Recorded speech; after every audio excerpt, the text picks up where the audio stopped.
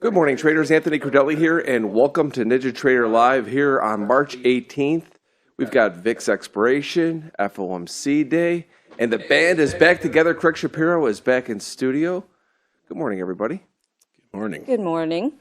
Oh, and let me do a formal introduction of the panel. Joining me in studio, senior economist Tracy Shuchart. Good morning, Shai. Good morning, all. And like I said, Craig Shapiro is back. Senior market strategist. How you doing, Craig? All right, doing well. Glad to have you back in studio. And Jimmy's back on the big screen. He's feeling all warm and fuzzy there. He likes being back on the big screen, center stage. Senior market strategist Jimmy Cagnina. Good morning, Jimmy. Good morning, Naples. So, quick look at the tape, and we'll go to Shai for the news. Like we said, VIX expiration today. Craig will talk more about that. FOMC later today. We've got Joseph Wang with us. We've got a jam-packed panels throughout the morning and the afternoon. Maggie Lake will be there later, so make sure you stay tuned for all of that. S&P's up around 17 this morning, 67.90. NASDAQ's up about 88, 25,103. Remember June, folks. We are still kind of in rollover. You could be trading March, trading right down to the wire.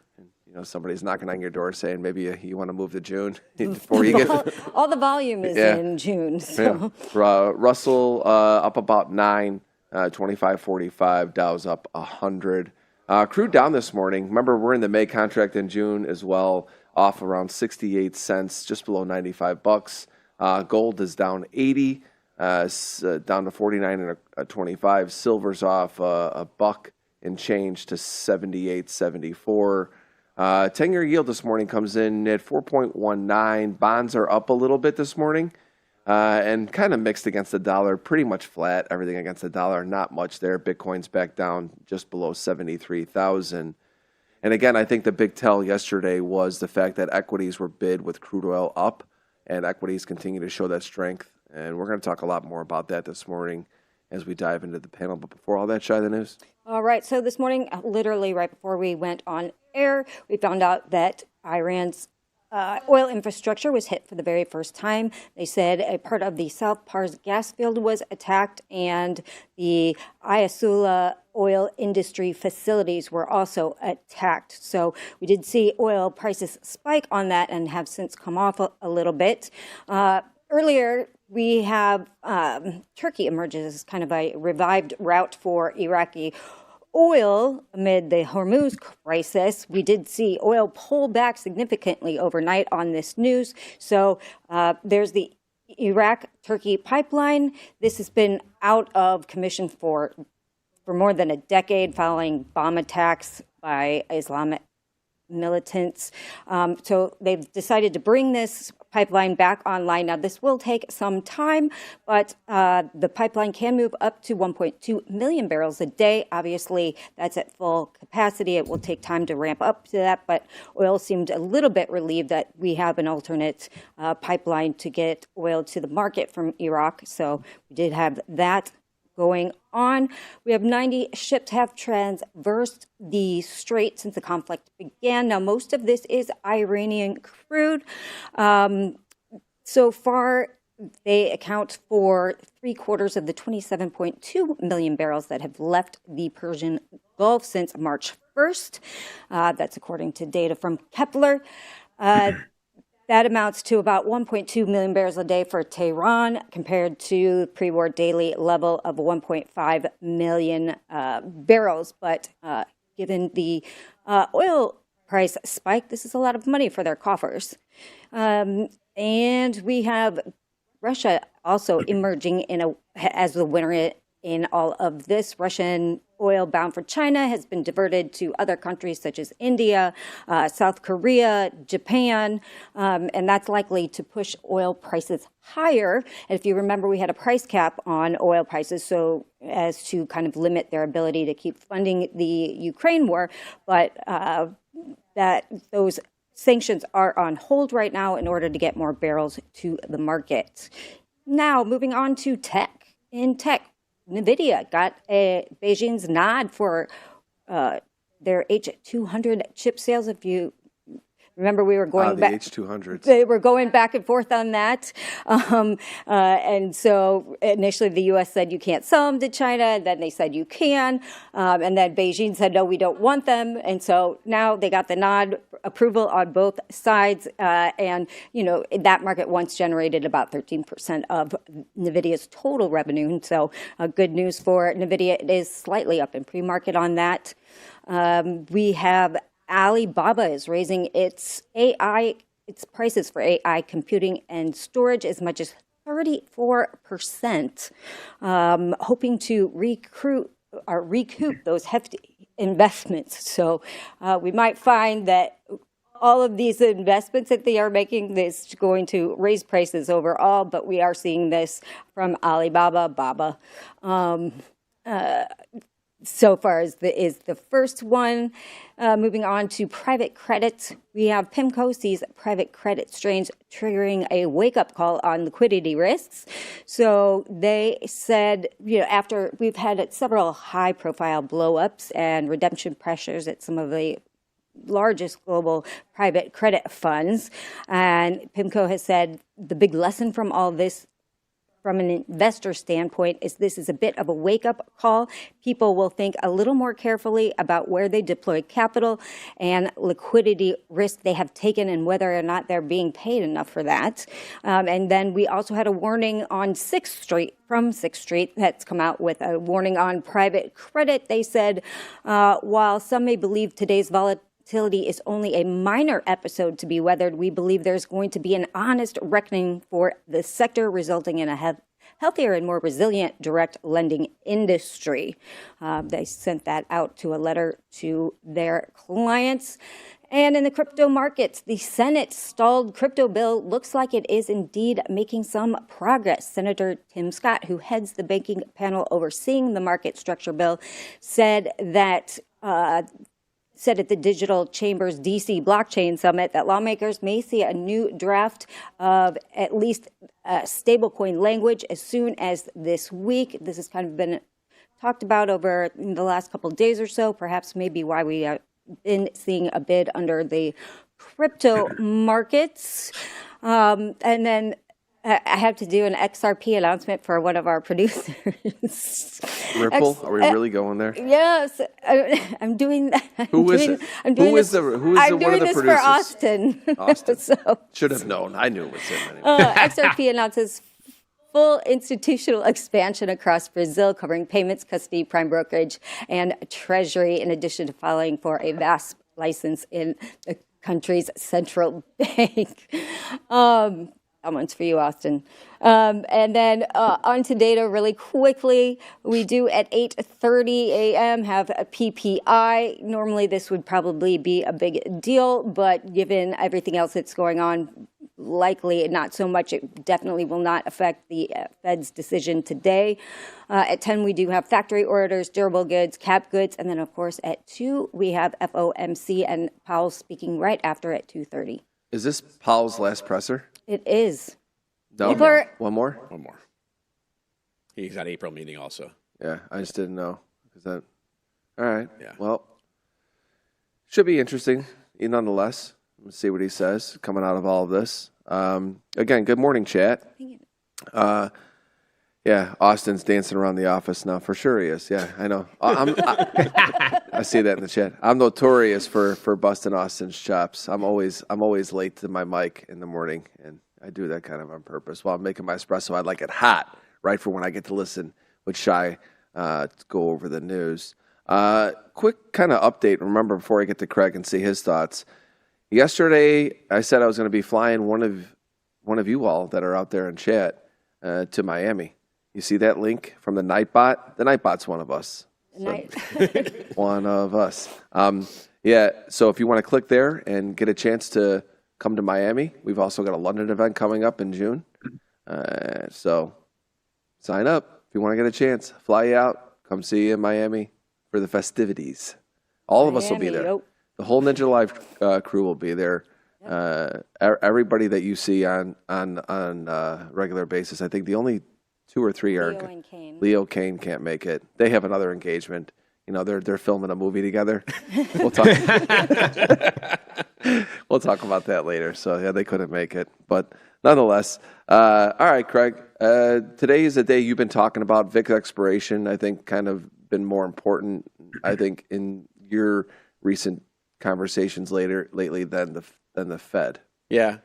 Yeah, look, I think it's just a reminder that there are various actors in the markets with various ideas about how to invest, and not everything is fundamental. I was just even thinking this morning, I'm the macro strategist, Shai's the economist, Jimmy's the market strategist, right? Different times of the month, different times of the quarter, different factors matter more than others.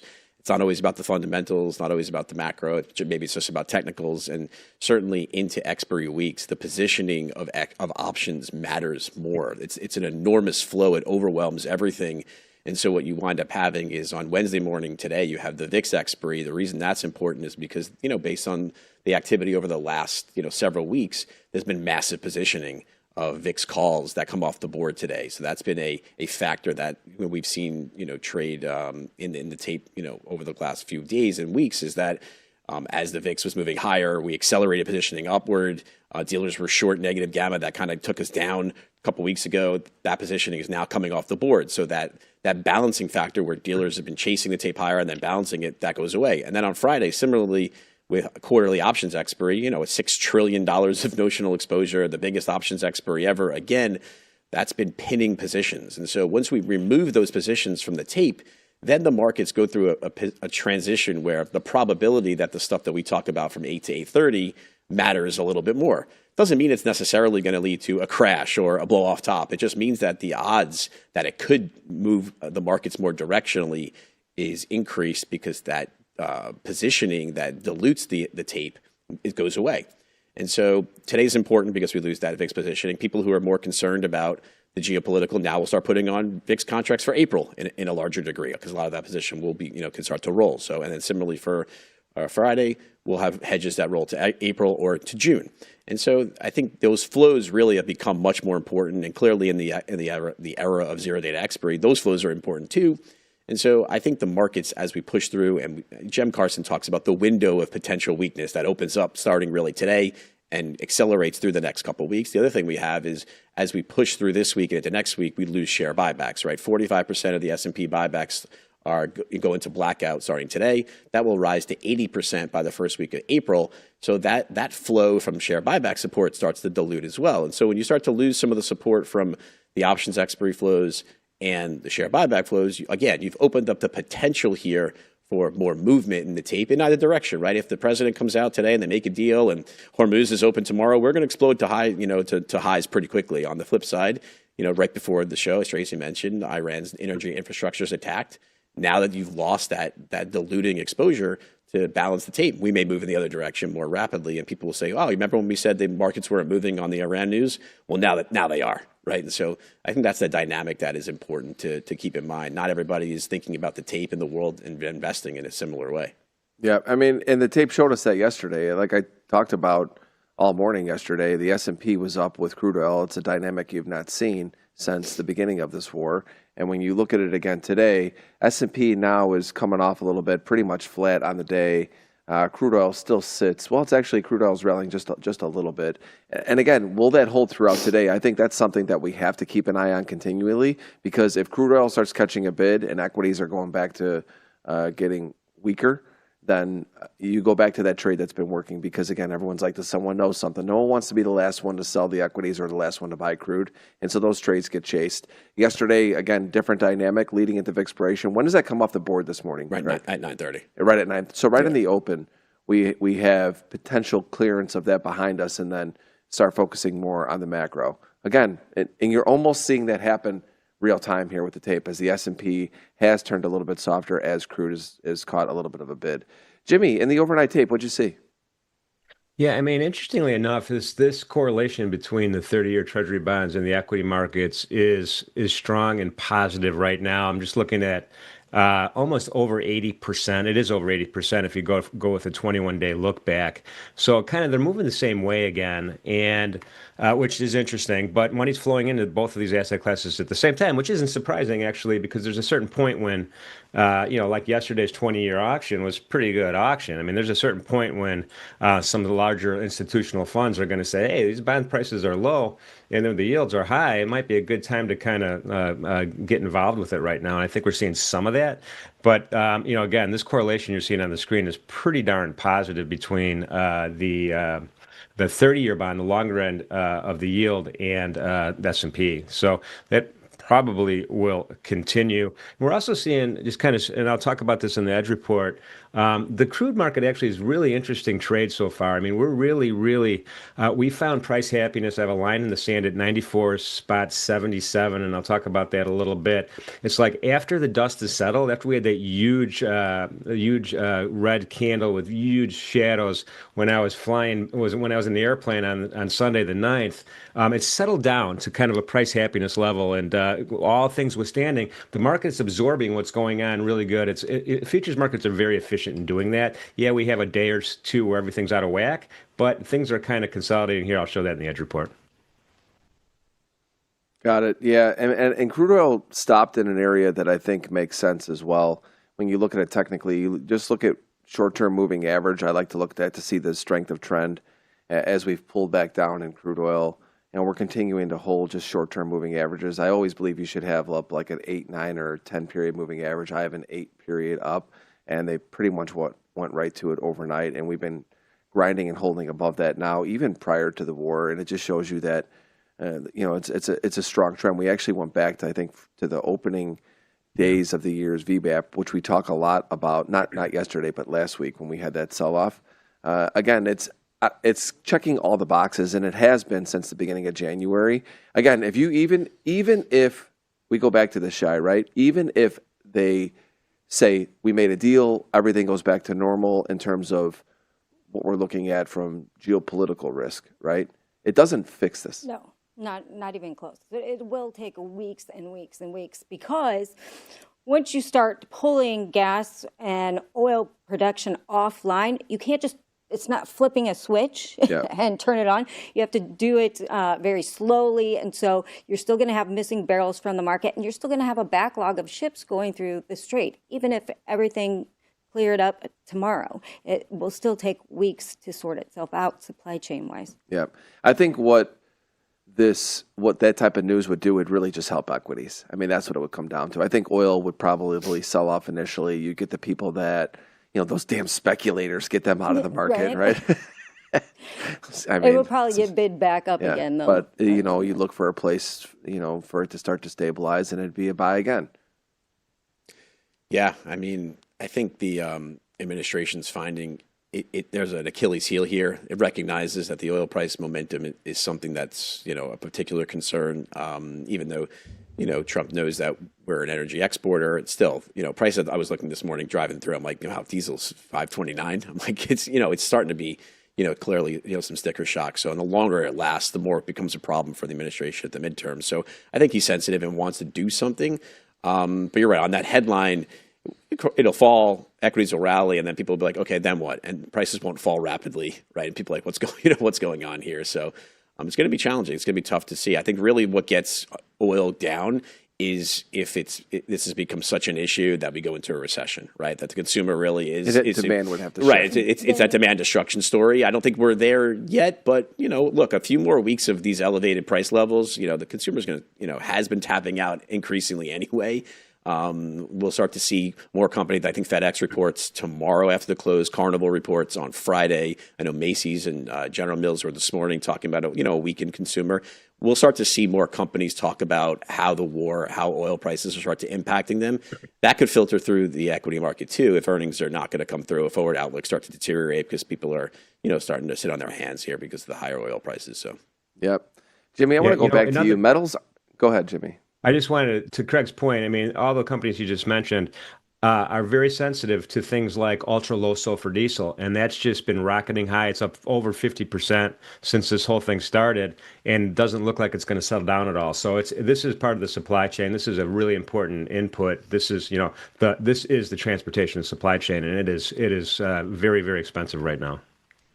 Yeah, Jimmy, I wanted to go back to you. I'm going to go over the tape again real quick. A couple things have changed since we've come on this morning. S&P now down 5.5 to 67.67. You've got the NASDAQ down $15 to 25,000. Remember June, folks, June. Russell's 2530 down on the day now. 47,313, pretty much flat in the Dow, down off about 30. Natural gas this morning down 28 ticks to sitting right around $3. Heating oil, as Jimmy just talked about, 4.09, up nearly 2%. Again, stronger than crude. Crude's positive on the day. What did we say when we first turned on this morning? If crude goes positive, watch the reaction in equities, and here you go. Was there something really quick on the headline, Shai? 1-to-1. Yeah. Trump just posted, when is Powell lowering interest rates? Yeah, Powell's done. Doesn't matter. But and also Iran did just announce they are taking several phases of the South Pars gas field offline. So that could have definitely helped crude oil. Again, and then gold this morning off 2%, and this is where I'm going to go to you next, Jimmy, once I get through this, but 49.09 in gold off nearly 100. All the metals getting clipped this morning. Platinum's off 3.25% to 20.66. You've got silver to 78.32 off 2%, and you've even got copper off 1.25%. And so metals struggling here. Bond market, interesting, right? Long end up, short end flat to down. 10-year yield sits at 4.2%. Although bonds are pretty flat, I don't think that's going to stay the case throughout the morning, but we'll watch that. And then the dollar now rallied on this news. So the dollar rallied with oil. Go ahead, Craig. No, look, it's the same correlations we've been talking about, right? We get these headlines about an escalation in the war. Look, hitting Iranian energy infrastructure, that's a big deal, right? This hasn't happened yet. This is a big deal. Yep. Iran has said specifically they will target energy infrastructure assets in the region if their energy infrastructure assets are hit. So this is an escalation. Higher oil, higher energy, higher VIX, higher dollar, lower bonds, higher yields, lower stocks, right? We see this correlation time and again. And now today, you've lost a little bit of that diluting factor as the VIX hedges come off the board. The market could unclench a little bit. Obviously, 2 o'clock is still important. The Fed meeting always matters. And so, this may be the one that matters a little less than normal, no chance of a cut. And people are kind of not focused as much on the Fed, but it'll be interesting to hear what the Fed has to say with respect to the dots and what they're thinking about the forward outlook for rates. And are cuts really on the table? Yeah, look, but the markets want to hear that the Fed has their back. The markets always want to hear that the Fed has their back. And You're not wrong. And if the message coming out of the today's Fed is we're watching the energy inflation. And we know it's transitory, but if the longer it lasts, it's going to be harder for us to cut rates. That's going to be a disconcerting message. And Powell may deliver that. We'll have to hear. Well, I think it's going to be a hawkish hold, to be honest with you. And I think hawkish, dovish hold. A hawkish hold where they're more concerned about inflation, more concerned about the labor market, more you've got kind of this push-pull. So I think it'll be a hawkish hold. We'll see. We are expecting some dissent, not surprising, from the same host of characters, Moran and Bowman. So we'll see. Yeah. Again, I look at this and go, Trump's already tweeting about this. He's basically pushing him as the door is opening for his exit. He's giving him the last, he can't wait to give him that final thrust out into the hallway. It is what it is, man. So if he's doing that already this morning, boy, it's going to be interesting to see what comes up later. Jimmy, I was going to get to you with gold, but I'm going to close out with the panel, and then I want you to possibly go over some of this stuff in the Edge report, because we didn't really touch much on gold today, because I think it's going to be big with the Fed. Final thoughts, Craig. We've got 30 seconds before we go to Jimmy. Yeah, with the positioning starting to move, those counterbalancing factors are removed. The market can trade. We'll go back to trading much more headline driven, much more fundamentally. Now between now and let's say next week, and so be prepared for that. Right, we've seen a lot of those rallies get sold and then bought back immediately. We are opening up the possibility of more trend day activity now based on headlines here, between, the Fed this afternoon and through the weekend. And if nothing is resolved by Friday, expect people to get hedged up again for the weekend. And because, that's where we've seen a lot of the bombs and missiles flying. So the Friday night surprise every week. Yeah. I mean, you're sitting there turning the news on and there's always a headline. All right, everybody, we're going to get to Jimmy now, but hit that like button. Hit like and subscribe. Never miss an episode of NinjaTrader Live. And it's about that time for this morning's Treasury Report. Take it away, Jimmy. All right, well, let's start with gold. Here's a daily candle right now, and it's going down. I'm yelling timber. This is a pretty big candle down just now. We just seen it's broken a lot of areas of interest. A couple things to point out. That ADMA crossed underneath the 21. That gave us a tell yesterday. 2 baby candles yesterday. No real drive back up. We also have this long-term area of support dating all the way back here to February 17th, and that's approximately 48.95 spot 2. We're right there right now. And then we have this 50 period EMA. We just broke through it. We just we cut that piece of butter with the butter knife. It went right through it. We're sitting on it right now. There is no wick at the bottom of this daily candle right now. And then RSI, well, it's been sloping nice. Another good tell. It's been sloping downward really nice. There was no divergence whatsoever. So a couple things to think about there. Also, we have this midpoint fail way back here. I know it's a long time ago to have that benchmark candle, but that midpoint fail happened a couple days ago. Again, giving us an indication that maybe we should be a little bit bearish here. And then this support failed here a few days ago as well. So a lot of indications to the downside. Here's the intraday chart. This is crazy. This is a really, really, really a big sell-off right now. VWAP is way in the rearview mirror. We broke through all of our milestones. The JAX2, pivot support, S1, one-day min. And where do we go next? The only level I have left is S3 down here at 48, 67, 68, give or take. You could round it up. So again, there's no buyers on this tape whatsoever. We did have point of control way up high here, but that was before that last news item, I think. That's at 49.93. It's going to take a lot of love to get back up there. That's a far, far way away. So a lot of weight on this market right now, pretty heavy. Let's shoot over to crude oil really quickly here because it's another really interesting trade. Let's go back to the daily candle here. A couple things. I know we already saw this, but let's think about this for a second here. This is my airplane trip, right? This was Sunday night, Monday. We ended up closing after all of this, all the dust settled. We ended up closing at 94.77, right? Right. That's at March 9th level. And look at this. 1, 2, 3, 4, 5 days in a row, we traded through that 94.77. That's my line in the sand. This is price happiness at the end of the day. And when we have this 8 EMA, it's not slowing down. It's arcing up. We wicked to it so far this morning and bounced right off it and drove it up. So when I'm looking at this line in the sand and I'm looking at this 8 EMA, that defended this kind of these sellers, the sell-off, I'm back to being in bull mode. Now, I know it's going to be news-driven and anything could happen, and look at this, RSI, sideways, not helping. Intraday, one of the things I did want to point out until right this second is this, this is let me get 3 days up here if I can. Hang on a second. I'm going to get 3 days on the intraday chart, and we've got a series of lower highs, right? Here's a swing high. Here's a lower swing high. Here's a lower swing high. We had a lower swing high, but no. News hit. Today we rally back off. So again, that's going to support my line in the sand at 94.77. Right now, it's a double top, kind of a little bit above overnight highs. And crude, we're north of that JAX1 level, that gamma level 1 at $95. What's on the upside from a target point of view? 97.50. That's a 0 DTE put support level. We have previous sessions highs and R1 all right there.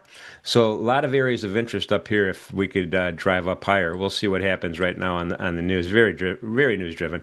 On the downside, we're north of VWAP right here. At this point, I am looking for a VWAP touch.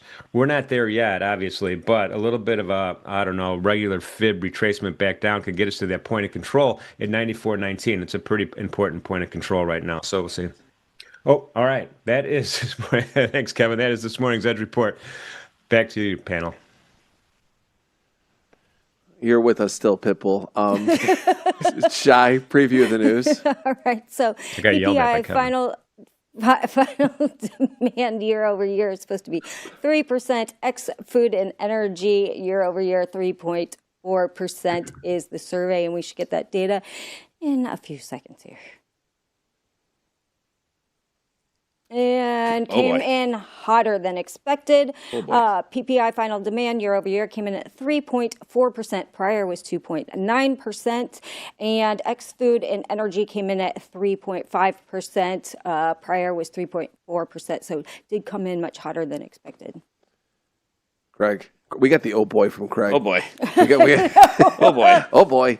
Yeah, look, I mean, this is not a data point that I think people were, really keen on as much, right? We got a CPI last week. We knew it was going to be that CPI would be the low CPI for a while now, given the energy stuff. But just to know that the producer price indexes last couple months now have beaten on the hot side, it's just going to, bring caution to the Fed, right? We know this Fed is not raising rates. We know a Trump Fed is never going to raise rates.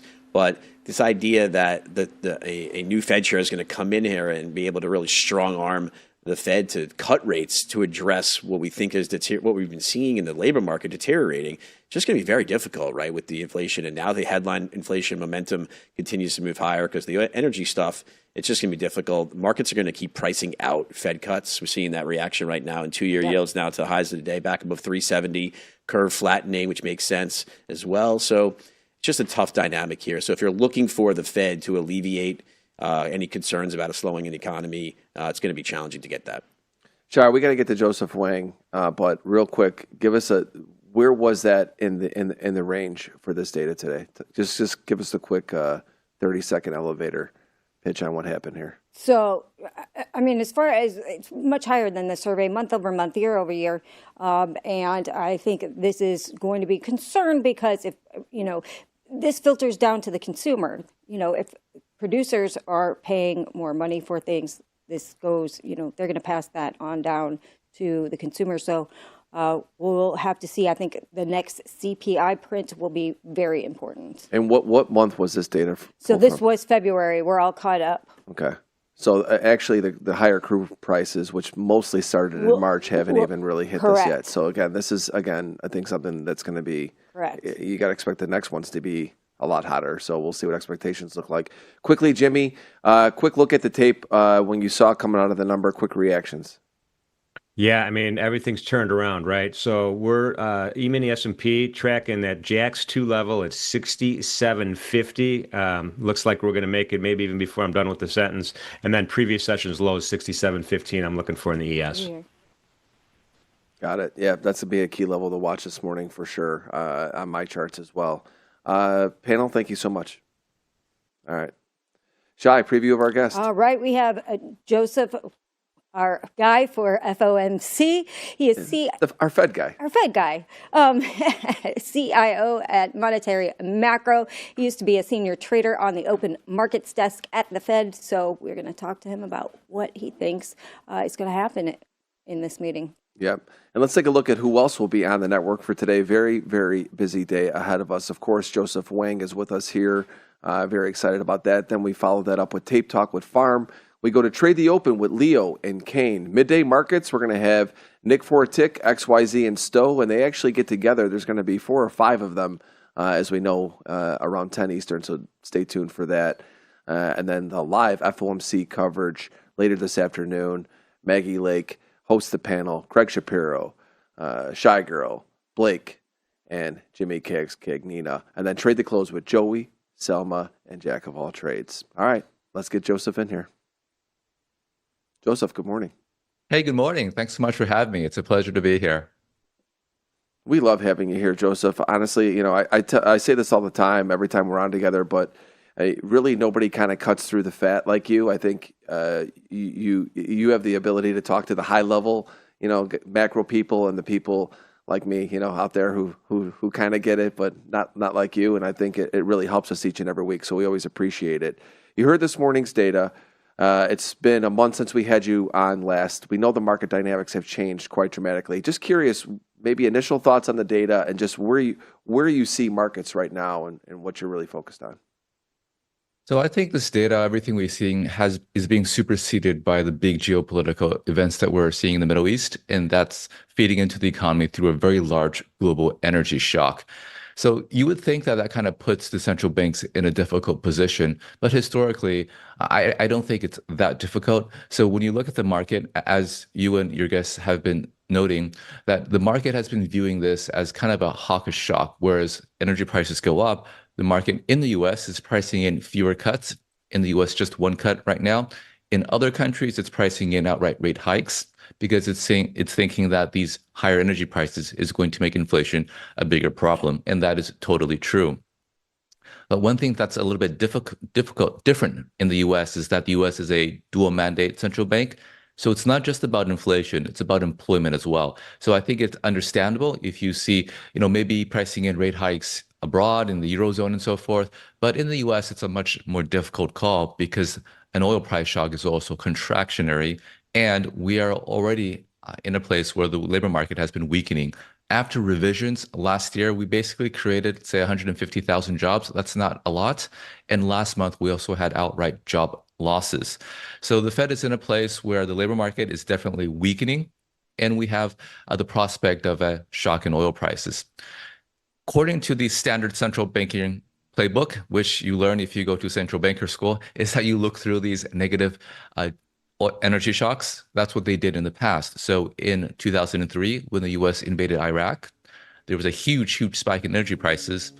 At that time, the US economy was weakening. We were just coming out after the dot-com bust.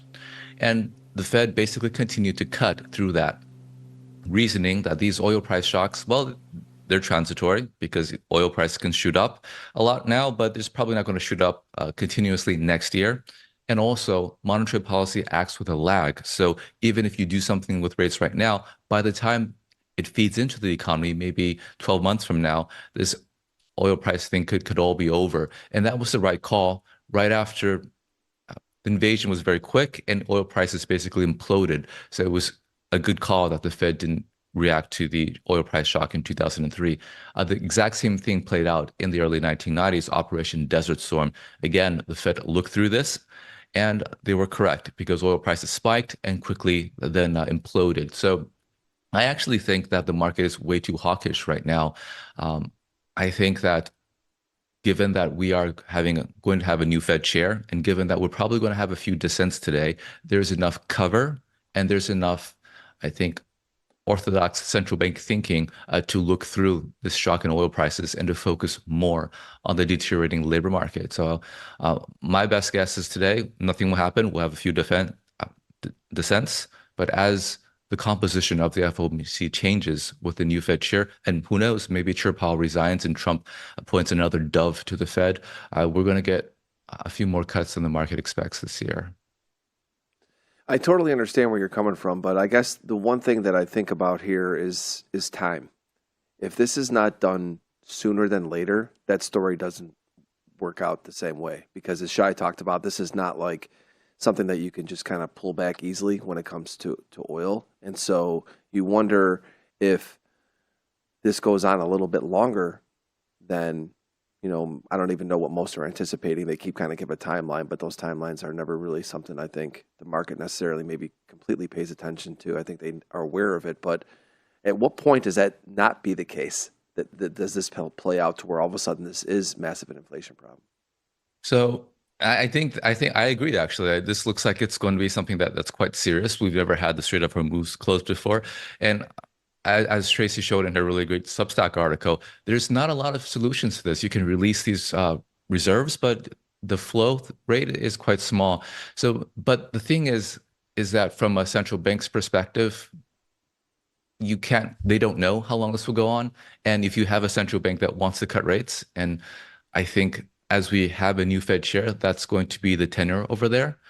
It will give them enough cover to say that this is just transitory. Of course, no one knows how long this will last, but I think it's defendable enough to try to look through these negative energy shocks, focus on the weaker labor market.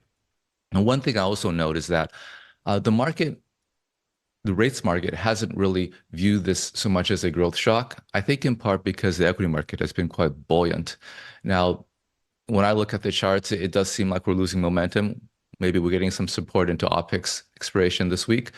But should the equity market also become more aware of contractionary impact, I think the rates market is going to lean more heavily towards cuts, and the Fed will as well.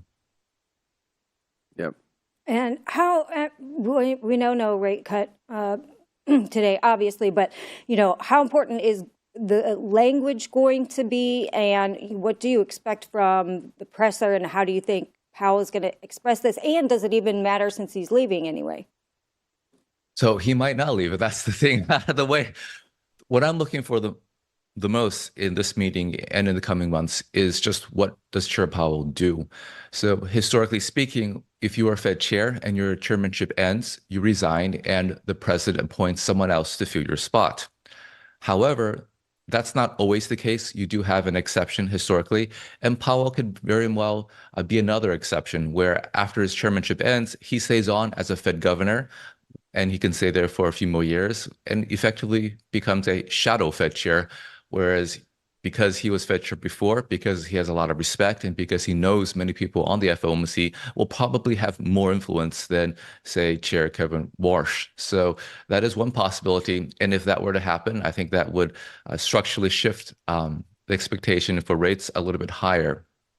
However, if he does just ride off into the sunset, if he resigns, then Trump can pick someone else to replace him. And that would likely be someone who's very dovish, and that would, I think, suggest a structurally lower path of policy. So that's what I'm looking for Chair Powell.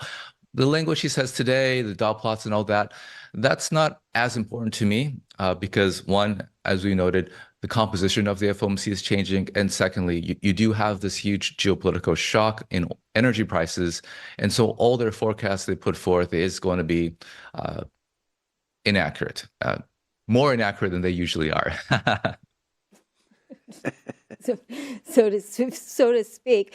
And let's talk about, because they are talking about the possibility that Warsh isn't confirmed in time, because we know that it's blocked by Tillis, right? So what are the paths to the chairmanship in that case? Well, from what I understand, Kevin Warsh is a master in networking. And if you remember when he was nominated, you have people all over the political spectrum congratulate him. He's basically part of the establishment. Even Mark Carney, Prime Minister of Canada, tweeted out congratulations to Kevin Warsh. So this guy has a lot of political capital. I think he's going to get confirmed. The only problem is that there are people in the Senate who are unhappy that the president is still pursuing legal action against the Fed, against Chair Powell. So at the moment, it seems like the president is politically weak. There's not a lot of support for what's happening right now. So I think he's going to have to bend. He probably doesn't want to have all these things on his plate right now. So I do think that Kevin Warsh, they will find a way to get him his confirmation proposed and confirmed. So I'm not too worried about that. Okay, that sounds good. So what, as far as, everybody's obviously going to be watching the bond market today. It's FOMC. What is your reaction, or how do you think bonds will react? And then what does that mean for equities? So I think there's a couple things happening right now. For equities, of course, from what I hear from the people who are active in the options market, this OPEX is a big deal and is providing support for equities. And so I think maybe we might be just kind of stuck in the mud here for the next few days. And if you look at the price chart, it really does seem like we've been going nowhere for the past few months. So I'm just waiting to see when maybe after OPEX, maybe that actually breaks. There is a lot of reason for the stock market to go down. It's not just a large negative growth shock from energy prices. You'd think that the rates market repricing higher would also be a bit bearish. Now for rates though, no, I think the market is going to react to the dot plot and to the amount of dissents that we get. I expect that we get at least Moran, of course, and Waller, maybe others. So I think that's it in the price. If we get more, I think that's more dovish. But honestly, overall, I think the rates market is just kind of going to be here until we see equities decline, and then it will become more in line with the contractionary impact of higher oil prices. And then I think that you can have some bigger rate cuts priced in because a lot of times people just kind of look into the equity market as for signals as to what the Fed would do. The thinking being that when equities decline, it's more likely for the Fed to cut rates. You remember when metals were the topic of conversation? Boy, has that changed, right, Joseph? But yet they're still very active. I mean, you've got gold down 100, nearly 130 today. Silver's come off substantially as well. It's back down to 77. Even copper's getting hit, platinum, all the metals are getting hit. Where do they play a role in this right now coming out of today's Fed meeting?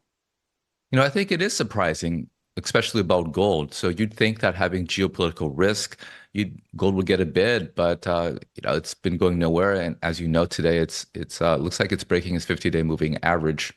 So my guess is that maybe the stronger dollar is having a negative impact on gold. But it's kind of a mystery to me. I'm a little bit surprised.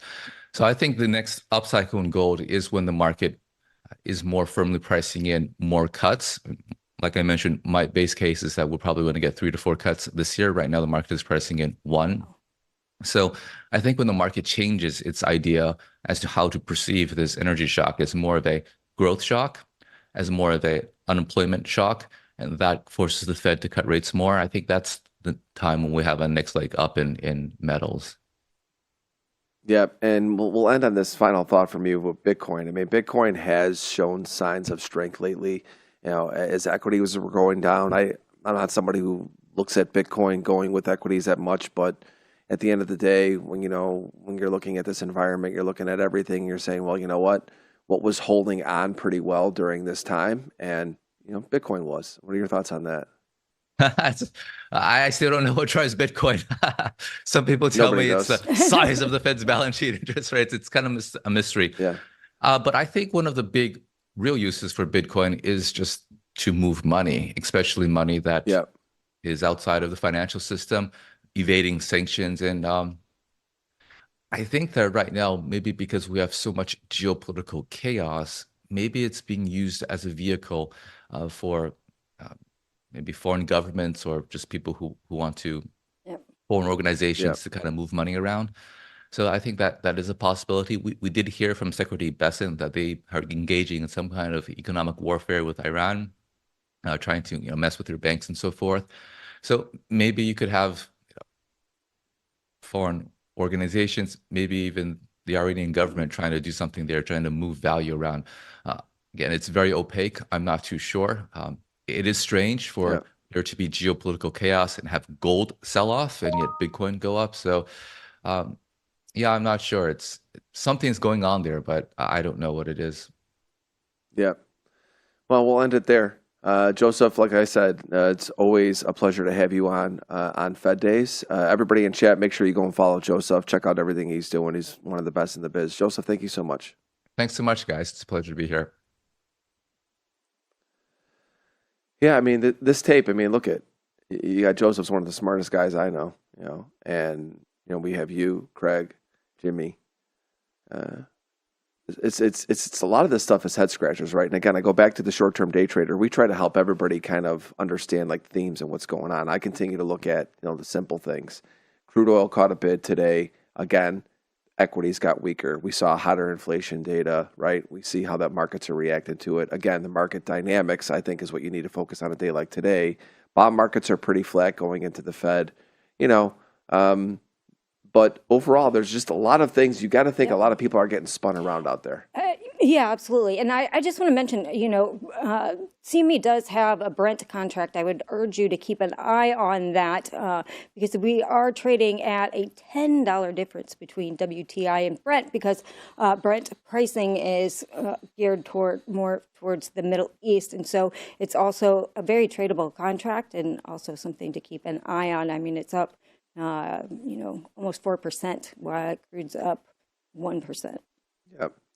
Again, this crude story is going to be the focus for today. Equities now cross 6750 in the S&P. Jimmy talked about that. You saw that as a GEX area. You saw that from MenthorQ come across as well. Yep. On the screens, we have those alerts. Pretty fancy here. I don't know if you noticed fancy. Yeah. We are fancy.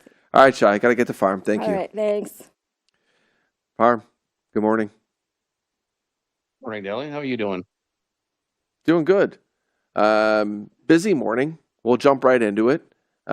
Great to hear Joseph and kind of his thoughts, and know that I'm not the only one out there that sees a lot of head scratchers. But a couple things I think are pretty clear to me. And then let's take a look at the charts, everybody, this morning. We'll start with me, and then we'll get into farm right away. First off, when we look at S&P, couple things that I look at, and I talked about this yesterday. I like my boomer bands.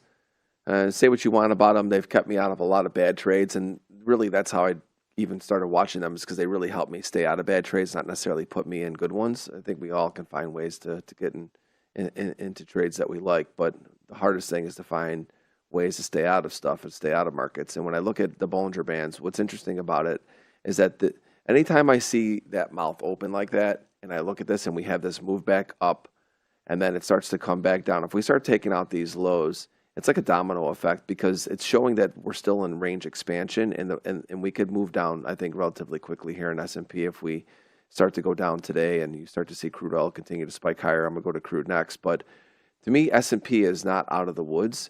And the same thing could go for higher too. Like, the moves could be pretty fierce here. We've also spent so much time in these ranges, Farm, that I think that, again, we're not only working through what's happening in Iran, we're not only working through data, we're working through a long period of consolidation, and these moves can be violent, coming out of rollover as well. So again, something to keep in mind is that as they talk about getting out of these expirations, today is VIX expiration, get behind us with FOMC, then we have OPEX on Friday.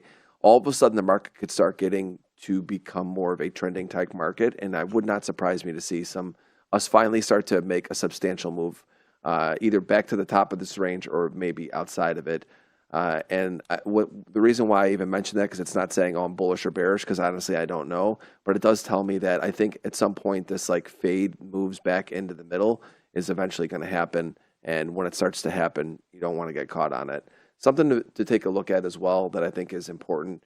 Crude oil held a very key level for me. I talked about this yesterday, 89, roughly 90, let's call it.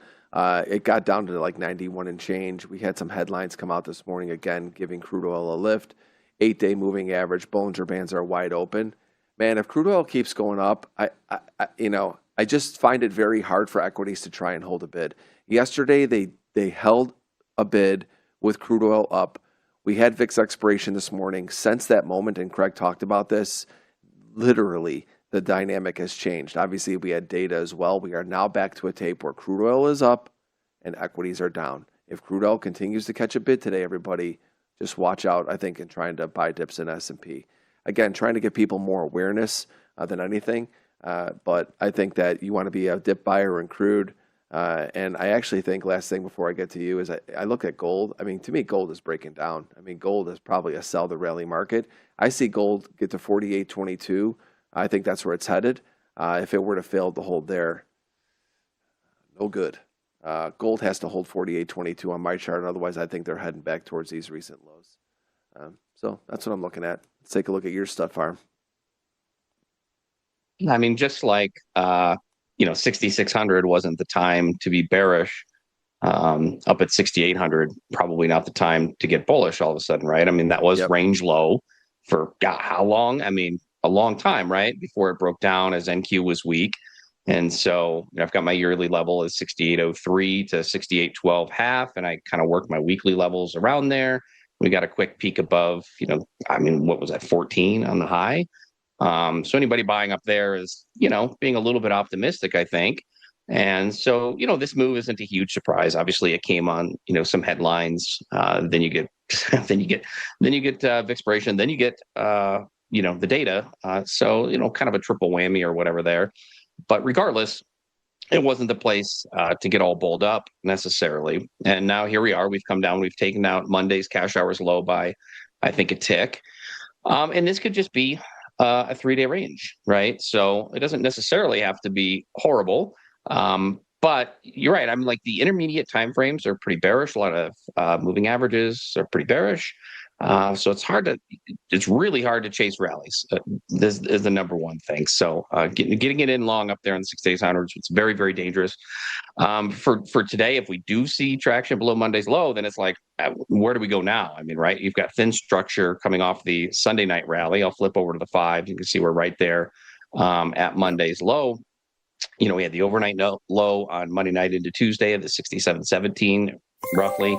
Anyways, we could just come right back to the 66.84 half to 66.91, which was the single prints on ES1 front contract, ESH, from Friday, I suppose it was. And, that has you on SPX already back down at 66.30. I mean, that's basically the close from Friday, if you look at it from that perspective. I do tend to look at SPX a little bit more right before roll and right after roll. You can get a lot of differences in alignment with where a certain level, on ES matches with SPX. And I think that is helpful.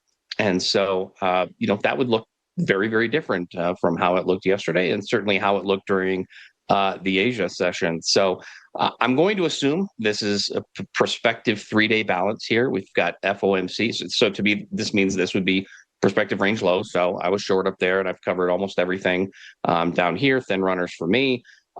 This could just be range low on a 3-day basis. Now, do I think that's likely to hold, after FOMC in the presser? I mean, there's going to be some wild volatility potentially either way.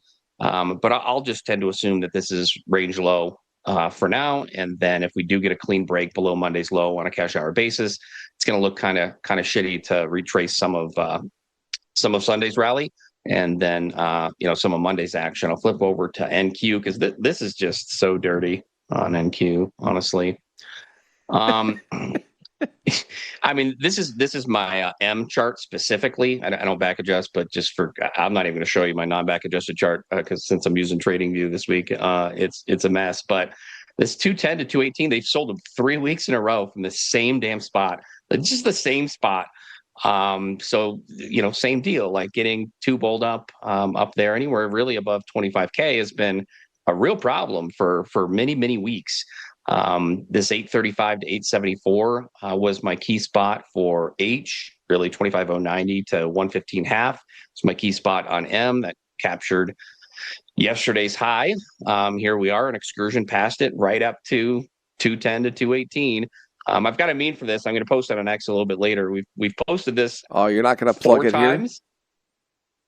Well, yeah. Well, I mean, can I post a link to it? I'll post my X and then I'll post a link in the comments if I can. But it's basically like one of my students in my course made it for me. It's basically a conversation between Ken Griffin and somebody else, basically saying they floated it up on 16 contracts into our weekly level and then we dumped it on their asses. Like it's literally been this spot like 3-4 weeks in a row. So they did it again. Don't be long there, right? Like just ever until this flips. It'll make some mean support someday, but for now, like, Lord, don't be long into NQ 25 200s. Same deal, right?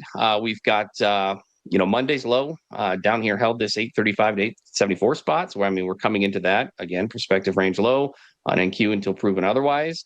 But this can get a little bit gross. And if we do start cracking back and we start liquidating some of this week's longs, it's a pretty bad look. I'll flip over to the 5 for NQ. The thing that bothered me and sort of had my hackles up. First of all, I don't know why this counted as a vacation for me. Like I'm just up north, mostly doing like manual labor. And I'm still on the diet. So like you're trying to get svelte, man. Yeah, there's no way this is not a trap. Like, okay, so I haven't been able to report my weight to Ken Griffin because I don't have a scale up here. But like, okay, I'm doing 7 hours a day of manual labor and I'm eating celery. Like, come on, give me a break, Rally, right? So that's the number one reason that my hackles were. But also like 2 weeks in a row. I said this last week. Like they kind of chased into the rally.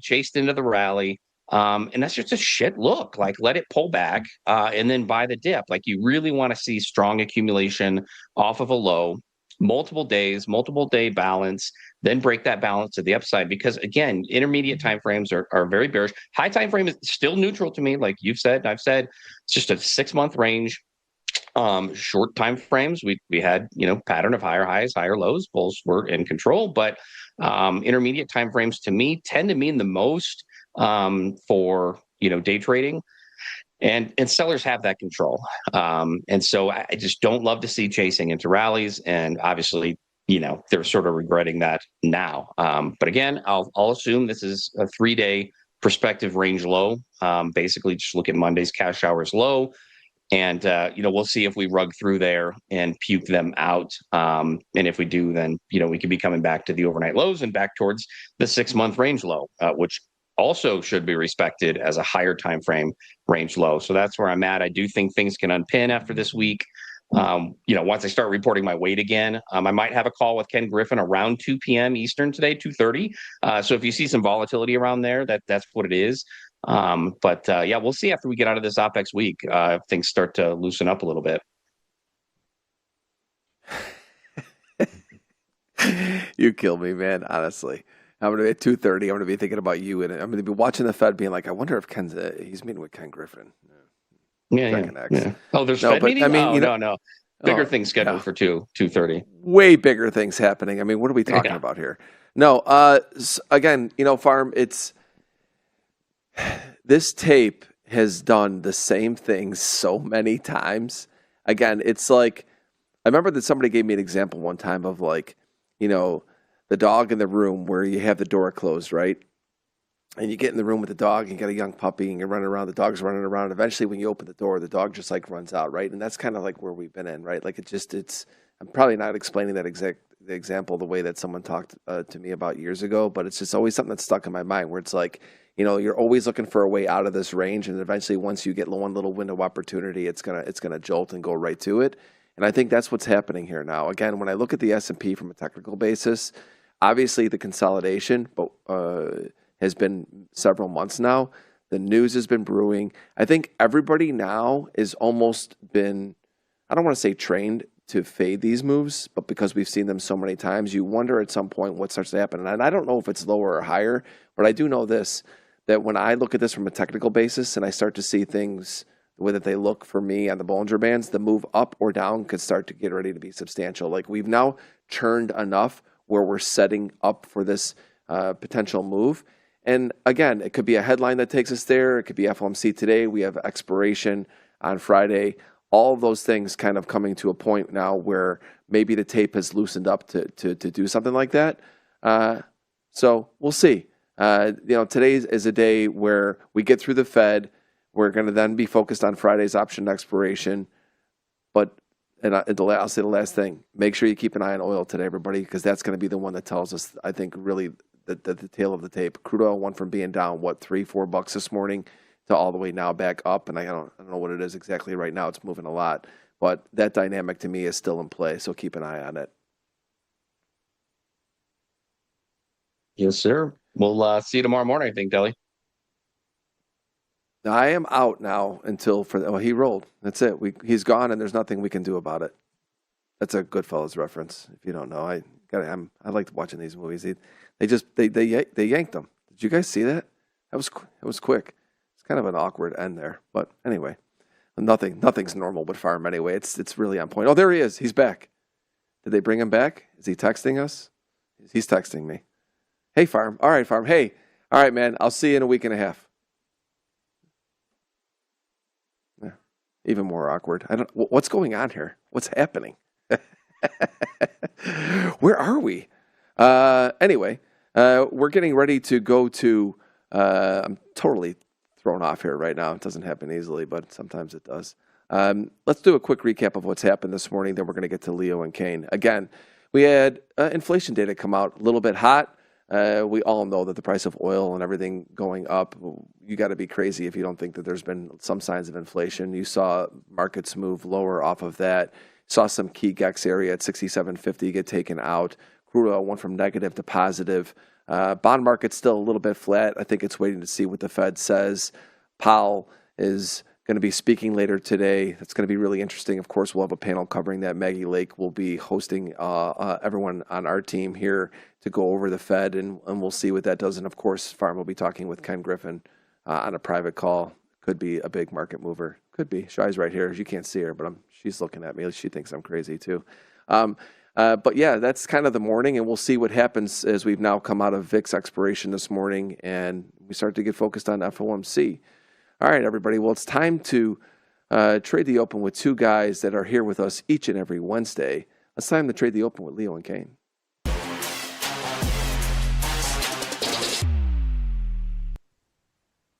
Gentlemen. Good morning. Good morning. So we got to talk about something first. I know we got to get into the prop segment, and I've got a little announcement I got to make. But listen, we were talking about this yesterday. You guys are both not going to be at the Miami event, and there's rumors out there that you two are going and doing filming some. Kane can't even make it through this. I can't even deliver this without him starting to laugh. Say a bit. No, I mean, it's too late. You know, you ruined it. I tried to deliver something. You know, if you guys were out there. You know, I mean, we are filming something. It's not PG though, so we can't speak about it. That's what I'm saying. Look at there's people are talking. I'm just saying, you're both not there at this event, and we're wondering what's happening. Where's Leo and Kane? Is that the first thing you do, Deli? Is just you just go straight to Rumorville? You know, is this how you're going to treat us long term? I mean, is he really going there right now with me, Kane? He's always got drama on X. Leo's out there. He's always looking for this. He loves the Rumorville stuff. Don't come at me, man. Don't even do it. I mean, he's really going there? I'm going all the way. Yeah. Well, all right. I guess there's other stuff we got to talk about. This is a conversation that's not going away. We're going to be talking about this for a while. What you two guys are doing when you're not in Miami. You know, I'm very curious. We'll have to wait and see what they say. A couple things. First, we're going to get into, of course, our prop segment, which we do each and every week, which I look forward to. We've got some announcements. NinjaTrader and Tradeovate are now united on a shared platform. Hopefully, many of you knew that Tradeovate and Ninja were the same company. A lot of people didn't, but we are.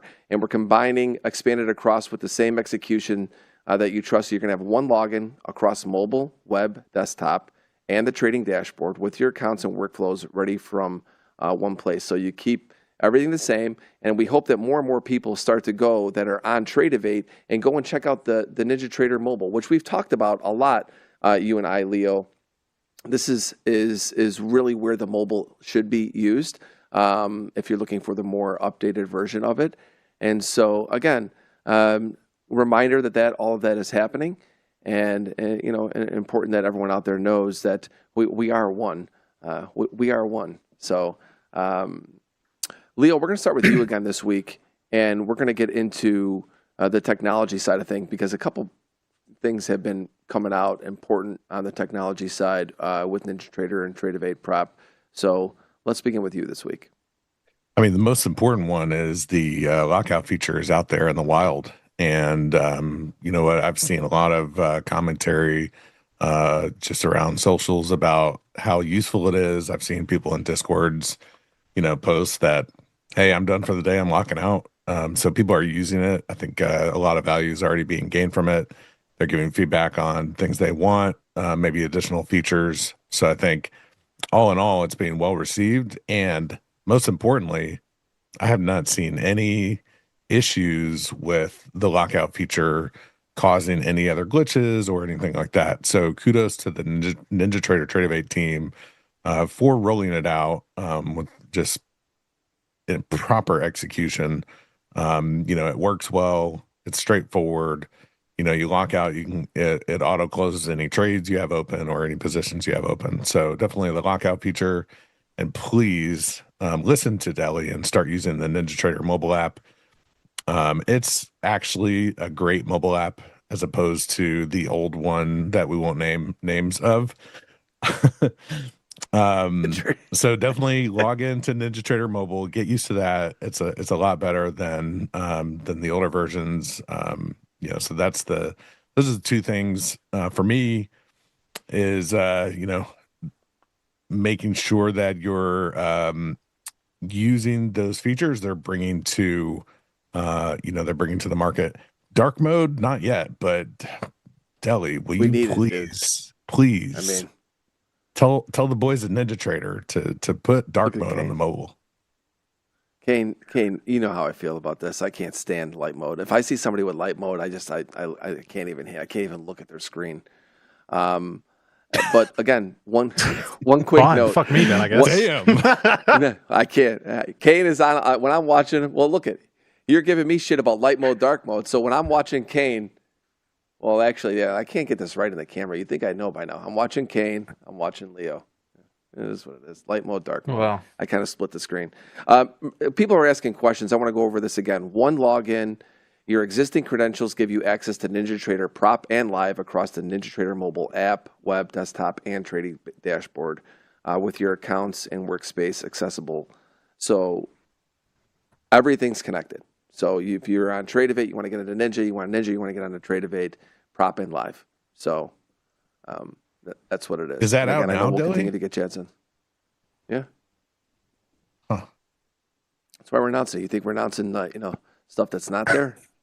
yeah. I mean, Sometimes well, in the prop world, listen, we've Deli, done that a few times actually. in the prop world, they like to announce the announcements, right? Yeah.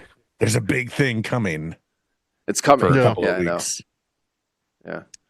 All No right. shade Well, let's go to to, light mode now. uh, Light mode Kane. off. And let's go to him and let's see what is happening in the prop space. Honestly, mate, a pretty quiet week all round. I think and this is going to tell you, and not to throw shade on absolutely anyone, but probably the most exciting thing that happened was TradeFi announced the huge payout milestone for their live traders. They're kind of, the last few days they've been kind of announcing a few like teasing, like Leo just alluded to, like the announcement of the announcement. It hasn't dropped yet, so I'm not 100% sure what it is. But what the one thing they did say is they paid out over $6 million to live traders. So that's real people that have gone through their prop challenges into the live markets and been paid out $6 million. To revert to last week, it'd be nice to know the other side of that coin. How many people have got there and not made money, so we can get all the numbers like Funded Next did. But yeah, I mean, it's just goes to show that the industry's growing and it's growing in the right direction. Like I said, they've teased a lot more changes coming potentially to their live program or just their program in general. Not 100% sure what those are right now. And the other thing is just alpha traders launched their own platform. Looks like they kind of want to move away from NinjaTrader Tradeovate. I'm not 100% sure right now what the plan is. They announced their Project X version of their own platform. People should know about it. I think you all know where I stand on it, and everyone stands on it on here. But it's important to note, there are a lot more platforms in the market now, and Alpha Futures have created their own. They did this whole kind of cringe video about it, like people trying to steal a briefcase. I don't know if you saw it, but yeah, the whole thing was to launch a platform. So be interested to see how easy that goes for them. Obviously, as we all know, that there are a lot of bigger companies out there that have tried and failed. So yeah. Just approach it with caution. But honestly, mate, that's practically it. The rest of it's just funny marketing videos or, people arguing on Twitter that's related to prop but not actually about anything good or exciting. Pretty quiet People week. argue on Twitter about prop. I mean, have you noticed that, Leo? That people are I think arguing people just like to argue in general, which I'm all for it. You are? I know you are. He is. He loves it. Make your stance known on it.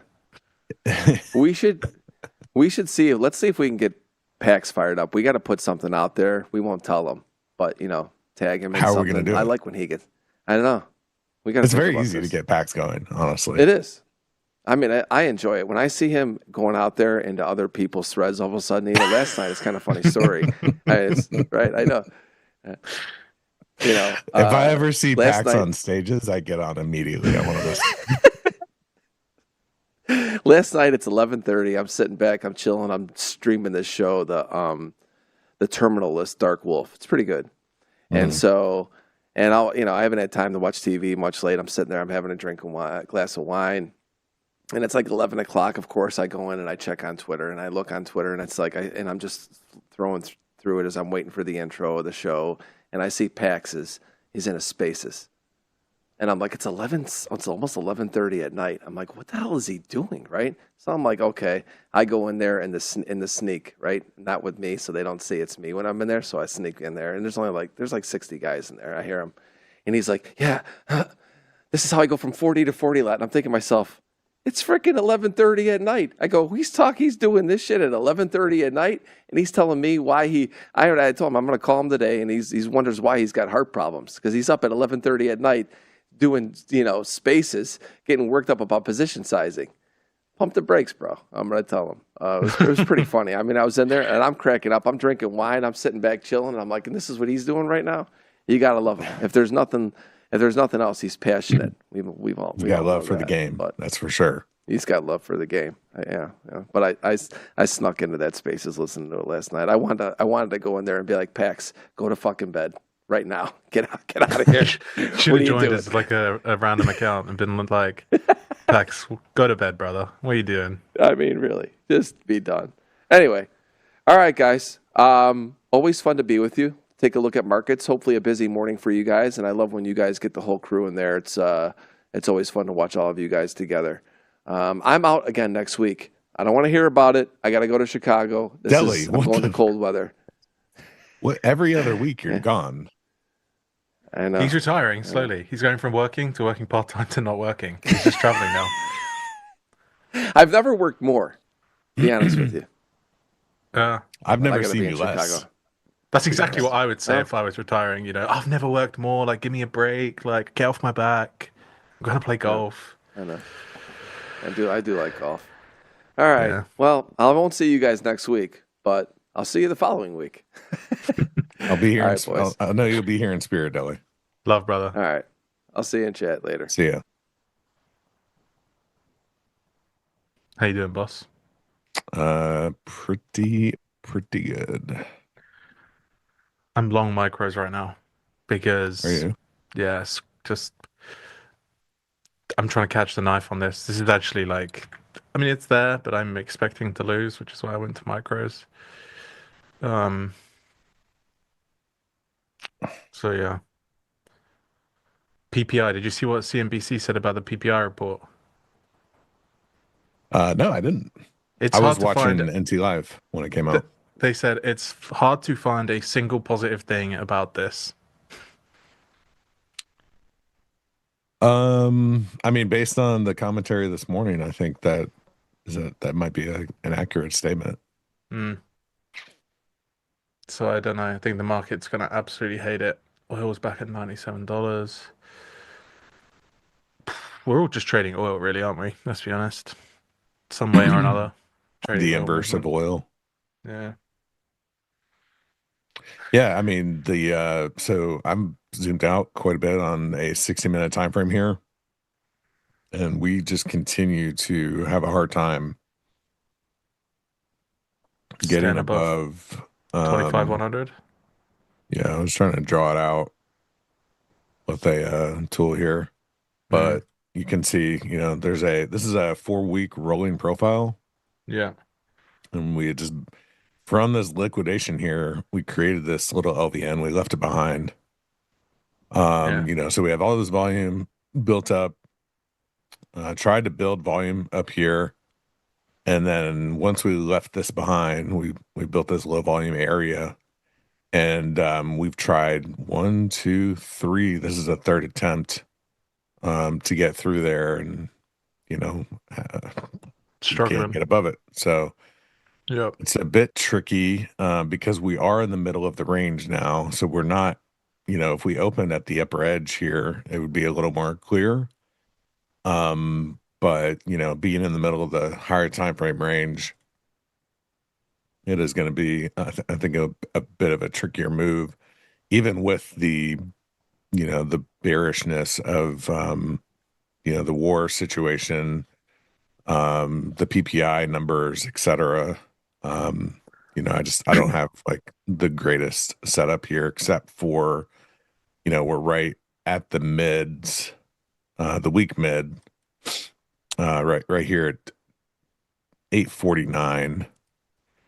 Which, may be support. So I kind of like your long, given the fact that, we opened, rallied straight through, had a little pullback, rallied again, and now we're at that week midpoint. So, there may be a bit of support in this area that supports your trade. Yeah. Oh no, I'm like I said, I'm kind of I'm sized on the basis that it's a very, very risky trade. It's a trade that I like, but all things considering, the day, the time, like FOMC later, all those things, I just was like, I would like to be in it. It would keep me out of any dumb trades. Hmm. However, I don't want to be in it with any decent size, so I just Yeah. went to micros and I got my micros chart down here on the left. So I'm just watching because I still, although I trade micros, I would still trade the NQ chart. So, but in like in Right. trading view, it doesn't work, so it can't work like that. So I'm ended on micros, same positioning. Pricing is like a tick off, but that's kind of expected. So Mhm. good area for a bounce, especially with like some of this like the tumbling down. Ideally, I would like to see some sort of push into this 25K mark, get out of this, and then either look to sell it back down or buy it out of here back up. But overall, I mean, I would love to have been short this morning, but the ES and NQ diverged in a way that kind of kept me out of it. NQ sold down to a point that I was like, okay, there's shorts here, and ES didn't. The ES basically couldn't close back below its high, so I was like, I'll stay out of this.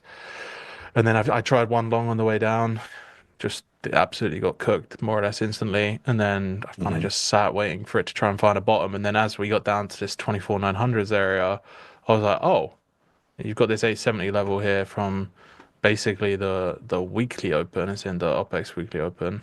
Mhm. On sorry, on Tuesday open, the roll open. So Tuesday's open here. I was like, this is probably a good spot that buyers will defend from. We kind of gapped up into it. If buyers are present, they're going to step in here because they kind of pushed us through. But ultimately, I'm looking to sell this around that 25K mark at a push. I'm trying to get out of Yeah. this. So Yeah. this is it's like I said, it's a bit of a riskier trade. I like the spot, but it's purely for some sort of like short covering into the open, Yeah. maybe at the open, and I'm gonna dump them. But when I say dump them, I mean all 15 micros.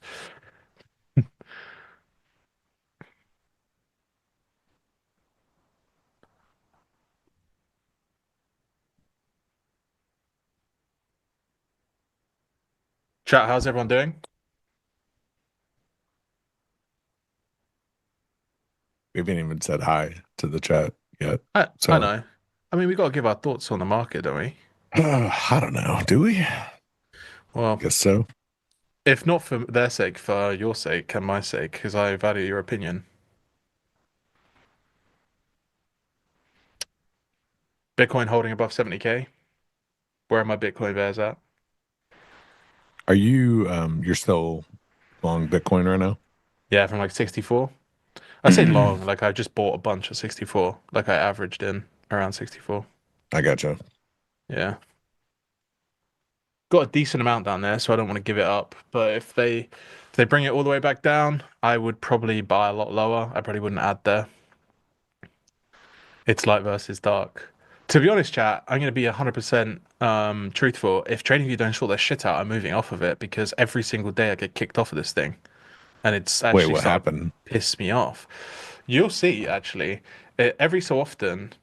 I mean, I don't have my laptop here to force it, but every so often it will just come up saying connection elsewhere, but it's saying that I'm connecting from my PC. It's actually saying that it's trying to connect from my Mac Studio to my Mac whilst I'm logged in on my Mac Studio. And the other day I was literally ready to press a button, like to cover my trade, and it come up, and then as I closed it, because it also freezes the data on my screen. As I closed it, the market fucking puked, and I basically closed it for nothing. I was so annoyed. I was just like, this is getting ridiculous now. So if they don't sort it out, I'm off. I'm out of here. Well, So yeah, they're gonna be threatened by your threats. Yeah, I'm sure they're scared. they haven't tweeted on Twitter since the 16th of April last year or something. So they better have been cooking something, all right? Because their I'm marketing gonna go team out on a is, limb here and say they don't care. they don't give a fuck. Yeah. Yeah. You know who they do care about though? And this is actually a true thing. they care about T trades. They actually ask T trades for his opinion on things quite a lot. Really? Yes, actually. So you know, like the boxes on TradingView, they added a middle line for T trades. He requested it. He requested, Really? can we add like the midpoint of a box? They were like, sure. And Right. then he like helped them figure it out. So yeah, he He DMs helped them them and figure they out how to put a midpoint on a box. like the way that he wanted it. Yeah, I'm not Okay. kidding either. I mean, what other ways are there to put a midpoint on a box than just draw a fucking line in the middle? Yeah, me and you both, bro. Me and you both.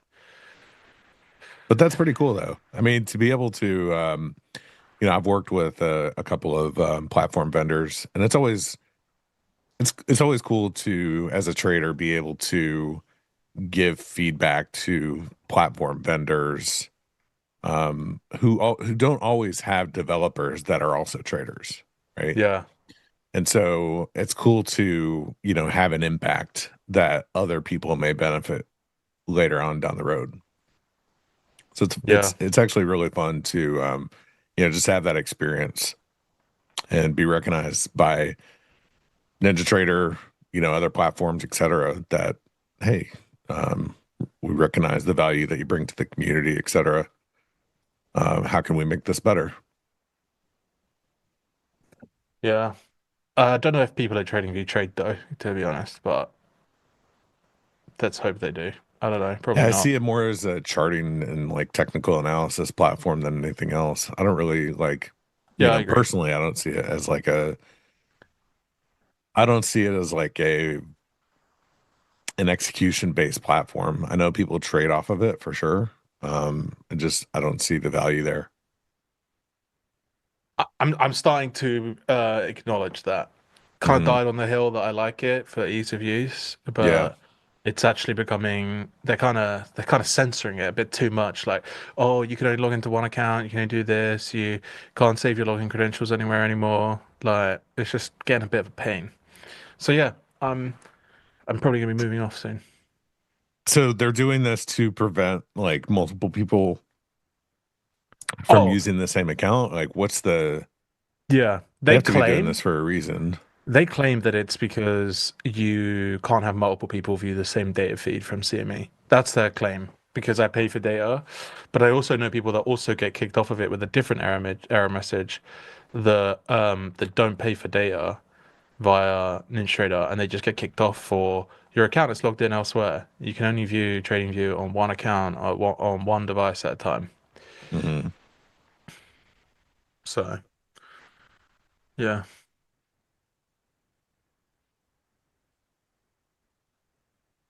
And the execution speed is low. Yeah, that is true. But I limit, so that kind of isn't massively a problem for me. I'm not trying to get pinpoint accuracy. Yeah, line the it's no. Whoa. Let's be very clear. It was 130k. It's down like 145k right now. 142, I think, plus whatever this is.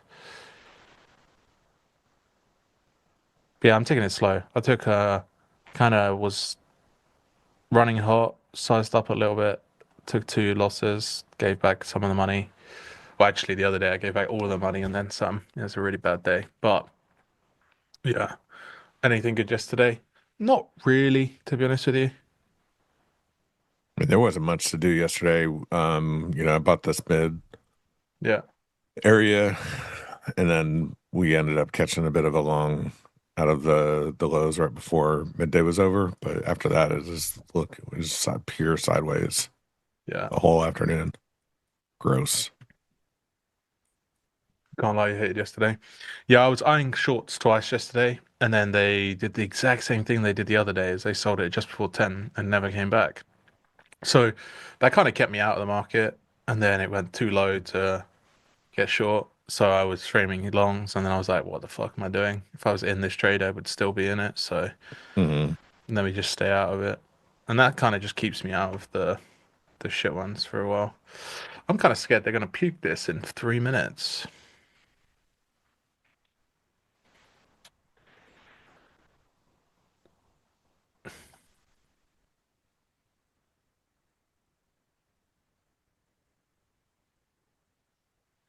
I'm gonna trail my risk, boys and girls, to here.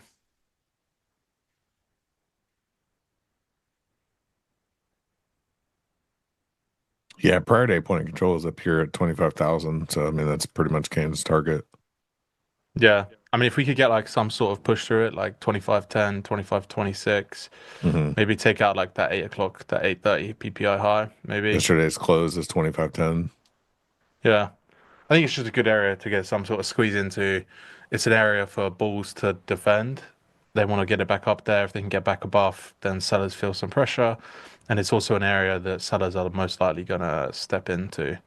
So all eyes are kind of on this. And if this comes back down to here and takes me out, so be it. Like I said, it's a trade I like. So I'm not super upset about it.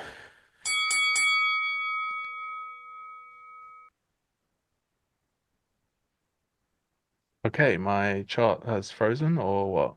Yeah, my chart's frozen. My It's going P&L's up. my P&L's updating, but my chart Yeah, isn't. So it's going up. I will probably cover this break, not cover it break even. There we go. There we go. Obviously, trading view, sort your shit out. I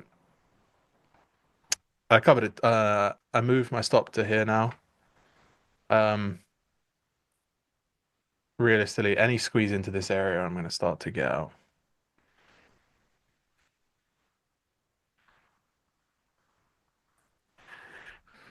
Yeah, we've got expiration at the open here, so I'm gonna let this just let the market sort itself out before I try to jump in. Yeah. Probably lean on that 5-minute OR trade if we get a setup there, and see what develops. Yeah, the more active I am at the open, the worse my P&L is. It's just a fact. Same, actually, same, yeah. So I really don't like this ES like open. Well, I like it, but not for my NQ longs. That's just the fact. ES kind of needs to get back in there, otherwise I'm probably just going to cover it.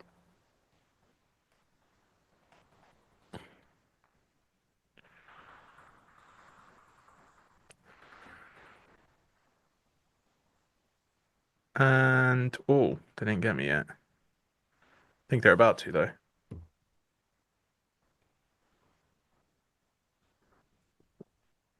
So now NQ squeezes lower and ES is pushing higher. I like it now. Just ES needs to keep it up because I think NQ got a little bit weak here. Nick, yes, the VIX Gamma is in the room with us Today and today only. today. I will respect and mention the VIX expiration.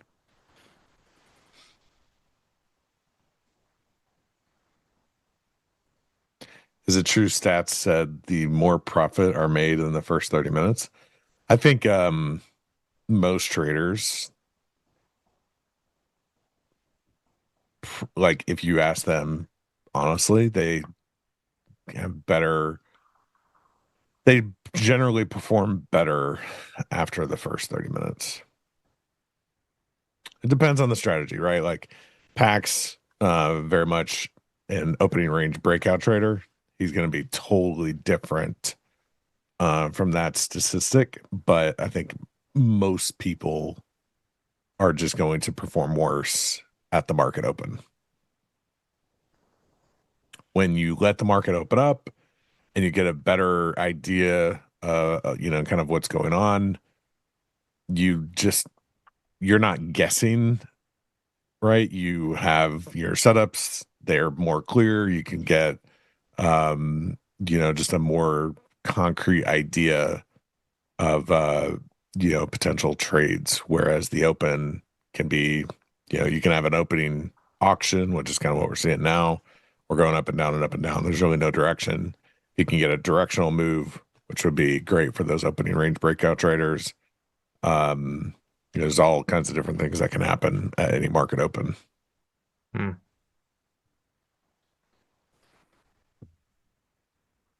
You're happy to hear that?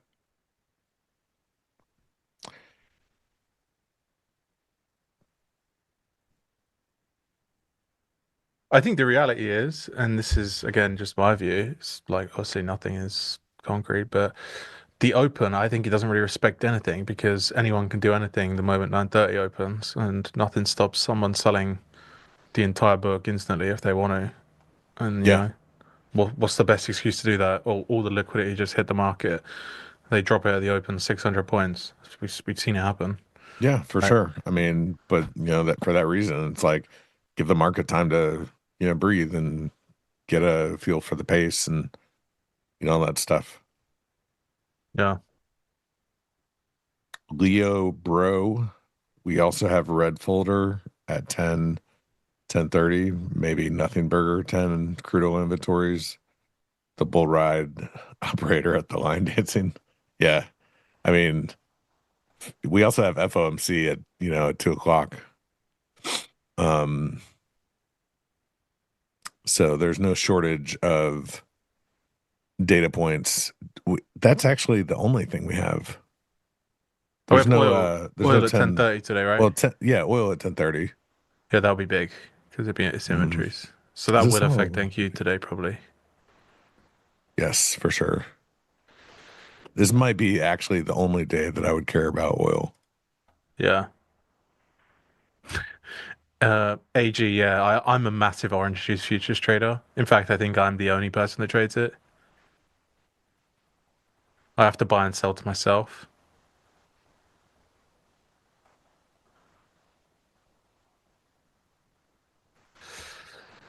Thanks, Sean. Despite everyone thinking that it's yeah, I'm not gonna get into that. Wait, what? What did I miss? No, but Sean just said like props for the PFC extension. It's well built. I was about to say, yeah, despite what some people on Twitter will tell you. Hmm. AG's on the other side of your trades, by the way. Just letting you know. Oh, in orange juice. Maybe they were talking about Fuck. orange juice. Yeah. He asked me, does anyone trade orange juice futures? What's the best prop? Such a vague question. However, by far and out, the most popular prop firm right now is Lucid. It's not even close. The bar will be drunk, says Fractal. And what's the context? Oh, because everyone's not going to be trading and they're going to be at the pub. Mm-hmm. Yeah, makes sense. I think he's Fractal. Are you in the UK? Somewhere in Europe?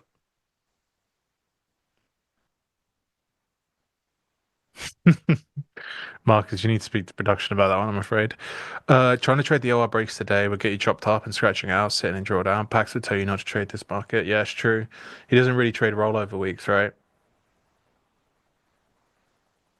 Yeah, it's a great week to do nothing. But you know how disappointed you guys would be if we came in and did nothing. In all fairness, he paid by Lucid. I do not receive any compensation other than my affiliate commissions. That's it. It's the only thing I receive from them. Plus the giveaway accounts that they give me sometimes. I'm not paid though. I'm paid by all the prop firms if that is the payment criteria.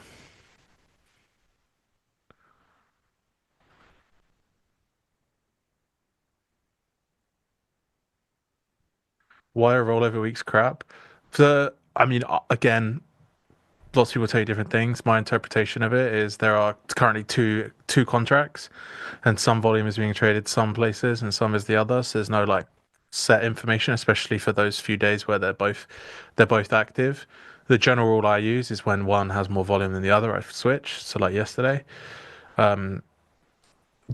that's basically it, really. And also the old contract will still have active orders, so they're balancing, right? So say someone's long on the old contract, they want to hold their long, they need to then get out of their long here and get into their long or settle there and reopen. So it's just that settlement week, really. Yes, it's really struggling to get out of its thing. I'm in Cyprus right now. Yeah. How is it in that part of the world right now, Fractal? Returning to Italy in June? I mean, I imagine Cyprus is pretty safe considering all the army bases there and basically the entirety of the world's navy sat there. right now. Yeah. UK, France, Italy, and Greece have all their navies parked on my front lawn. Yeah, exactly. It's a bit silly, actually.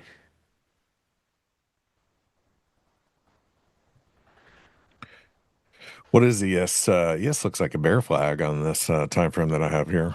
Yeah, it does actually. Okay, I'm trading my And so stop does loss. NQ. Yeah, they both do.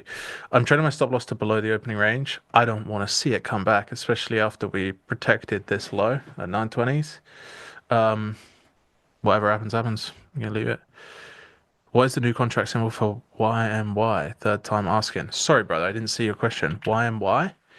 Micro E-many down. It's the micro YM contract, I presume. I don't look at YM, so I don't know. I would imagine that it's just the M26, M6, yeah. MYMM6 or 26, depending on your data provider. Oh, sorry, I completely misjudged the question. He was asking what the new contract was, and I thought he asked me what the contract the MYM was in general. Oh, Yeah. it's Sorry, just like we've gone from March to June. I didn't. What's the micro? Does YM have a micro contract? I don't trade YM, so I don't even know this information.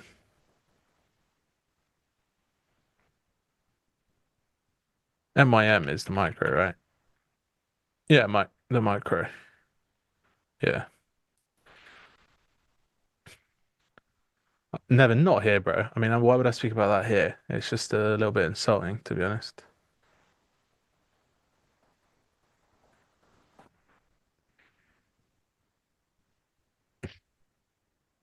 YMCA is the micro YM. Fair. That's actually funny. That is funny. Let me get back to MNQ1. Yeah, I don't actually hate the mid setup here today. No. I mean, if we get a pullback into 33s, I'd be willing to take a stab at that. Yeah. What happens if it hits 25k and comes back? What about then?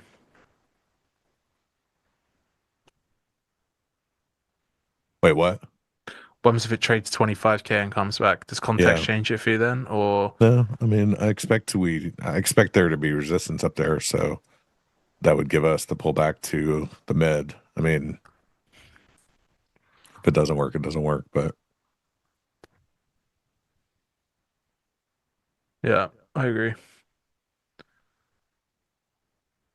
I wanted to chat. Basically, all I really want to see here is some sort of like spicy squeeze, and then I'll just close. I won't care about what happens after that. I just want to see some sort of like, oh, they're sending it, and then I'm out because that is just the plan today. 25k line in the sand. Anywhere above that for me right now, it's just risky territory, especially considering we've traded what 350 points off the high to the low. So I know some people don't care about that price action, but I do.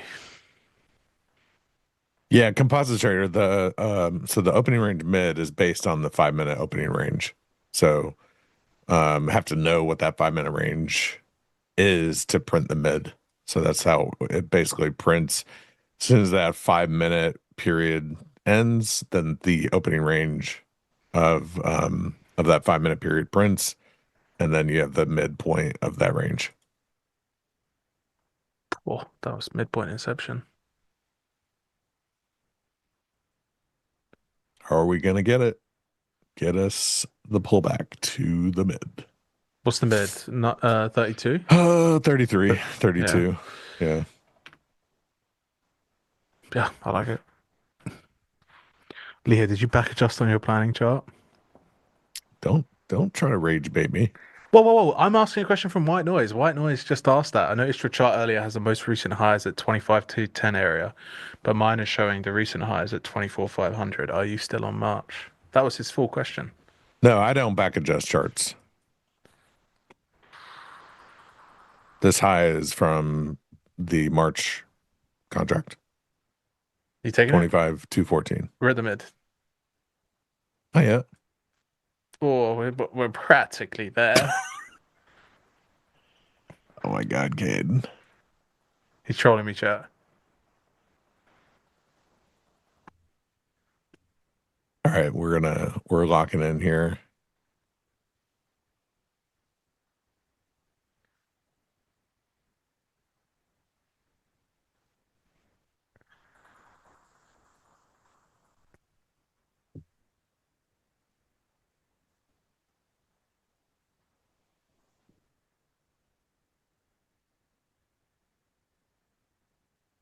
All right, we'll jump in. Let's put on 9.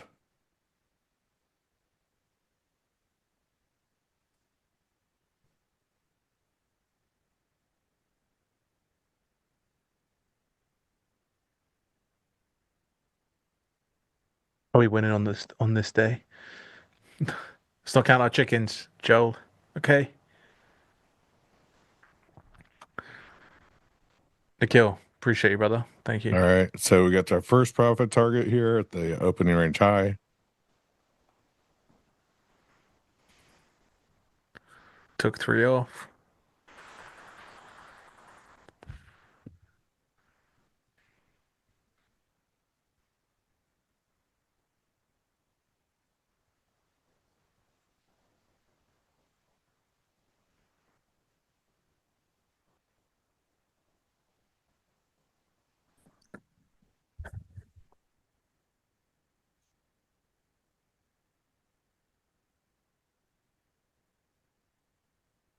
MEA, his long and short tool, it just automatically plots stop loss certain points away. So that's why it would have been.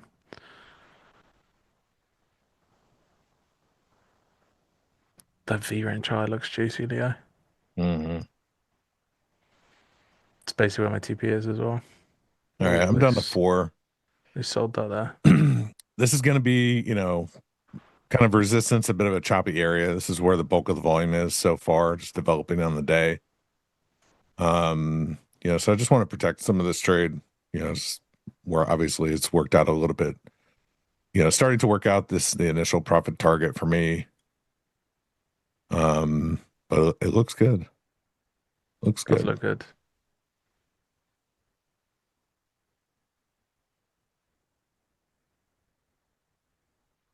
Come on. Squeeze through. Come Get on, us baby. get us to that V range. So this is like the area where I kind of want to get out of this trade now, chat. So like I'm just actively finding any reason to get out of it. I just trimmed down 1, take off another, so now I'm down to 2. Just leave my stop where it's at for now.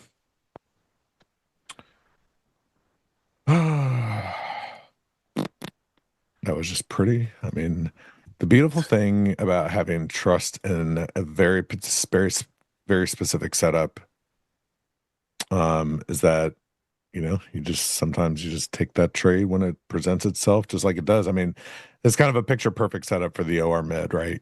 You have an opening range, you get a break from it, you build some volume up there, so there's definitely some interest. You get a pull back to the mid and jump in. This is, really what I personally back tested. I'm not obviously, if you use this strategy, I always say that, you would need to kind of run your own scenarios.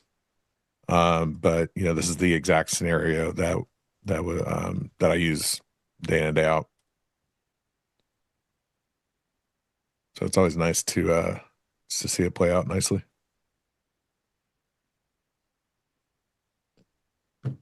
Was that your first trade of the day? Yes.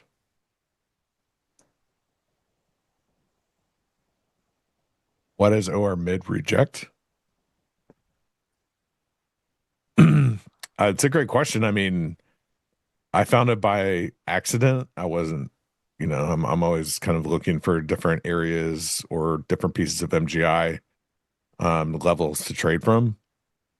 And as somebody that uses the opening range, I use a 5-minute opening range for NQ because it slows me down. So just like, it's not, I don't take it as a breakout trade or anything like that, but I use it for kind of that gauge pivot, where do we open? How are we doing against that open? And then just one day I put the midpoint of the range on a chart and noticed that we seem to kind of react from it a lot. And then just started going down like a full path from there. I found somebody that was smarter than me to run numbers in Python, etc. So it was just kind of a journey.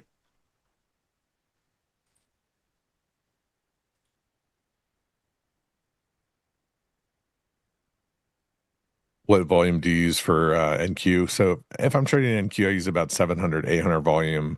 Right now I'm on MNQ, I'm on 2500 volume because there's just so much more volume in MNQ than there is NQ. For ES, I don't trade ES. Do you mind sharing the stats behind it? I share a little bit. One thing that I'm cautious about is the stats are mine, based on the criteria that I gave the developer to run. So I do share some of the stats, but not all of them. Because one thing that I want you to do as a trader, if you're listening and watching and going, oh, I want to check out this OR mid trade or any setup, you kind of need to do your own homework on it, your own, due diligence, whatever you might want to call it, to properly understand how you would trade it, right? There's days where I don't take the OR mid, kind of using my own filters. There are days where I'll take it for 2 or 3 times. So I would just encourage you, if you're going to use something like this, it's kind of a mechanical setup. There's really I do look at the order flow. Like I didn't jump in right as soon as we hit it. So I try to make sure that I'm not just ignoring the price action as we come into it, the order flow that happens as we come into it. So there's a lot more to it than just see the trade, see a breakout from the OR, see the OR mid get traded, and then jump in. What other setups do you have besides the OR mid? You can find that information on my playbook for free. It's on paintingthetape.net, which is also, there's an article about the OR mid trade as well as the stats, some of the stats that are shared. Okay, I got out of that. I didn't want it to come back down there. Mag NFX, no, sorry, I was just too busy trying to get out of that trade. I was trying to find every reason to get out of it, but couldn't find anything. So, am I wrong to assume that the long is riskier as the 4 hour at the time of long was far below the old low? Yes, you are, which is why I'm trying to actively get out of the trade. Yep. You have the hourly and the 15 down there, but like realistically, all I'm looking for is that push at a 25k just to get out of it. Like it's just it was a riskier retrace trade. And to be honest, if they set it much lower than here, I'd probably look to trade it back to the low. That's kind of the textbook for me. But if they keep defending this mid trade, then this will just keep playing out. So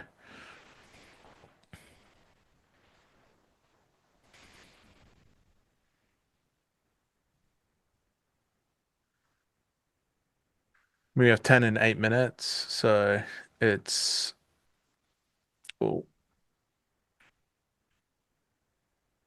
2 of the best traders on FinTwit join us in 8 minutes as well.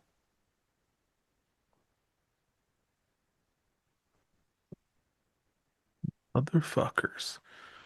I actually might retake this. Well, I'm gonna try. I'm gonna give it a bit more room under this low. I like this reaction.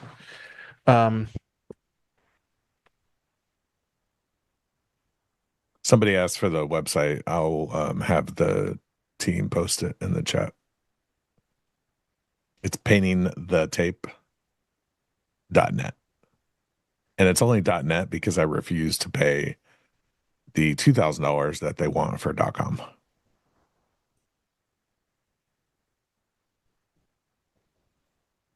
Oh, dang. Didn't know I was on NinjaTrader Live today. Yeah. You can come on for Tintin.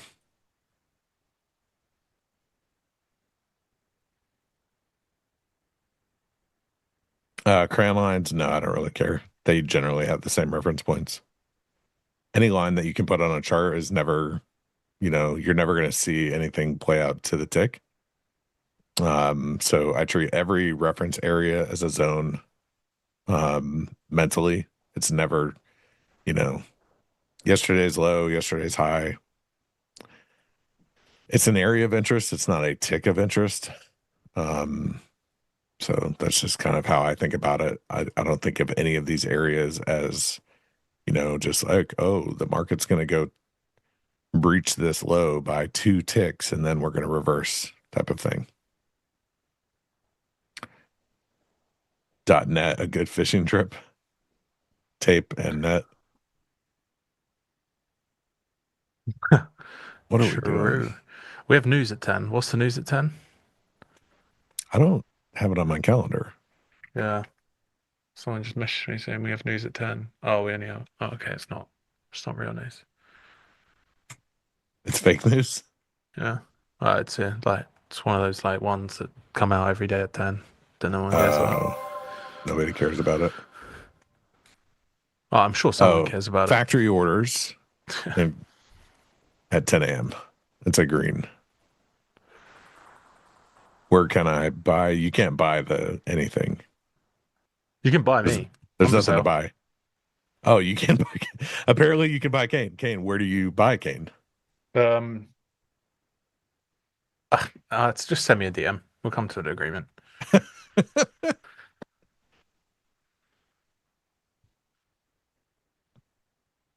Anyway, for those that are going to clip that and be like, Kane can be bought, it's obviously a joke. Just to be clear. I don't think it's a joke, Kane. Come on now. Well, everyone's got a price, I'm sure, Can you trade me? Yeah, you can only trade me for more money than you pay for me, though. I want to know I'm going to a good home, Can't trade me down.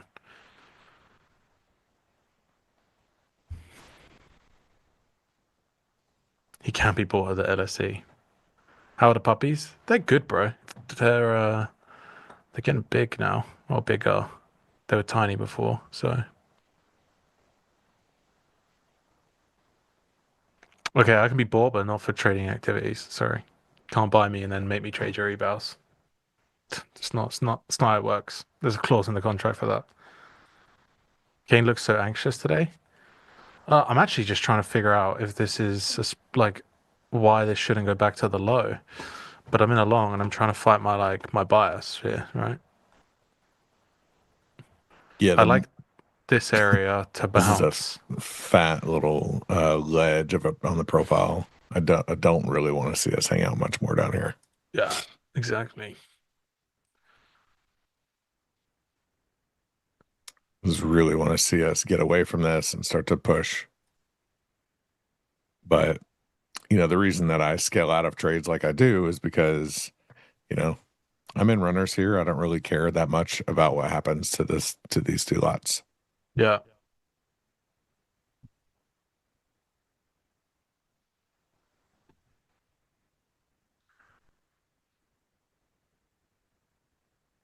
There's just a lot of buying going nowhere, which is never a good sign.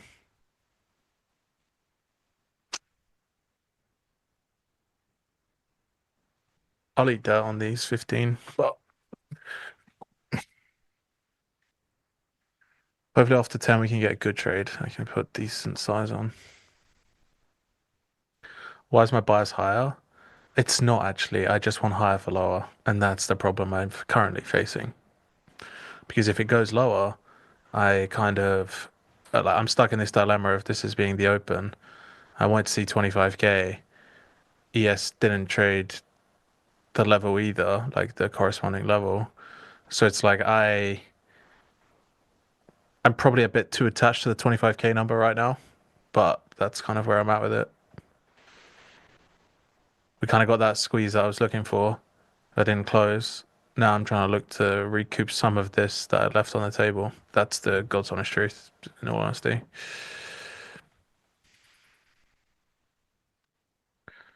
But I don't want to be in it right now, is the problem. At 10.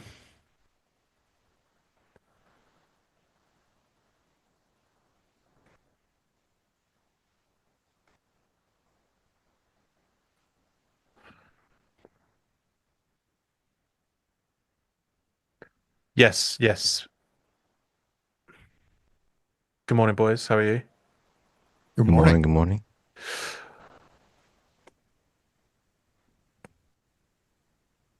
I had a short runner and just got tagged out. Trying to see if I can get short again. Yeah, as did Maybe mine. you shouldn't be short Oh, no. against your friends. Here we go again. That's hilarious. Is it though? Yeah, it is. It is because it gets you all riled up. Oh, is that what it takes to get Yeah, Nick riled but up? two can play at this game, Leo. Ooh. And that's the last time I'm going to do that. Just making a point. Damn. You both bought the same mixer? Well, he bought my we have the mixer same- because I talked shit about his We- mixer. I did. I bought like a shitty Temu one, and then he was like, "Leah, yeah," and I was having problems with it. Hang on, I'm going to take some off here, or just take a runner, one of these runners off. Seen a bit of a spike and fall. Bro just closes his trade and it just fucking dumps. Could you just stay in it for me? You long or short, Kane? I'm long, but I was long for lower. you're I'm just both long. I got stopped in my trade here, and I just basically got straight back into it as it came back. So I bought this like Temu hardware mixer, and Nick was making fun of me for it because it was like, I don't know, $100, $120. And I was like, oh, it's not working. And he's like, yeah, because you only spent, it's a Temu mixer. And I'm like, send me the one that I'm supposed to buy. And he sent me this Rodecaster. It's like $500. I'm like, $500 for a little thing that I can control, like the microphone volume and the mute button. And here I am. But now he understands it. Yeah, you can do the fake voice with your friends. It's worth the $500. I mean, that is worth every penny. Pissing off Nick, getting yelled at by various people. Worth it. XY, did you jump back in short? No, I didn't. I'm kind of waiting to see what really shakes out. I think one of the issues here is that we're stuck in this range because there's 1,400 people watching and there are 290 likes. That's And gosh. that's the problem is more likes brings more volatility, and you guys are getting what you're asking for right now. If the volatility goes to the downside, though, I'm just going to leave. Okay, chat. So make sure your likes intentful. The new feature that's coming to X is the thumbs down button, which I can't wait to see how that plays out. It's going to be my most used button, I think. Sure. Thumbs down. What? Twitter's gonna have a thumbs down button. Yeah. Yeah, Nikita. he teased I thought it was toxic enough. Oh, it's gonna get worse. Every time XY puts out free content after I paid for his course on Twitter, Thumbs down. I'm just going to thumbs down. Why yeah. is this free? I already bought it. Yeah. The thing is that they remove the ability to see the likes, right? So like only you can see your own likes. And now it's going to be anonymous thumbs down, thumbs up, so you don't even have to worry about your thumbs down being seen by others. Wait a minute. The thumbs they're gonna make Yeah, can we see who thumbs the down? likes. No, you That's can't. dumb. They're gonna That's make the dumb. likes private. I'm going to They already are. Oh, so it's going to go from here. I tried to get in short. They tagged you. They tagged me. No. They almost got me on this last contract. To be honest, though, now that they've blown through this this little shelf, I kind of like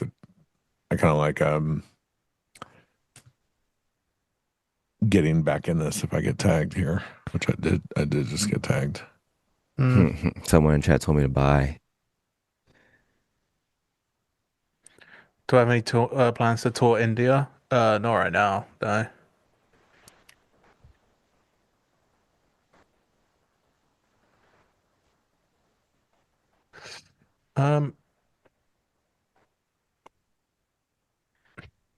I missed it. Let me switch back to NQ. I like this long.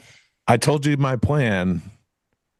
and some asshole texts me trying to bother me. What? I was gonna buy this. I said, like, if I get tagged out of this trade, like, I would want to buy it again. After they broke that ledge there, and I missed it.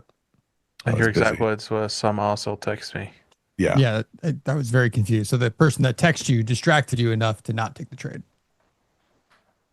Got it. All right, I'm in the shorts. Oh, again? Fuck, I just got back in my long.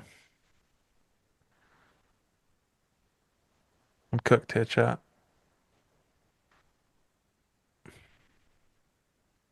Someone in chat told me to buy, so I had to sell it. I had to do it.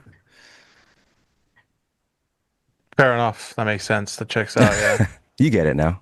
I get it. If I would have seen that message, I'd have also sold it. Kane, so we're 3 or 2 weeks since you brute forced your way into the course, and still nobody's found the special Kane Easter egg. Really? No one? There's a No Kane one Easter has egg? found it. There is Yeah, a Kane Easter egg that I've added to honor him for being the asshole that decided to brute force his way to find every Easter egg in my course. So to pay homage to him and give him a little hat tip, I added another Easter egg for him, but nobody's found it, and it's a keyword. It's like a vibe Easter egg. code off. Well, he just sent it to Claudia, and then they just brute forced their way in. You kind of made it easy the first time, though. This is fair. You used the tag Easter egg. Well, I didn't. My developer did, and then I yelled at my developer for that. Yeah. You can hire Kane for those people who Security do testing. security, but they test your security. Yeah. I'm outsourcing that shit straight away. You know that, right? Has anyone found the eggs? I found all of them, Rob. Yes. People have found all but one, and then the Kane one. So 2 of the eggs nobody has actually found. I mean, one of them is like impossible, though. Like, now I know. I doubt someone's going to be able to do one of them. Like I said, unless you know my personal life. Also, my mic is quiet. Let me see what's going on. Even the one of the other ones is quite hard. Like, I would never do that, you know?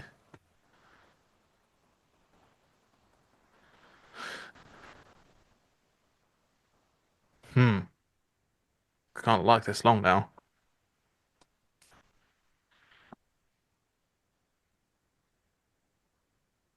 Oh, I guess they're gonna grab me instead.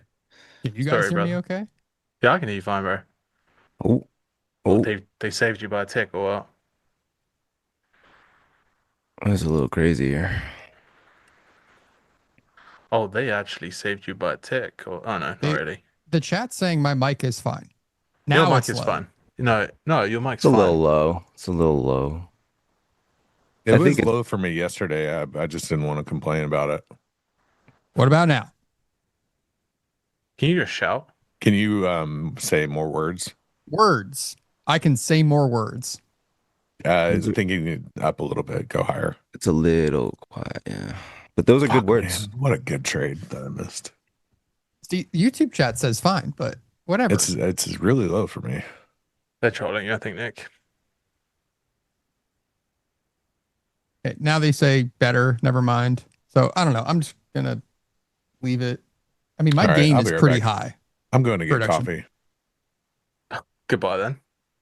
Oh wow, he just yeets his way out of the stream casually. Well, they stopped me out after about 20 points. I guess I should have took at least one off.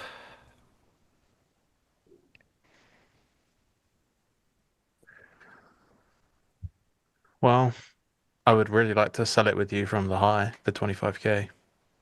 I wanted to offer above 25 earlier too, but I just couldn't get there. So I had to settle for like the 80s, start following it down to the 60s, and then the last winner was in the 60s, got tagged.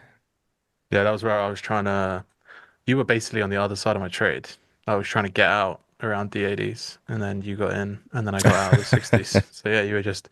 I was trying to sell to you. They just weren't coming up high enough to sell. Oh, so you held it down and then back up? Yeah, I held it down, and then I trailed below. Like what time? just before 10, I trailed to the 15-minute low at 9:30, and they tagged me, and then I got back in basically straight away. So, but I'm break even on it again because I just don't see it. If they can't get through the 80s, then it's kind of fucked. Because you sold there previously, so now everyone thinks that the really large sellers are there again, but they don't know that you're not. So, or maybe you are. You're just not telling us. He's trying again. Friendly short fire. again. Friendly fire today, boys. I think we break the overnight low, honestly. Oh, I would love that, but I would just. That was amazing. I would just love it to trade 25 before. It would just be so textbook. I would. Do you think we could do it? The daily VWAP. Where is said daily VWAP? Just above, yeah. Offer it there.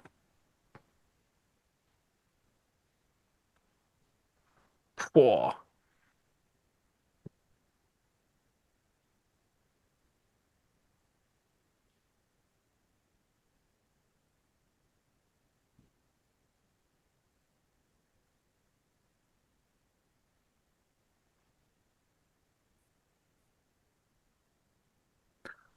Come on, defend here. Break, retest, go. ES just looks like shit. And we have oil inventories at 10:30 today, so that's I want to be out of it before then. There you go. They got Perfect timing this time. You got short? Yeah. Let's see if they give me what I want, though. I'll take one off here and start to trail the other. I want an overnight low. I tried to add a third, but it started going too quickly. Yeah, I want to buy it again, which is so fucked. Don't do it. Don't do it. Hold on. Just buy the overnight low. No, because I want to trade to the overnight low from the high. And if we break here, it kind of kills me for the day. That's the reality. Because I can't. I'd want to sell it off of that. I might have to look for ads down here. Oh, you're adding? Jesus. If it actually breaks and starts trading under building, yeah, then I'll add into it. I do think overnight low is going to trade. Yeah, I also think that they just really don't want to let it go, do they?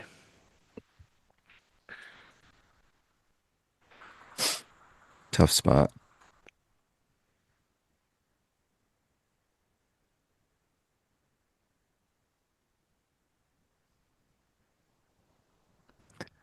We're just getting so fucking. I've never seen the bears be so bullish. Yeah, but I'm only bullish so I can sell it like more.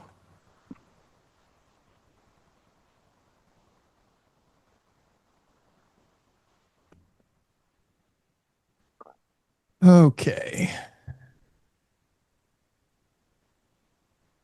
You back in, Leo? Yeah, I'm watching. I'm thinking about just cutting it though, because it's one of those do or die. Like you can just, I want to see it run. I mean, ES looks awful. It does. I actually really like the fact that ES took that low. Just got out for a second here.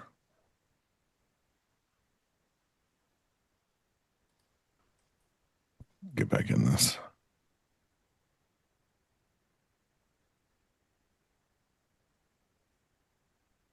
Bad, wrong move. Okay. Cracking it. Yeah. Finally. I'm going to trail it lower.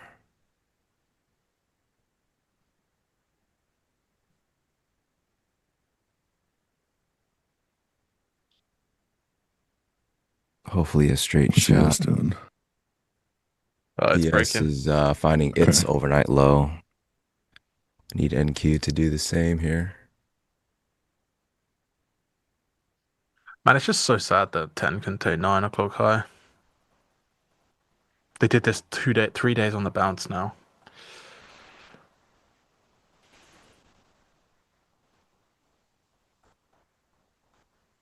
watching ES here. I think if ES gets to its overnight low, I might take this off of NQ. Super close. Yeah, it makes sense. So I think we'll get a little bounce. Don't want to sit through it. I can just short it later. It's not there quite yet. Yeah, so anyone following this in chat, I think once we tag overnight low ES, I'm going to flatten the NQ. Unless we bounce first, then I'll keep it. Maybe add on to it.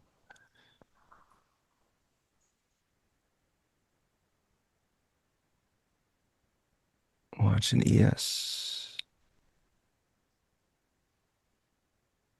Balance has entered the chat. Big buying coming in here. Who sent I'm the going to chat? flatten this. Oh, yes. Come on.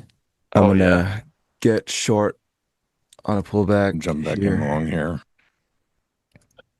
Yeah. It's all about that overnight low, huh? Yeah. You just couldn't take it out. Yes, it's like 1-2 points away. But it gives me, I can still target it. So I'm going to wait for this pullback. Hopefully get at least to the open on NQ. Then you'll get paid too, huh? Yeah. We both win. I'm going to go refill my water. I'll be right back. Thirsty boys today. Well, I was just an idiot. Get Forgot thirsty to do just it. fighting each other on the charts. It's me against the world. Yeah, it is today, unfortunately. It's normally me against the world. I'm like trying to short a high, and they're like, yeah, I'll buy this. All right.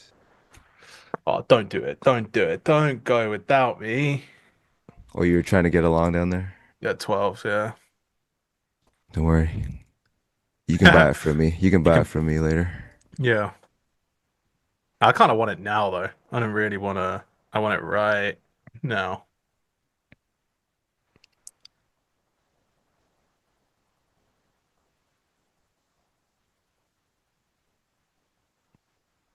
Don't you fucking dare.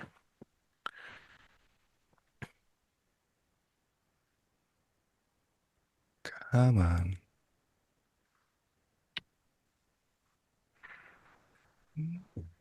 No way. Over to you, XY.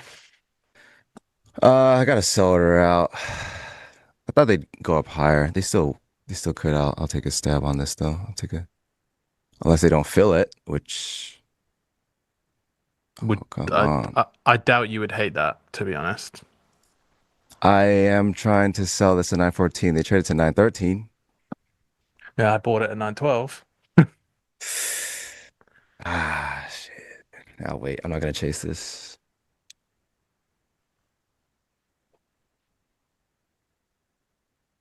Yeah, it's risky with this ES low. Yeah, it is. I've just seen this so many I wanted to go higher before addressing the low.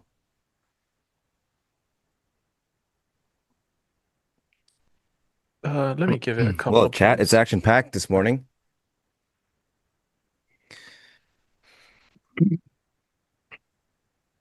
Sorry, I can't really see chat. I'm busy trying to fade my friends. I'll get to you guys later.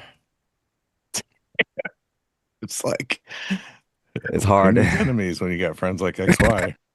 He's just trying to he's trying to sell our buy orders always. He's like, yeah, I can't have you impact the market in any way. How many buying? What price? Okay, I'll take them. Thank you. The world needs balance. All right, Thanos. Jeez. All right, I'm probably just gonna cut this. I trimmed down to just 3, but I'm more or less just looking for an exit. If this doesn't, well, we start to run, that's fine. But yeah, we need to run though. That's the start of what we need that's to do. the need.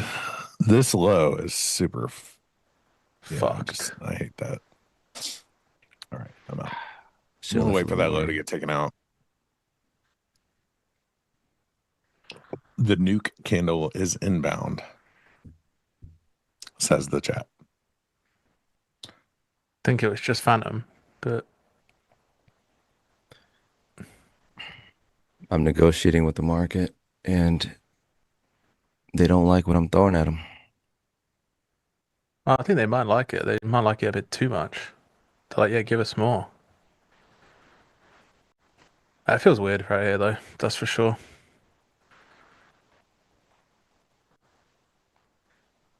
Give this a chance. I'm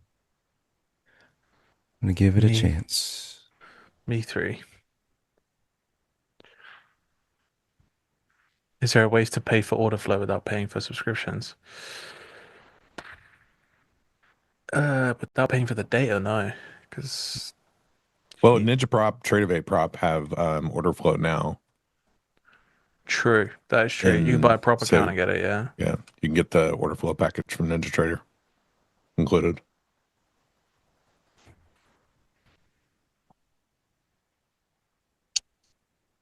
I got one lot. Do I get another? Dude, you guys at this 900 here.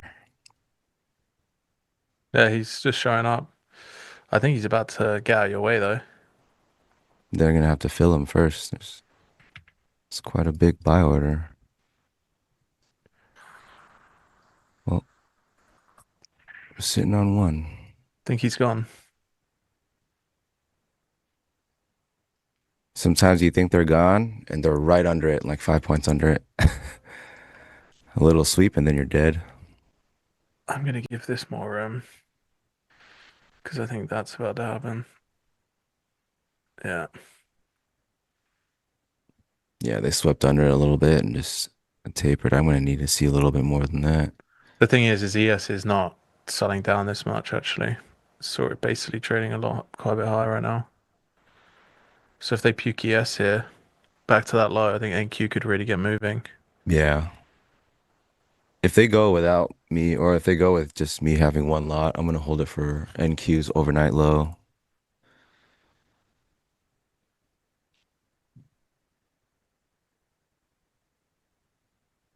I'm not seeing how I can really get in more right now. Oh, it's hard to get short the whole in NQ. Oh, yeah. Yeah, and there's a big bid here, so you get short the hole and suddenly no one in the world wants to sell it anymore. yeah. They're like, we got him. What an idiot. They're like, wow, that guy below us fell for that. What an idiot. He can have it. Nathan, yeah, that's true. Any prop that has Tradeovate prop, you can get the order flow data. Single like volume profile, VWAP, Cum Delta, like all the order flow tools that are available. Oh, come on. Buyers, where are you? Jesus Christ. You turn up every They're right day. here. They're right here. I mean, the sellers too. Like, just nobody wants to do anything down here. We're just stuck. We're just gonna stay. Sick of these Make a buyers. decision. My own friends. You guys know, like, you could buy it for cheaper down there, right? Oh, yeah. That's what I'm waiting for. Like, it's gonna go on sale in about 10 minutes. Actually, 8 probably when oil fucking flies. Which is probably why I should cut this. Okay. What's Seal doing? Oh yeah, Seal's running. They're gonna run it into the data. It's kind of pulling back a little bit here, but yeah, they probably are just gonna run it into the data and then send it a lot higher. Okay, this is a do or die spot for me. It actually needs to bounce it. Yeah, otherwise I'm out of it. I just trailed my stop under the low because if they puke it here, they probably puke it all the way. You're still long? Yeah. I both feel the same way. I kind of felt this like little run out like here. So I just widened my stop a little bit, and then I gave it room, and I was basically as soon as they brought it back, I trailed. It's riskier for me, but I kind of accepted the loss. But it's just do or die now. It's like there's no in between for me. So they come back, I'll start to just take risk off or trail quite aggressively. But buyers just flooded in the tape, couldn't move it at all. Moved it like 1 point. Yeah. This really is do or die. Either they buy this thing the hell up and just squeeze the hell out of these shorts, Or they'll die. There's no in between right now. Which makes me think I might want to move my stop. I'm trying along. This could be a terrible idea. Yes, or in Q. Thank you. You've been trading ES, Nick? No, I haven't traded ES in probably like a couple weeks. I'm hoping we can at least hold under the 898s. That's where all the big buying came in earlier. Yeah, that's where basically I got long. All my friends want to see me dead. I'm going to get subbed. There it is. Oh, still alive. Yeah, me and you both, brother. Not for long though. The 91s are seeing this. I tell you what though, reloaded it's bid, just man. if you look at any sort of pop in NQ, it's just followed by a pop in CL, and they're buying CL, and then NQ is just absolutely hating it, which makes sense considering the oil numbers in 5 minutes. But I kind of want to be out of this now. There you go. There we go. Stopped out. I don't want to be into the oil number.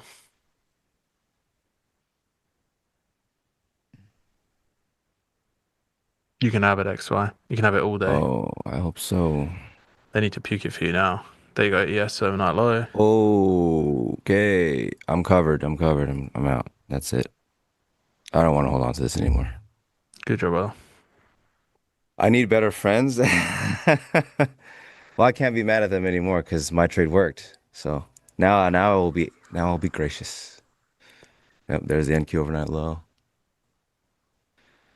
I mean, it's under Production, VWAP. please play me my violins. Do you guys still have it from yesterday's stream? I want that to be my TP soundbite. Oh, they're just puking it now. Yeah, oil's just pumped. They're just pulling oil back and buying it straight up.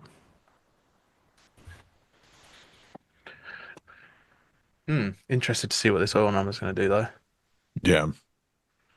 This thing right here. Ah, yes. Yes. That's Yes. great.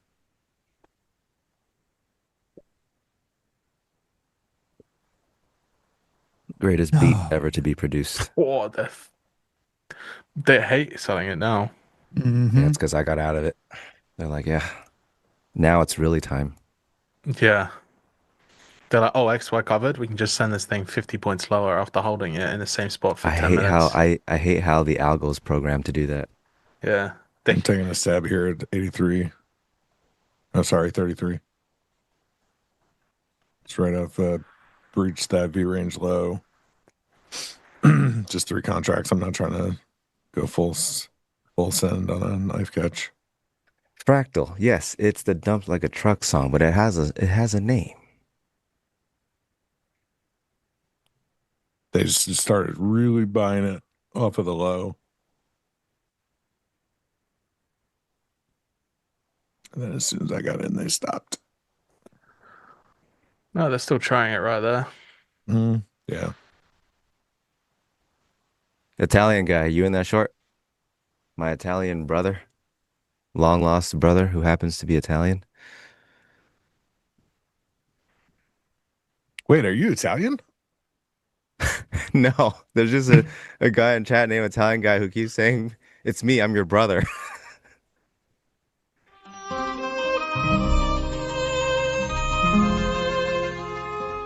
No, not All those right. violins. I mean, those violins is like is Jim coming to? It's like somebody's death. To take care of us. Those violins is when Jim's got you. When Jim's cousins, Yeah, know Jim, your Jim name. sends the guy he knows. Some guy, just a You guy. want Jim's cousin to know your name, and you don't want to know his cousin's name.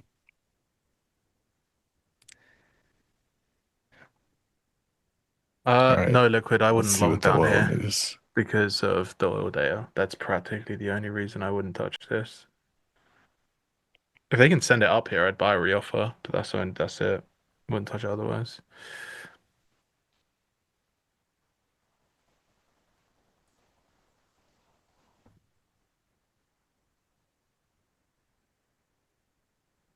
I'm trying to come in here on ES.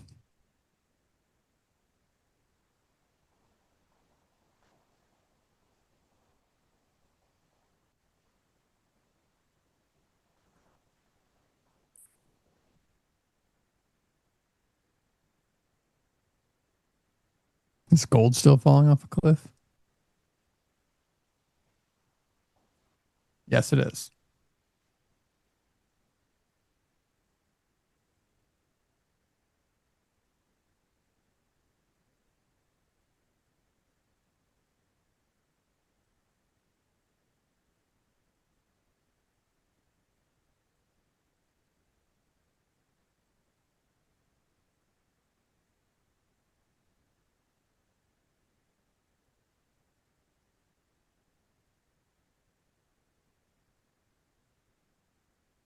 Why did I close my short? Well, honestly, the whole idea going to the day for me was that we're going to trade overnight low. I wanted to offer above 25Ks. They never got there, so I actually started selling the market 980s and just kept selling it lower and lower and lower. But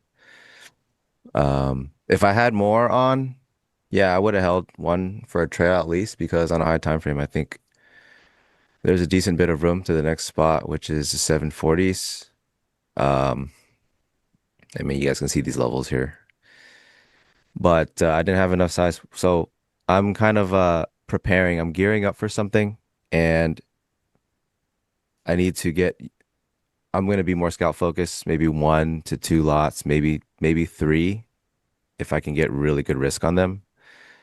You guys will see what it is, but for what it's going to be, I won't be able to slap like 6 lots, 9 lots, and stuff. So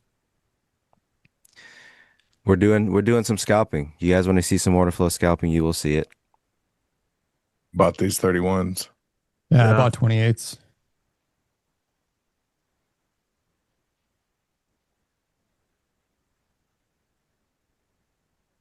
Buying looked good on ES on that low. Mm-hmm. They're really trying here at 40.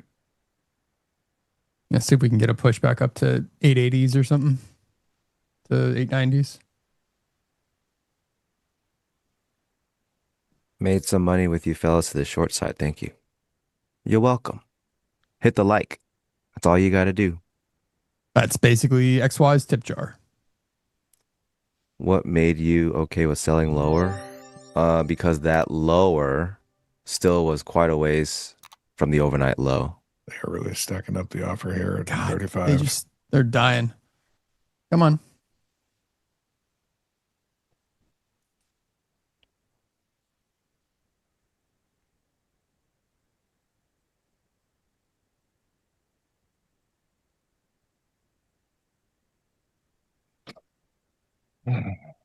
They went away.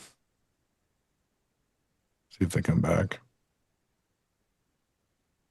Just pull the offer. Just get this going.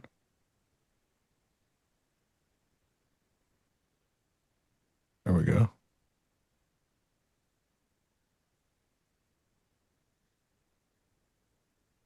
There we go. Send it. This is actually such a good long. Holy shit. Nick says send it. This is a really good long, man. You got 70 points to 90 EMA. This is the V range. Yeah. If they're not doing it here, they'll never do it. This is a fucking generational low today. This is a fucking A+ long. You sure about that, Nick? Nope. I don't know if it's the low, but it's going to pop up about 60, 70, I think. Yeah, if we, points. As I say, if we can get to 880s, I'm very happy with that 70 points. There we go. Yeah, 880s. There we go. EMA is still in the 890s. We're never going to see the 810s ever again. I mentally checked out of the market. This was. Let's go. There we go. Such a good setup. All right. Take a few off there at the overnight low. Look to our left. What's back here? What does V range mean? It's a Leo question. The V stands for very, very good. Proprietary. Very, very important. Very proprietary. Important. And very proprietary.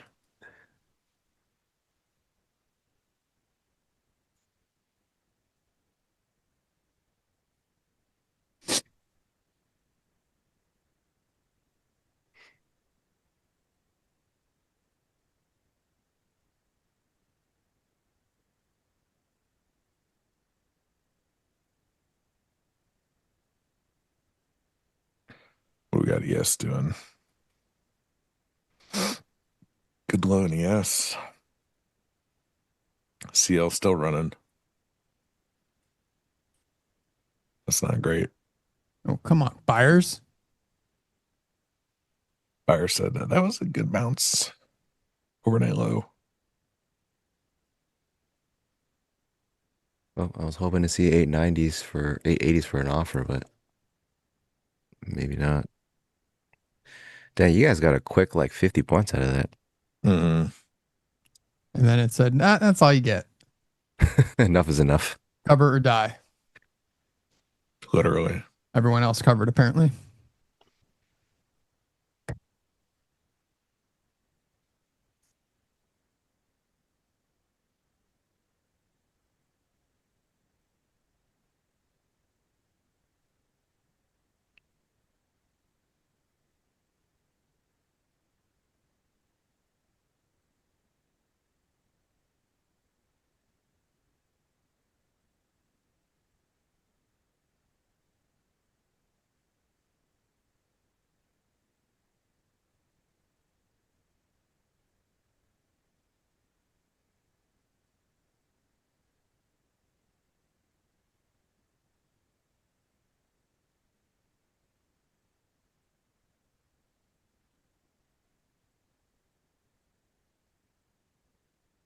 Rather you than me, boys. I'd love to buy it lower, but not here now. I wanted to sell it higher.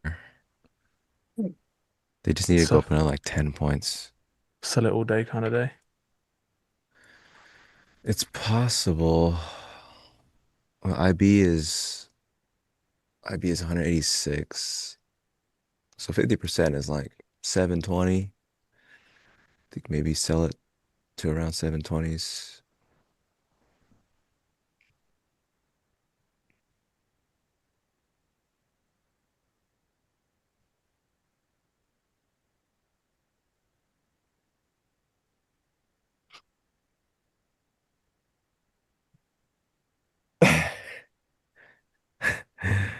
Thank you for letting me know, Lewis B. I think I've made a decent chunk of change fading my own friends in chat today in the morning. Some guy was just telling me to buy it.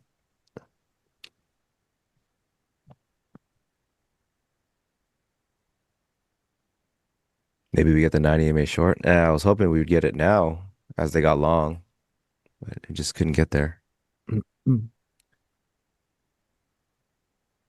Yes, loses 22. Here I'm out.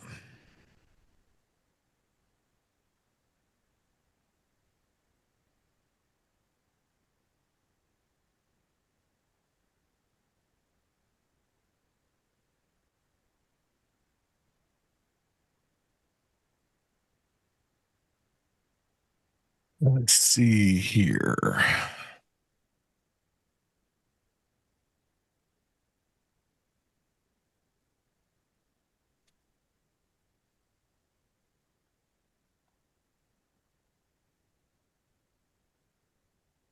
My 90 MA is a 5-minute only. I only use 5-minute.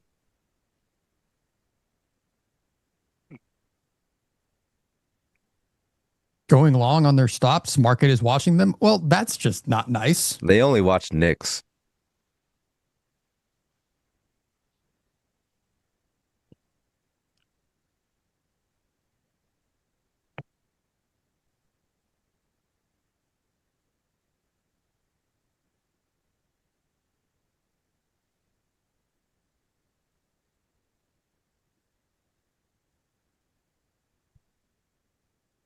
I think it's looking pretty decent for some longs. Oh, no. Come on. Come on. I was trying to get in some longs with you guys here. Oh, all right. Too late.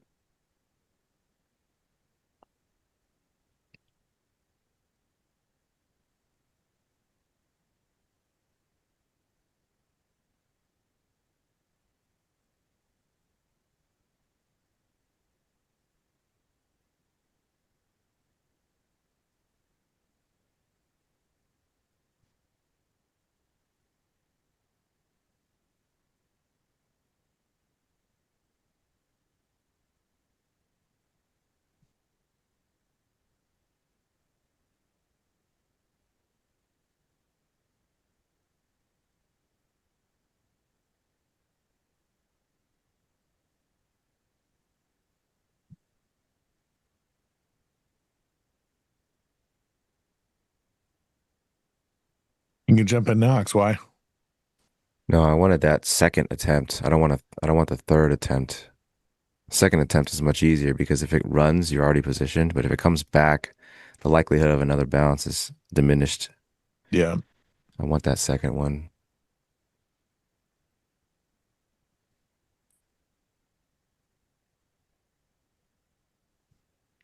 It's going to be one of those scenarios where we have to be a little more patient. That's my read, at least. Building now, building lower. Mhm. Seller's really leaving the door open here to get wall up. There we go. There's a push.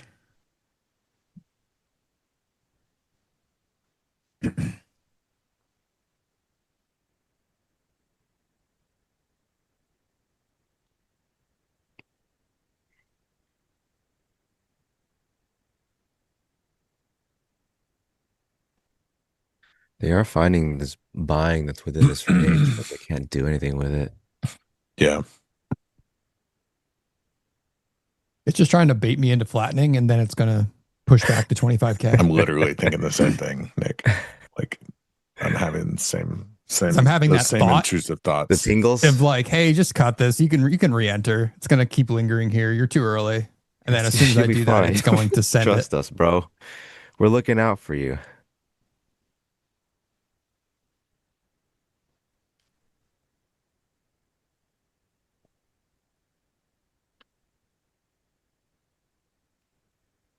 Sometimes, though, you should let those intrusive thoughts win. Yeah, they're usually right. Yeah. I'd be a menace on social media if I let my intrusive thoughts win. Thumbs down button would be the most popular button Nick uses. Yep.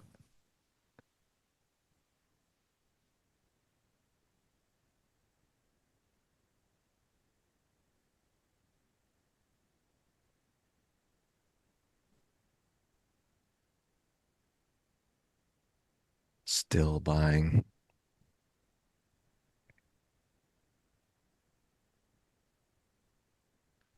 All right. Come on, buyers.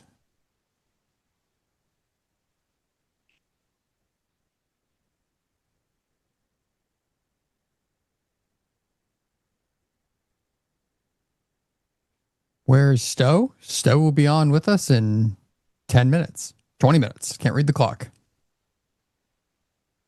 Very nice. That cracks me up every time. You guys see that, chat? The man just said it cracks me up every time, and his face is deadpan. Not a smirk. I'm trying to focus. I'm trying to lock in. Trying to lock in. Focus maxing. Is that a word? I mean, am I getting might as it? well. Focus maxed. What are Long the maxed. Nick? What are the two graphs except volume profile? I think you mean the leg to leg volume profile and delta profile that are right there. And I think I'm. hang on, I'm gonna probably cut this. Well, a tragedy.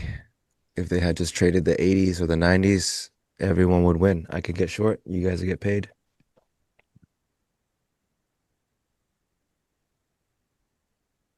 You brave souls are long. Yes, the original idea paid. Just it stopped a touch earlier than I wanted. It's the game, baby. You got to put your risk on.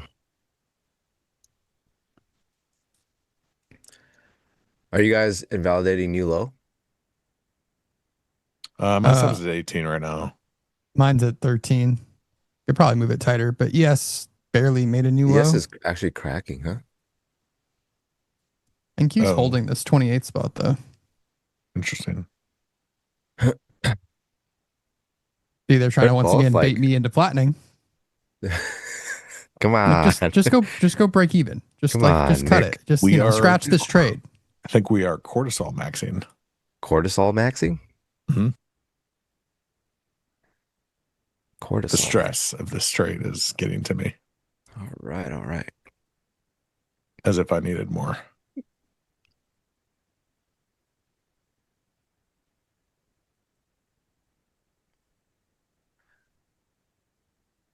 We need some energy. He likes. I gotta turn up the vibes right now.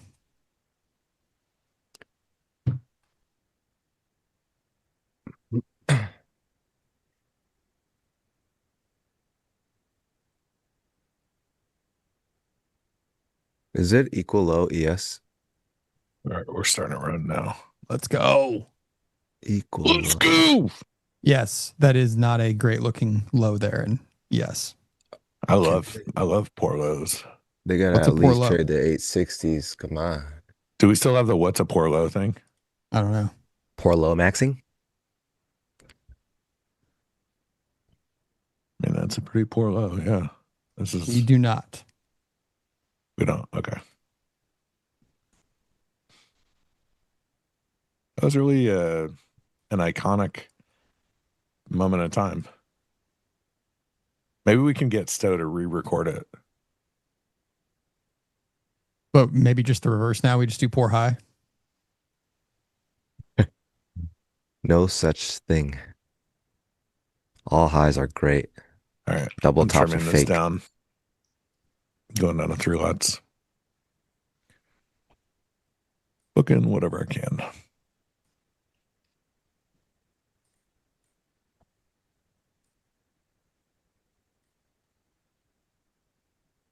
Leo tried to, or just got out of some of his. So now they're going to send it, right? Right?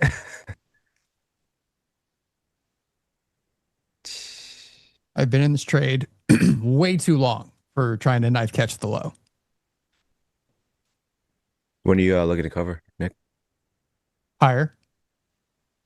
Makes sense.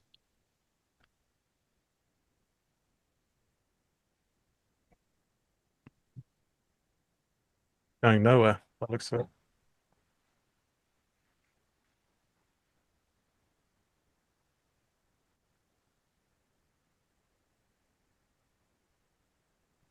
Want to sell, but it's gotta be up.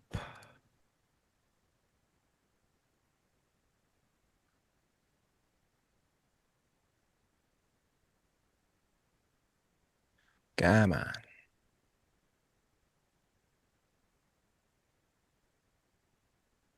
Feels more like a baseball bat.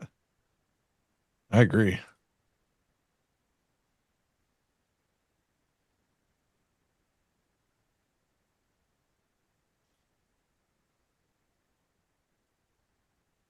All right.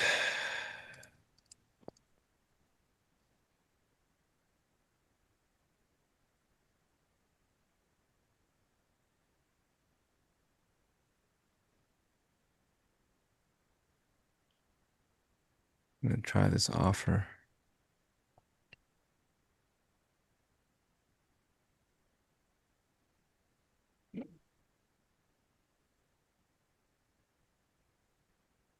Was he shorts the hole while team long takes his runners, takes his stops.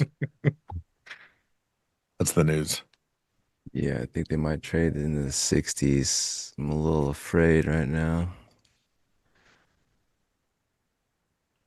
Oh, this trade is just pissing me off. I feel that. Might just cut Hit the this now out of likes hate. for friendly fire, guys. And I'm just going to cut it. Whatever. It can do whatever it wants. Is Kane still alive? I'm alive. I'm just not doing anything in here, and I've got nothing to say in this 30-point range. Right. You're just as pissed off about it as we are then. Yeah, I mean, I kind of want the low now. If we take the low, then I'm interested in low. Longs off of that low. The damn weak mid.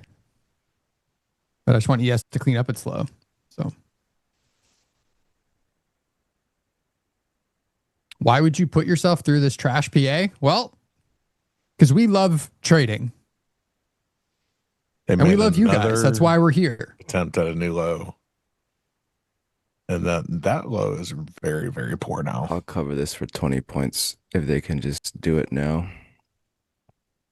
Well, they did kind of clean it Little up. scalpy scalp. I feel like ES just poked that low, right? Yeah. I don't think they could. I think it made another equal low. Yeah, I don't. It cleared it by a few ticks. Oh, okay. Should probably stretch I my bought chart more of then. this in Q long. Buyers Yeah, are they're buying this. All right, I'm moving buyers it. be buying. The buyers Let's are go. always out there. Let's go. Come on. All right, all right, all right. They just needed me to cover at a scratch. New low NQ. Let's go. Spite fill. Spite fill. Spite fill. XY, just let it happen because I got out of the trade. So now it's going to go. I hope so. Oh, you mean upside? No, no Yeah, way. probably. Oh, no, no, no. Not yet, not yet. 812 is cheaper. It wouldn't have taken me out.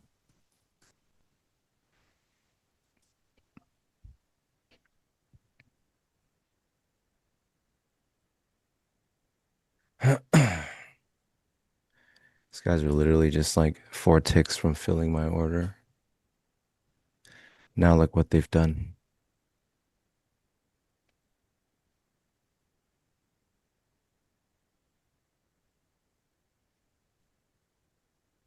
Where's your stop, XY?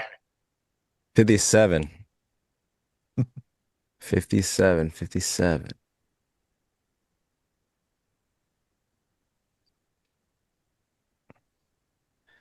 See if I can get another one at 850 here. All right. Are they really doing this without me? Yes, they are. Well, that's how they do it, though, I think. Yeah, I'm just not allowed to have fun today, apparently. All right, I added one at 850. Got 2 of these things now. All right. I'm trimming the ads.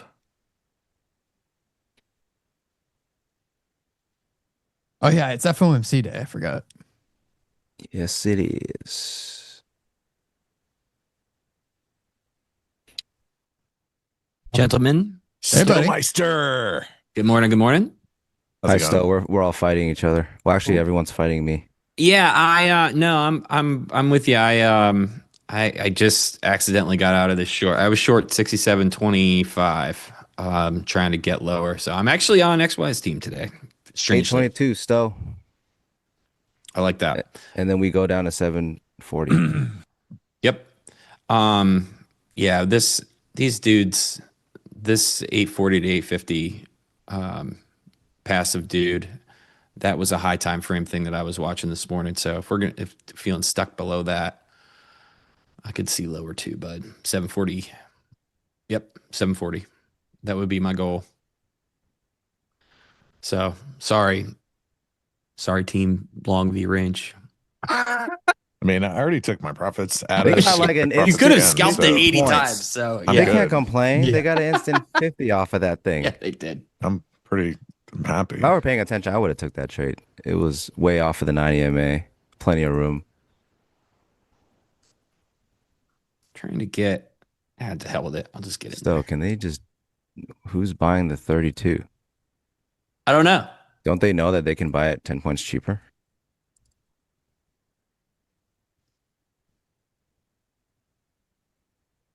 It is painfully slow down here.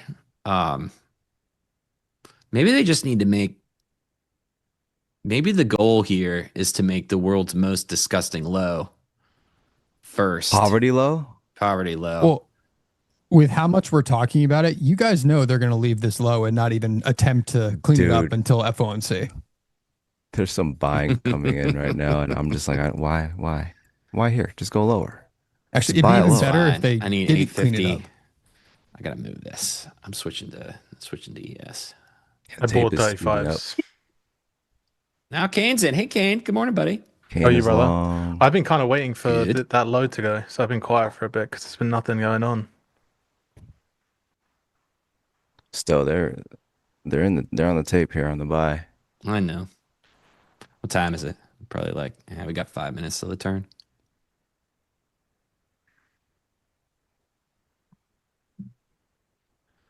I mean, this dude here,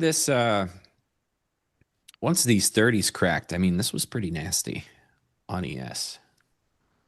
And there's a lot of empty auctions up here too on ES too. 2650, 2725. Those don't normally exist for long over there. So I don't know. Maybe I'll wait for those to fill up before I try to get any continuation. I guess we got 10 points of range left. Okay. Yeah, I don't know. Good morning, chat. Good morning. Good morning. What's the chat doing? Do we have enough likes? Have we done all the things? We tried. I'm not sure where we're at, but we asked We for only like have 550. That's Pretty, it. yeah. Yeah, we've just been fading. It's action packed For a Fed day. Likes, you know. Yeah, I mean, they're just not having it. We've been giving them action. XYZ There has got not been some a minute trades. where we got were some flat. trades. There has not been a minute. I mean, we're all flat. How many times did you guys buy the OR mid and NQ? I bought it twice. Okay, cool. Good. I did not. Okay, I cool, did cool, actually cool. get stopped out this morning shorting like the 960s. So that's fun. That's a How fun many short. times did we use the voice mod? Too many times. This is the great way to get Nick really, really riled up. Oh, don't Hey, worry. I'm Nick, already. did you get stopped out down there? Oh my god. It's so loud.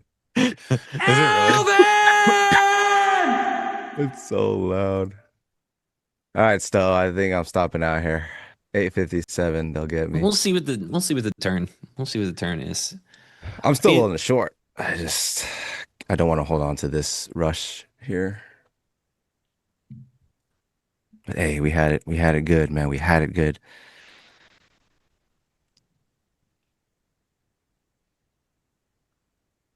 Sell low, buy lower, much harder than buy high, sell higher. Yes. Mm-hmm. Yes. I mean, they're still running into this dude up here, both on ES and in Q2. So I don't know. We'll see. I'd like to see some shortable pop on ES. Actually, let me check that big chart real fast. Okay. Q's holding 840. Oh, they're gonna do it without Dang, me. they did it without Nick. It's okay, Nick. My The stop market's- would have never got. My stop was at 813, so I never would have gotten hit. But that was nauseating price action to sit through. Yeah, man.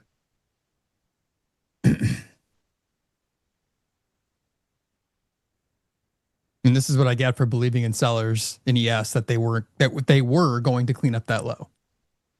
Yeah, Okay. you and me both. I am short 27.75.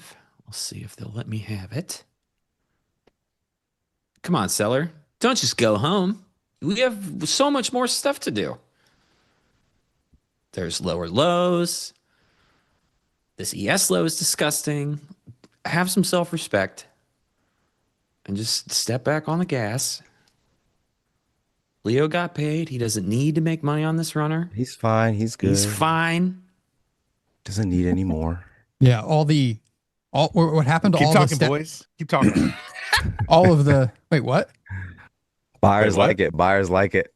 Oh, keep talking. I forgot Kane's long. Yeah, I'm going break even Gross. though.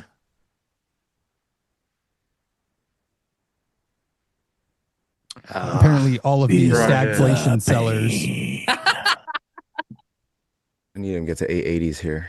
It worked for a second. It worked for a quick. No, 903, please. I would I just hate like it. 903. I hate 903? it. Yeah, 903. You can sell it at 903. I'll sell it with you at 903. 903? I don't know if they can get there. Buyers are dead to me. Can they get 903? Leo stayed in. I had. Well, you did you reload there or did you? Yeah. He's like locked in. Who reloaded? I think Leo got out and got back in, right? Oh, the longs. Maybe he's locked in maxing. Sheesh. Locked in. Here's the 880s. I hate myself. Nick's in a lot of pain for an FOMC day. I A lot of just- emotional Wasn't that pain. what they're for? This was FOMC days so are you for missed pain. it. This is the exact scenario I was playing out and saying I'm not going to let my intrusive thoughts win that say to scratch this trade and get out. Because this was my nightmare of doing that, was that immediately we were going to reverse and they were going to go without me. So the intrusive thoughts intruded successfully. They did after like 3 attempts. As they do. All right, taking one off. All right. Nice And trade. maybe Going for 903s could happen. Time for a hundo.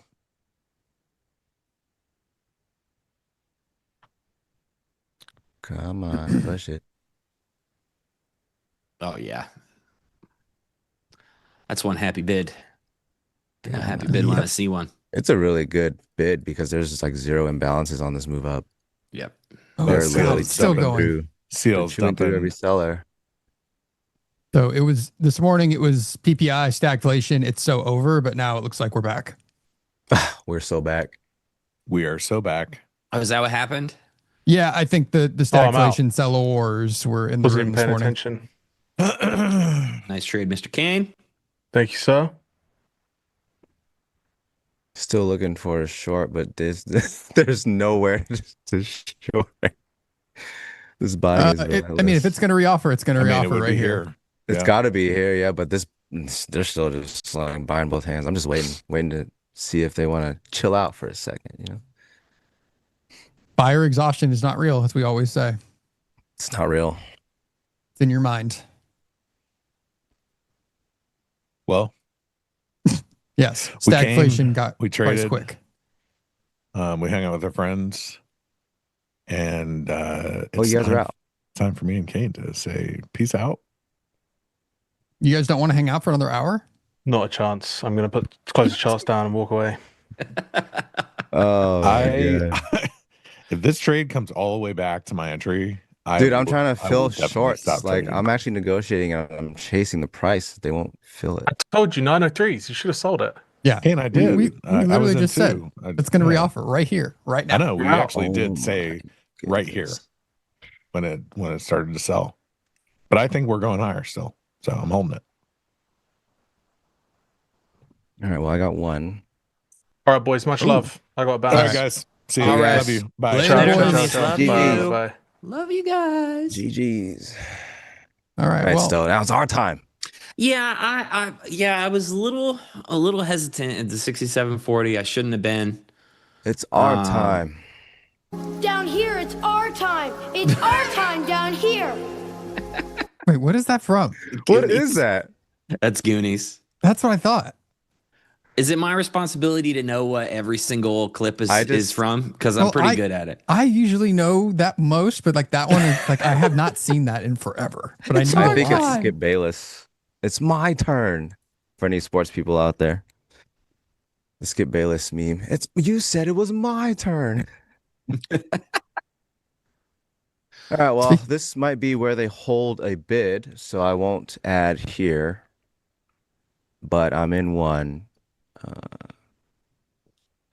Speaking of I want an IB break. I want an IB break downside. So if they continue to show some weakness through 860s, I'll consider adding. But right now, they could just hold this and continue. Higher low, perfect break retest.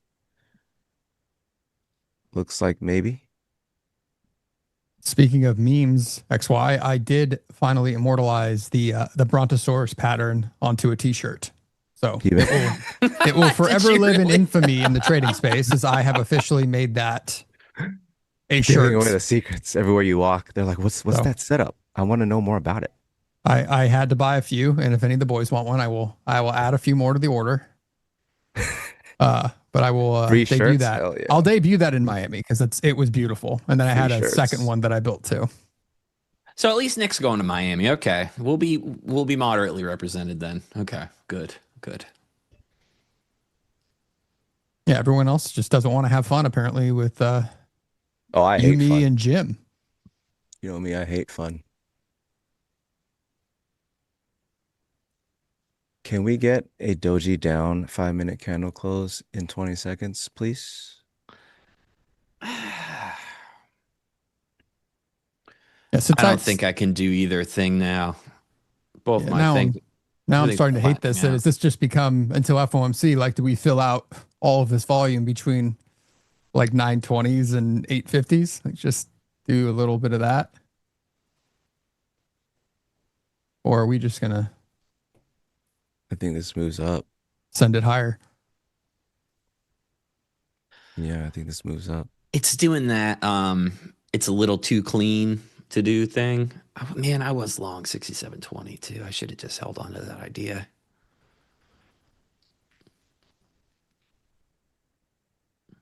It's okay.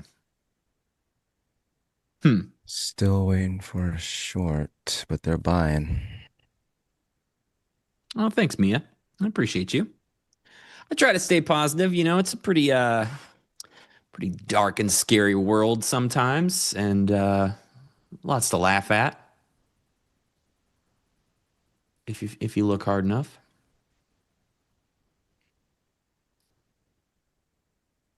If you're not having fun, what the hell you doing though? So you know.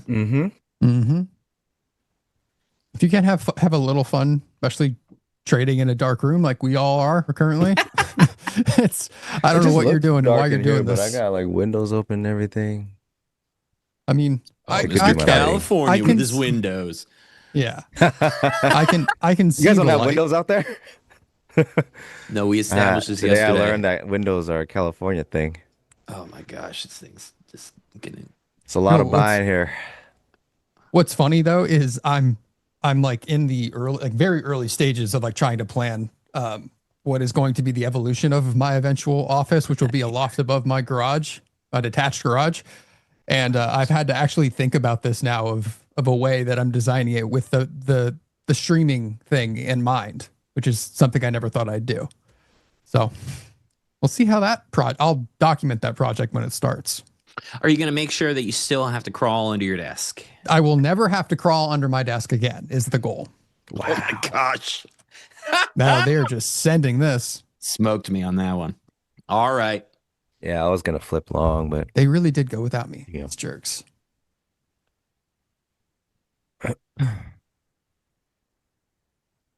we are at the open. Okay. Next thing. I mean, Paper's so ES small. still has a gap. So Where's that? it's What at gap? 67. I mean, previous day lows at 67.64, is it not? 67, 64.25? Ish, yeah. Yeah, somewhere So around there. yeah, so Technically. we haven't filled that. NQ filled its gap and ES has not. Am I crazy? Well, Oh, I can't As see that we- on my chart. as we say, it depends on because everyone on Finchwood has different definitions of this. It depends on This what you is the call a real gap. gap. This is the gap. This is the previous day low gap. This is the gap gap. The real one? I had to write a line about that because I know it just would piss people off. Of just saying like, no, listen, I understand that gaps are inherently stupid. Here's how I think of them, and everything else doesn't matter. And just was waiting for somebody to say, no, that's not a gap. Actually. Well, okay, this is a gap that would not make Leo furious if you tried to talk about it. How about that?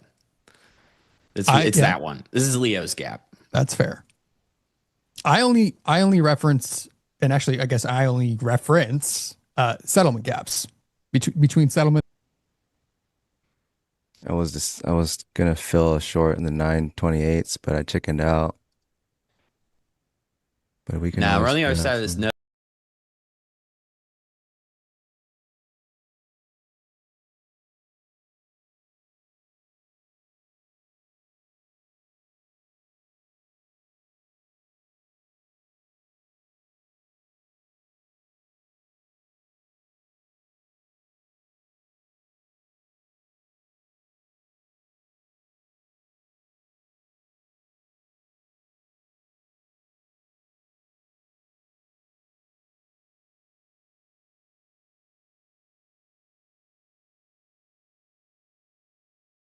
And it would have worked even better if like I was in a simulated prop account where these orders weren't even on the book. And then they would have really sent it. There's no white 'Cause, van you know. that looks at those. That's the gray van that looks at those. Yes, they're all. That's not only the white fan out there causing trouble, but they 100% just want to go after the simulated stops.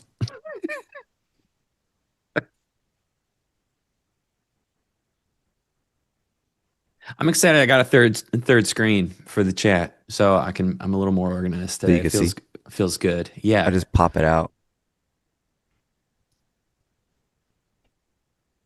Yeah, I was gonna add a screen back to my setup now because I have 4 computers running like an idiot. Claude maxing. Claude maxing. Well, it's not even just Claude anymore. There's multiple models all in this workflow. That room's gonna be it's 1,000 degrees. Yeah, it's hot in here. Is Nick just like? And on that, Nick's going to be the reason for Skynet. Yes, actually he's creating it right now. But that power grid is already pretty fragile, dude. I know it. I'm in Texas, just frying more GPUs. But I need to turn my fan on and lower my AC because it is actually hot in here. So business duck me for a hot second. Business duck, welcome. What a funny problem. I could do let's put the real business duck up there. All right. Yeah, the OG's back on the desk. I got quite a few actually today. Big duck guy, huh? Yeah, big duck guy. Well, we just went to the arcade, so some more ducks showed up. They have these duck machines everywhere. You never notice them until like you start looking for them, and you're like, man, there are duck machines all over this place. Every arcade has a duck machine. So now that's our thing.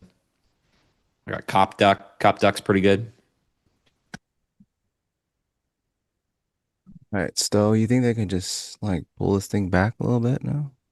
I don't know. Don't say that. I really don't. I hate it. Say yes.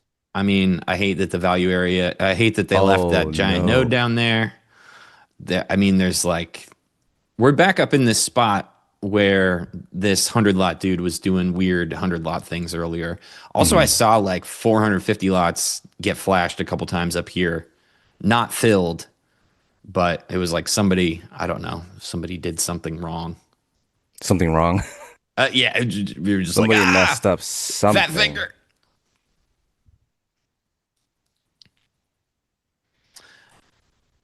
Yeah, I mean, the gap hasn't filled. That's weird. We didn't open that far away from it. Man, this seller at 67.58 was so mad, though. Mm-hmm. I don't know.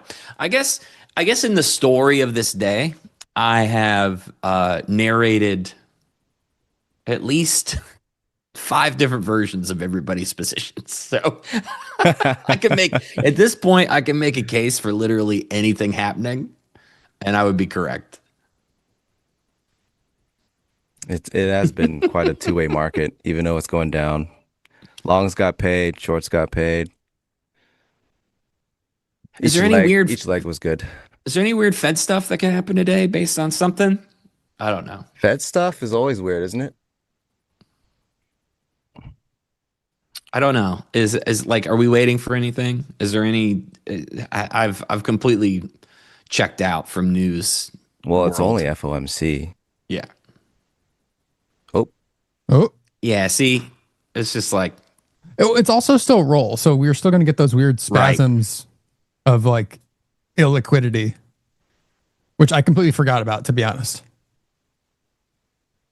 What they should really do is just like pull it back and like kind of see what's up, down, lower in the prices, you know? Well, it was like, I mean, yesterday was like this too. It's kind of like the market gets really emotional. This is an interesting roll week because there's a lot going on that algos are responding to. And it's almost like the market, the price action freaks out for a second and then remembers, they're like, oh, wait, we need to sit somewhere because we have a lot of contracts to roll. So it will go from like, wait, we can't get too far. And then they're like, oh, wait, cool, 20 point range. And then they're like, all right, freak out again. Okay, hold on, 20 point range. We got to swap these contracts out. I really didn't get filled. That's annoying. Sure, long. I was trying to get filled at 920s, 919s. And that's about as classic as it gets. All right, new low. Oh man, the Sellers market on is the tape. is Sellers IB break. just the market hates me today. market apparently. hates Nick today. Yeah. I'll put it here. I think Classic. I peeled off. I took profit way too soon on that one. I think might have cooked myself, honestly. It was a pretty hard to hold short, so guys, don't be like me, man. Here's a good question. Do you guys normally trade after FOMC? Let's go around the horn and answer this very important question we've probably answered 1,000 times. Go ahead. I first. have historically not traded real money on FOMC days, whether it be during, before, or after, usually leading into the announcement as well as Powell's presser. I have been known to dabble in prop accounts on FOMC and specifically the press conference, which is what I've usually traded. Even some of the ones XY and I have done, I was using prop. Dude, we did like 6 FOMCs in a row. Yeah, It's true. and it's That's like true. I'm We were not the going to FOMC be. gang. It's like some of the times like there were some good trades, and so I threw up a prop funded account and was like, let's see if I can actually catch a stupid move or something. And one day it worked, and one day I hit my DLL. So it happens. Okay. Win some, you lose some. Win some, DLL But some. the logic is I don't put real money that truly matters to me, I guess, on display on FOMC. It just doesn't seem like the greatest decision. Well, not all of us are as smart as Nick. As you guys have seen, if you've been with us for the past year, some of us do put the live capital up and fire off like 20 scalps. I don't think we've had a red FOMC day, though, a red FOMC stream. So Nick and I are batting at 100. It's pretty good. There no, was I don't want the to best trade one. FOMC, no. The best one truly was because I made the good money that day. Was the one where Powell like ruined Christmas, and then Trump like tried to upstage him, and whenever Powell had we did like a violent 1.5% down during the presser, and then Trump came out towards the end of it and said something, and we were all the way back up to pre FOMC levels. So, yeah, I remember just that one. hilarious. I didn't even realize that was what was happening until you narrated it to me. I don't touch it. I don't look at it. I don't do anything with it. I've found that trading it at all really messes me up for the rest of the week, sometimes the rest of the month, because you get locked into different patterns, different price action ideas, and it's high octane trading. Yeah, and then I end up carrying that.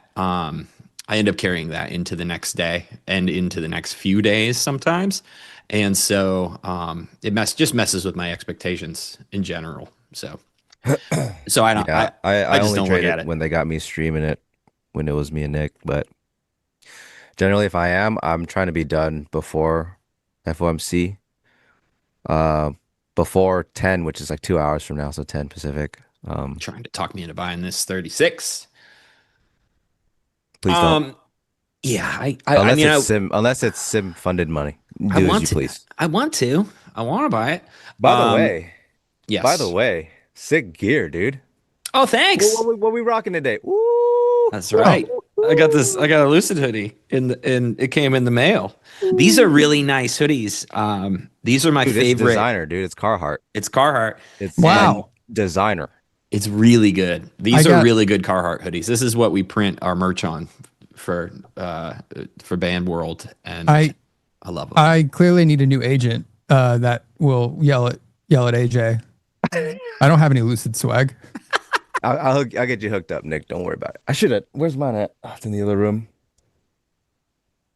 All right, Nick. I got a question for you. Do I cover this an overnight low, or do we go for the IB low? I would say we sweep the IB low, because why wouldn't we if I didn't catch the short? Compelling. But this would be, how many are you in? Just one? I just have one left. I covered the other one too early. Yeah, I would just sit in it. I would say you got till at least 850s, 840s, the top of that little consolidation. You got some more room. That's where I'm thinking. But since they did me dirty, you might get the full liquidation. You know what? I will just trail it. That's what I'll do. I'll trail it and see if we can get this nice IB break. We got 40 minutes left, so We do.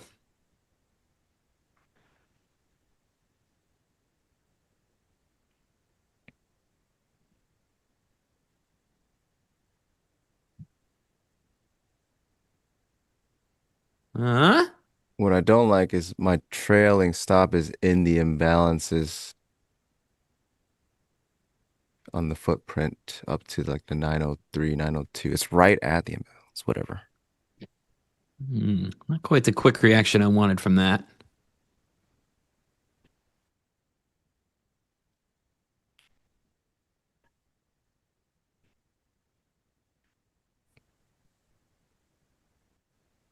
Might be waiting for 28.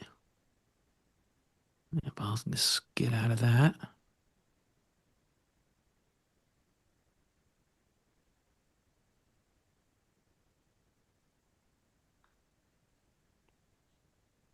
Hmm. All right, we'll be watching this Oh, it's so overnight mad. low.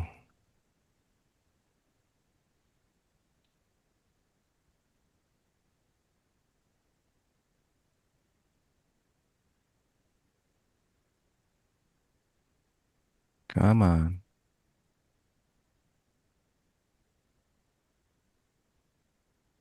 They're really going to leave this ES gap up there? Yep. Absolutely. And probably leave the poor low again, too, while they're at it. Like they're just going to bounce off the V range. Come on. Oh, ES is close to its low. NQ is going to go to 840 and probably die. You say 840? Yeah. Music to my ears. I can't believe I missed both these trades. I'm so upset. That's the spot I was looking at, but it was very busy down there. It was hard to stay on sides. Did not get the fast reaction that I wanted. I'm flattening. Hell yeah. Let's go. Nice trade, homie. I think that's gonna be it for me. I've What do we have? 30, literally only 25? taken shorts today. Damn, it feels good to be a gangster. Can I get the violins, please, next time? Yeah, I want the violins. Hey, Stowe. Yeah. They gave me violins earlier. Oh, really? Yeah, that means Jim's guys are going to come. No, not those violins. Are you sure? No, I don't want those violins. But I know, but you might have those. Yeah. Those violins. Yeah. Nice.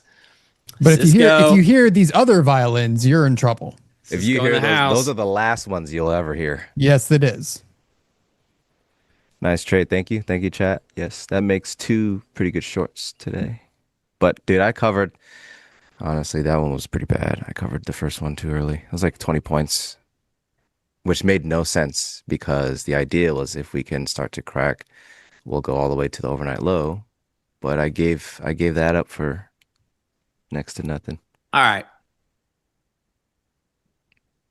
My turn. This overnight low doesn't mean anything. Just cruise right past it. Don't stop. You don't need to look at it. There's no need to pay attention to it. Nope.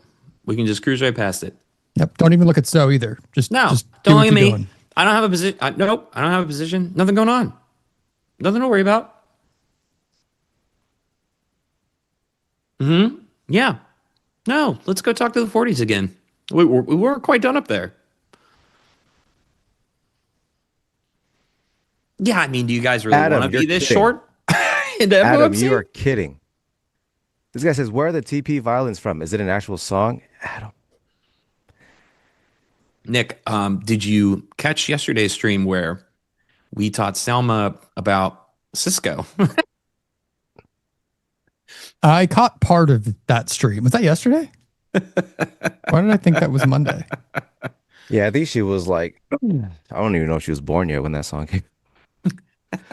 Dude, I know. You guys got to remember, we're old. I know. That song had us in a chokehold when it came out. I don't know how it was for you guys, but in at least in Cali or coastal cities, they had us in a chokehold.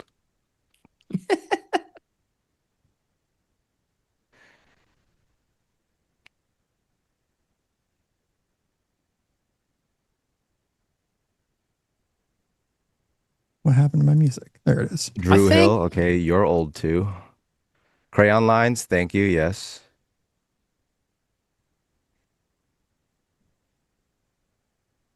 Yeah, So the some chat people trading ES, huh? we quickly devolved into Jinkos and Pogs. We got there pretty fast. I've never heard of Jinkos until you and Leo explained it to me. Oh, okay. Maybe it wasn't a thing here in Cali, or maybe I don't know. I was on that. I mean, I was watching BET 106 in Park, all that stuff. So I had the South Pole going on, some Okay, yeah. academics, some Sean John, but I could never afford those velour jumpsuits, the tracksuits. Man, those things were fire. In Central Cali. Are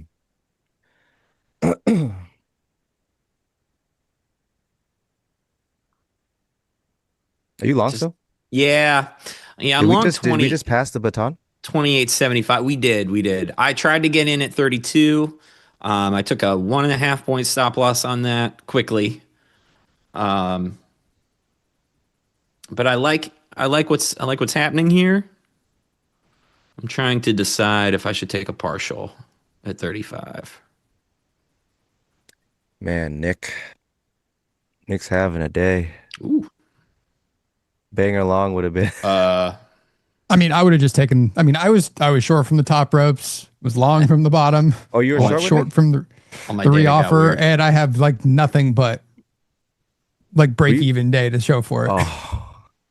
Yeah, short at one point was short 960s, was long 828, and was trying to short 920s. So it is what it is. It is what it is. It be what it be, man. Some days Nick's break even. Some days he's up like 350 points. It just shows I clearly am reading things well. Just some days the execution's not there. And some days They actually made everything difficult today. They really did. Yeah. Even if you were right on the idea, they did it in the worst way possible. I mean, look at the lows. Yeah, the low and yes. Hot Topic, that's where it was. That's probably why I never really shopped a Hot Topic.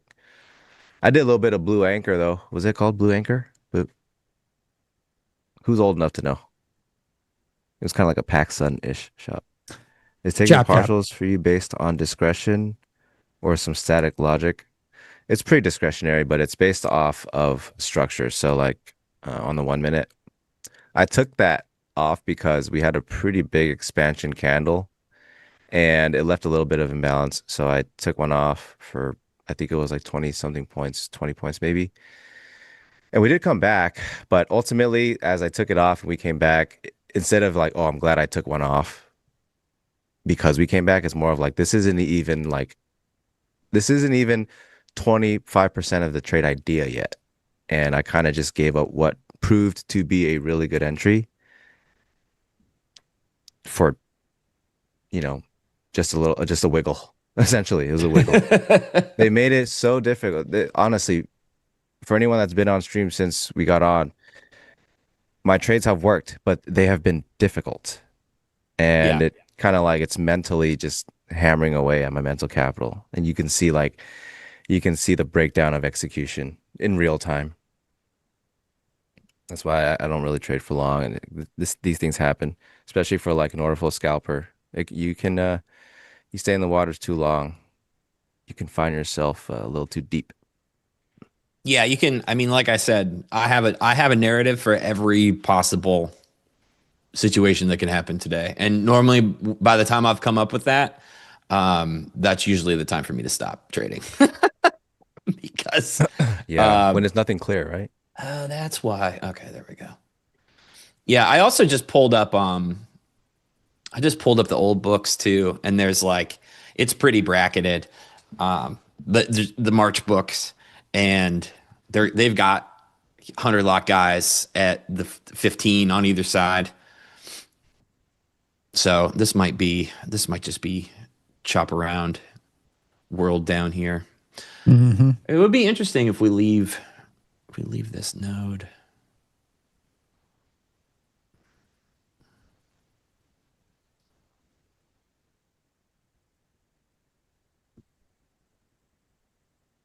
Nasty. nasty.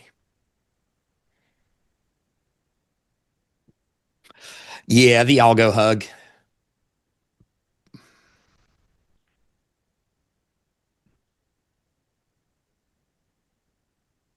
How old am I? Somewhere between 20 and 50. Yep. It's a good range. It's a good place to be. It's like a good place sometimes to when I be. go on a high time frame, I try to mark my zones, and it's like a 100-point zone, and I'm just like, what the hell am I going to do with this? It's a whole 100 points. Then I try to start narrowing it down, you know?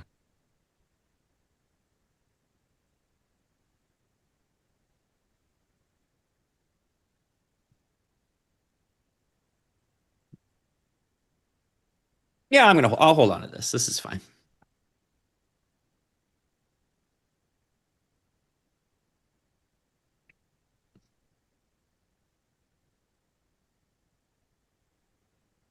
XY, did you really say Asian don't raisin into the screen one day? Because chat says that you said that out loud. Is that true? No, I never. No, I didn't think so.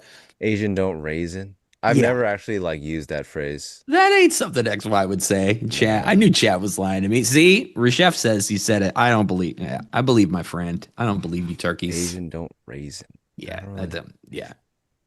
XY's not that corny. Not on purpose. I mean, maybe there was a day where I just got corny. You know, maybe just like a little flash of corniness. Who knows? Price action was so bad. It's not one. It's not one I usually would say. Look, what chat got? 35, 34, 36, 42. AI. Yeah, Nick created me. I created XY. Whoa. I mean, I'm really taking this a step too far now with the AI. Actually, Nick has created all of us. We are just avatars living on tiny ThinkPads in Nick's office right now. And yeah, we don't even have to. Cat says I really said it, so I might have, but no, it's not something I'd usually say. No, maybe I got out of character for a sec. Chat has you doubting your own. It's possible. Memory dude. now. All right, dude, it's possible. I'm getting gaslit, or I'm trying to gaslight. We don't know. We don't know. Corny maxing. XY, I feel like I'm in your seats analogy right now.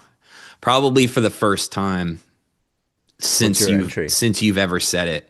28.75. Dude, you're in the wick, man. It's not awesome. Says who? But I've thought about it. I mean, 28 something? Yeah. Do you have a 5 minute? Do you ever use a 5 minute chart? No. Dude, I'm in the wick. If you think the market's going to continue upwards, you have the best entry. You're in the wick. Okay. Sweet. And that was a hammer up candle. So you're in the wick of a hammer up candle that's seeing continuation. If you think the market's going up, you have the best possible seat. The only time you'd give this up is if you don't think it'll go up anymore. Yeah, I almost partialed, and then I realized that I might be in XY's analogy. So then I stopped thinking.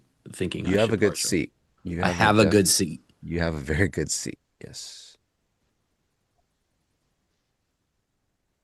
Nick invented order flow? No, I definitely did not, but I'm sure somebody else in the space did. His name's Nick Dalton. Crayon Line says, not now, bro. I'm in the wick of a hammer up.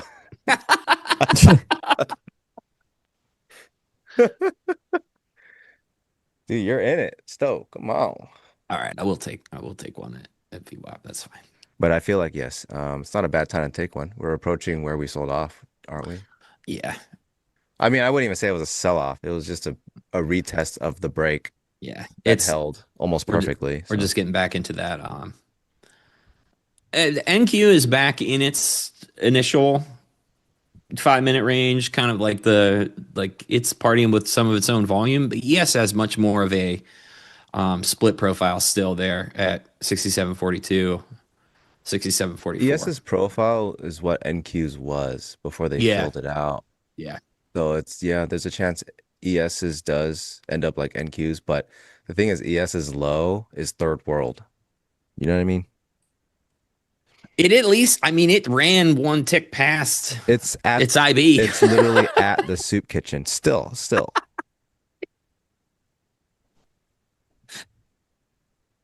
It's in the bread line. Yes. Yes. Daniel Rodriguez. Good morning. Good morning.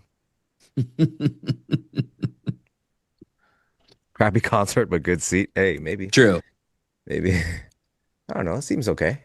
I mean, sometimes you go to a movie and you're like, this isn't really my thing, but at least I got the reclining chair. You know, I could take a little dad nap right now. Yeah, Jacob, he loves me. I'm not sure why, but I'll take it though. As long as he's hitting the like and he's subscribed, we're happy. Yes, I like don't ask and for too subscribe. much. Both. We need All both. I ask is for likes.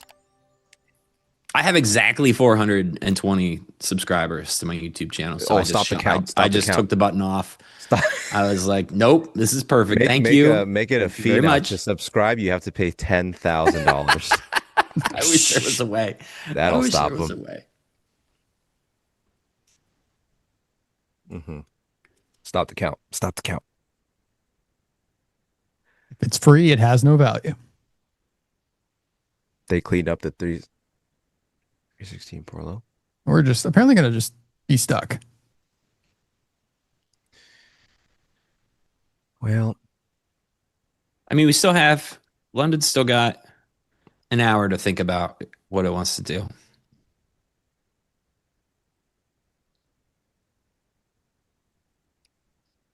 Good morning, Mark.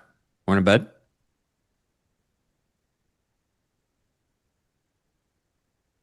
you know, you could blame these guys right here.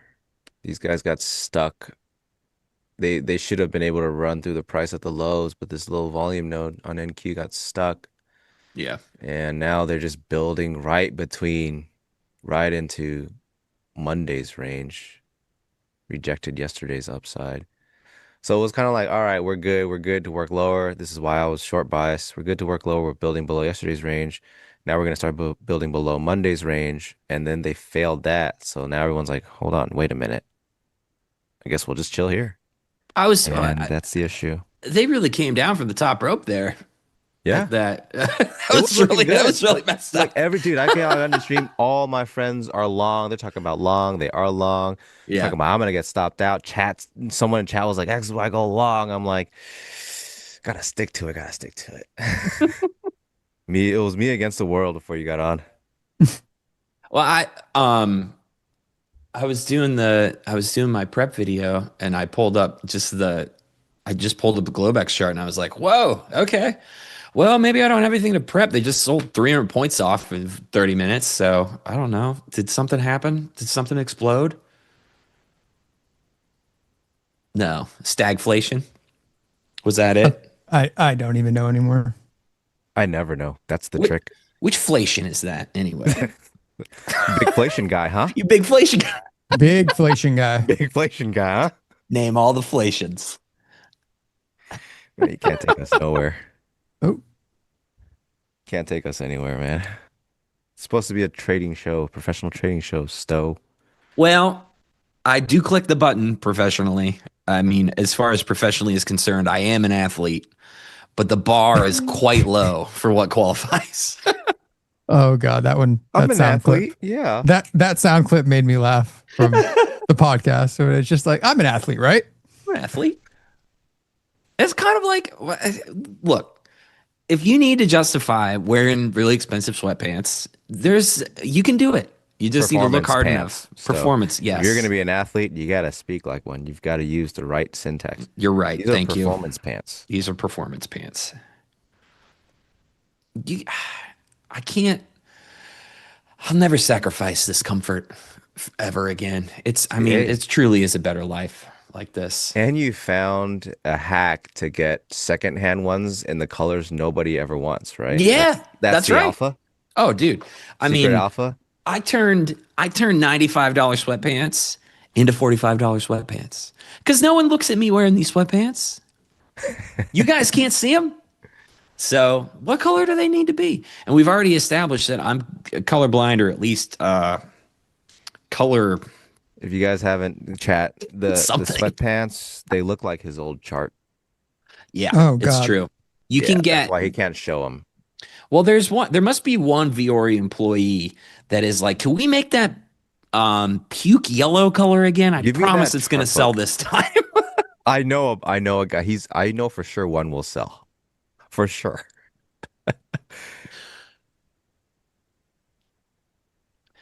They're like, Daryl, we can't sell that puke green color again. They're like, I got a guy. Daryl, we ran a poll. Nobody likes it.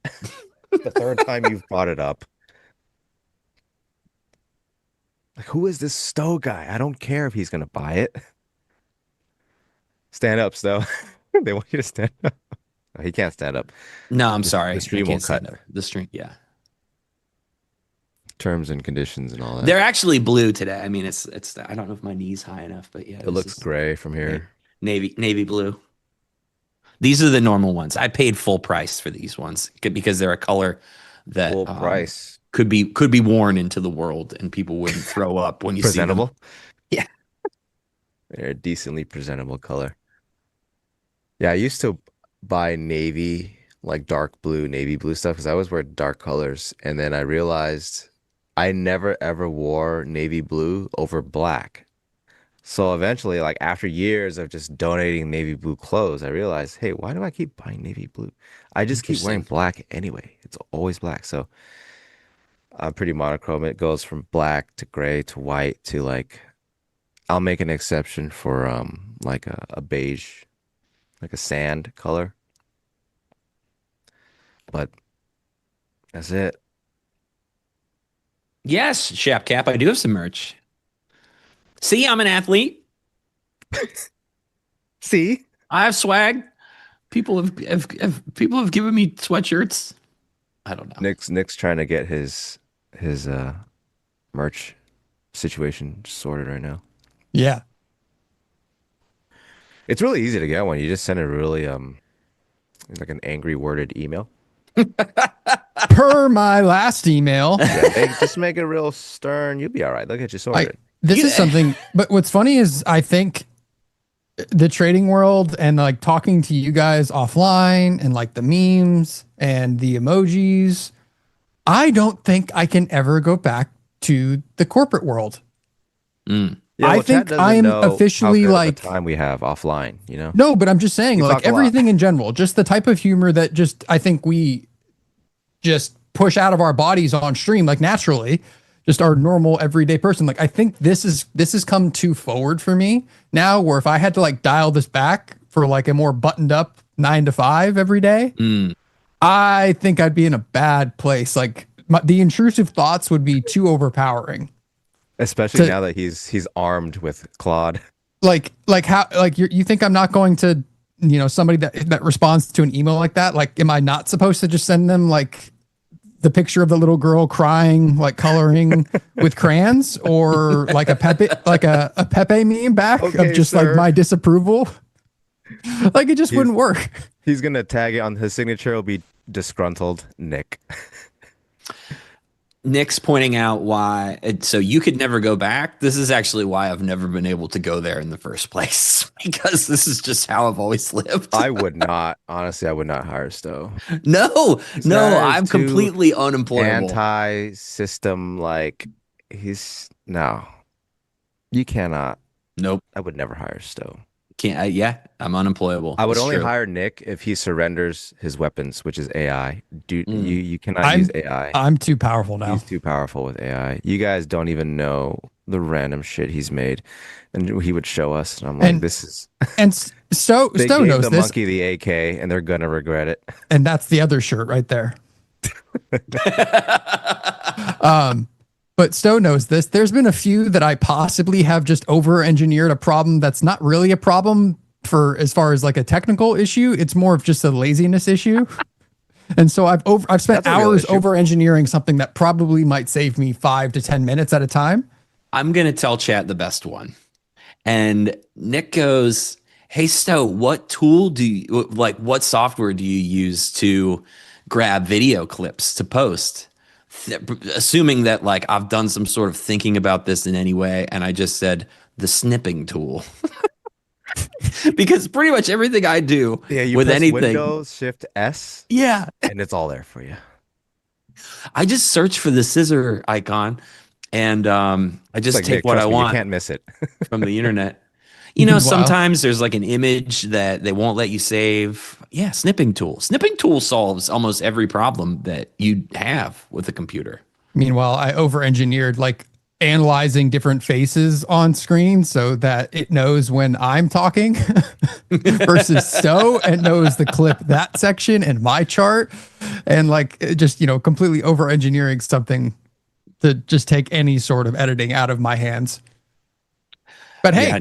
so far so good. It's actually worked very well.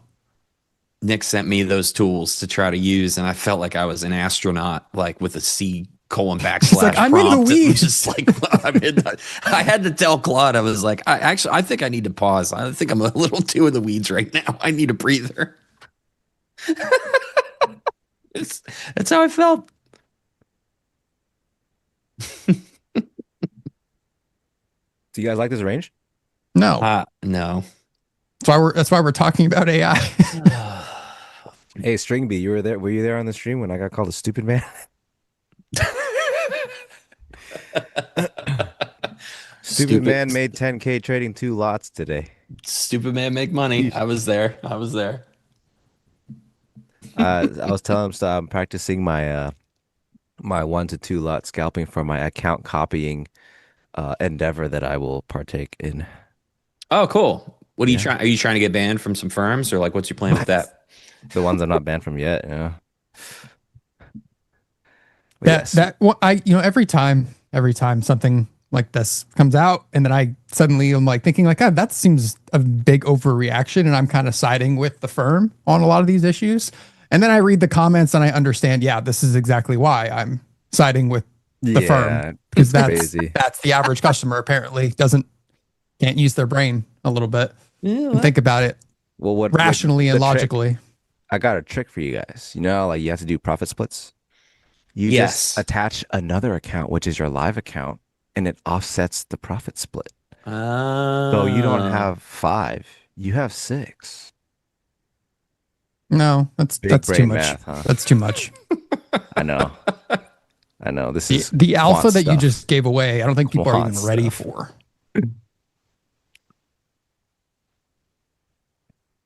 Almost added, but I'm just like, another problem with having this nice seat is it's tough to put another seat on. It's a little worse.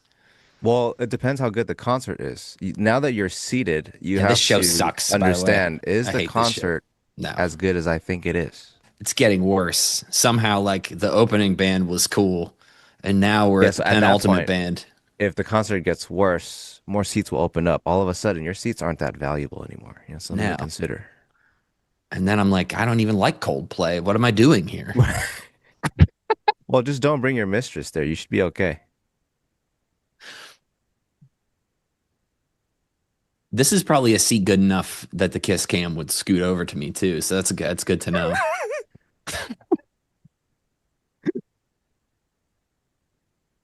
Chat, I hope you guys got that reference. I mean, it went viral, right? The whole thing was viral. I hope they did. Please hit the likes if you understood it. What are we at? We at least like 500. I don't think Jim's going to be happy if we're under 500. Jim's good. Jim loves every Fed day. This is Jim's quarterly Christmas, or It's like the Super Bowl, bi-monthly Christmas.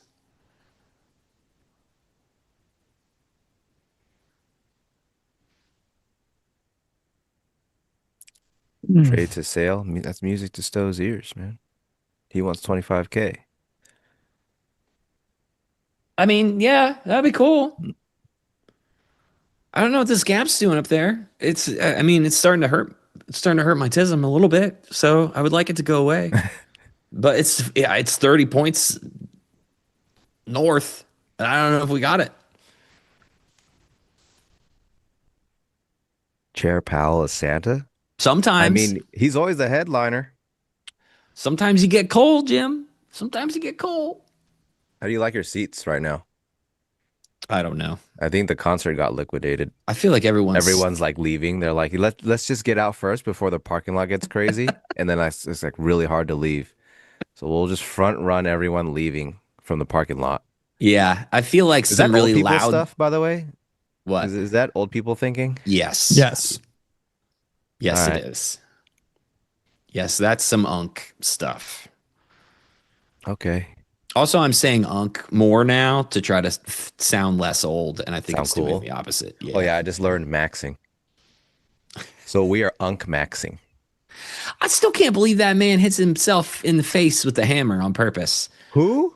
The dude, the looks guy. He hits himself in the I face don't with the know who hammer the for looks guy his is. cheekbone. His name is Clavicle or something. Clavicle? Yeah, his name's Like- Clavicle. Like clavicle? Yeah, like the bone. Right? What? So there's a guy named after a bone that hits himself with a hammer so he can max his looks. Yeah. He gets cheekbones. He hits himself in the face with a hammer to get cheekbones. Like to chisel, like he's chiseling his Hold on, the chat will correct me. clavicular. What is Salve. Okay, clavicular. I'm sorry. His name is clavicular. It's very close to clavicle. It's probably a play on the word. Right? Yeah. But yeah, he's got like a small hammer, and to get nice cheekbones, he hits himself in the face. Top archer. Dude, that's hey, look, if I'm at a wedding, I'm going to that DJ like I need something from you. Slip him a bill, you know, hey, I need something from you.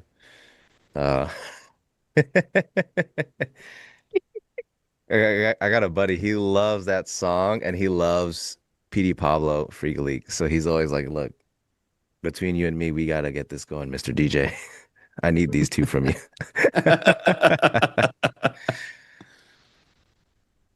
But yes, so this guy literally chisels his own jawline to be the ultimate Chad. I think so. I'll give it a shot. I think Interesting. that's the theory.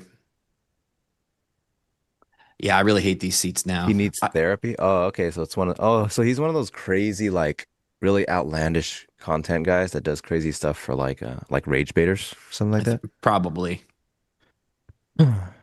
When I saw it, it looked like his videos looked like a remake of American Psycho when I was watching them. I was like, this is a preview for a remake or like a prequel of American Psycho when he's young. It's almost the exact same look. Aren't they doing a remake of that anyway? Are they? I think That's they are. cool. Which sounds like either a really bad idea or it could be good. I don't know. Well, down there at my entry, it looked like some really loud lady was about to spill a beer and a hot dog on my head, but we were Oddly saved. specific, but all right. Okay. Has that never happened? I think That's we're only cooking. happened to me. We're cooking, I think.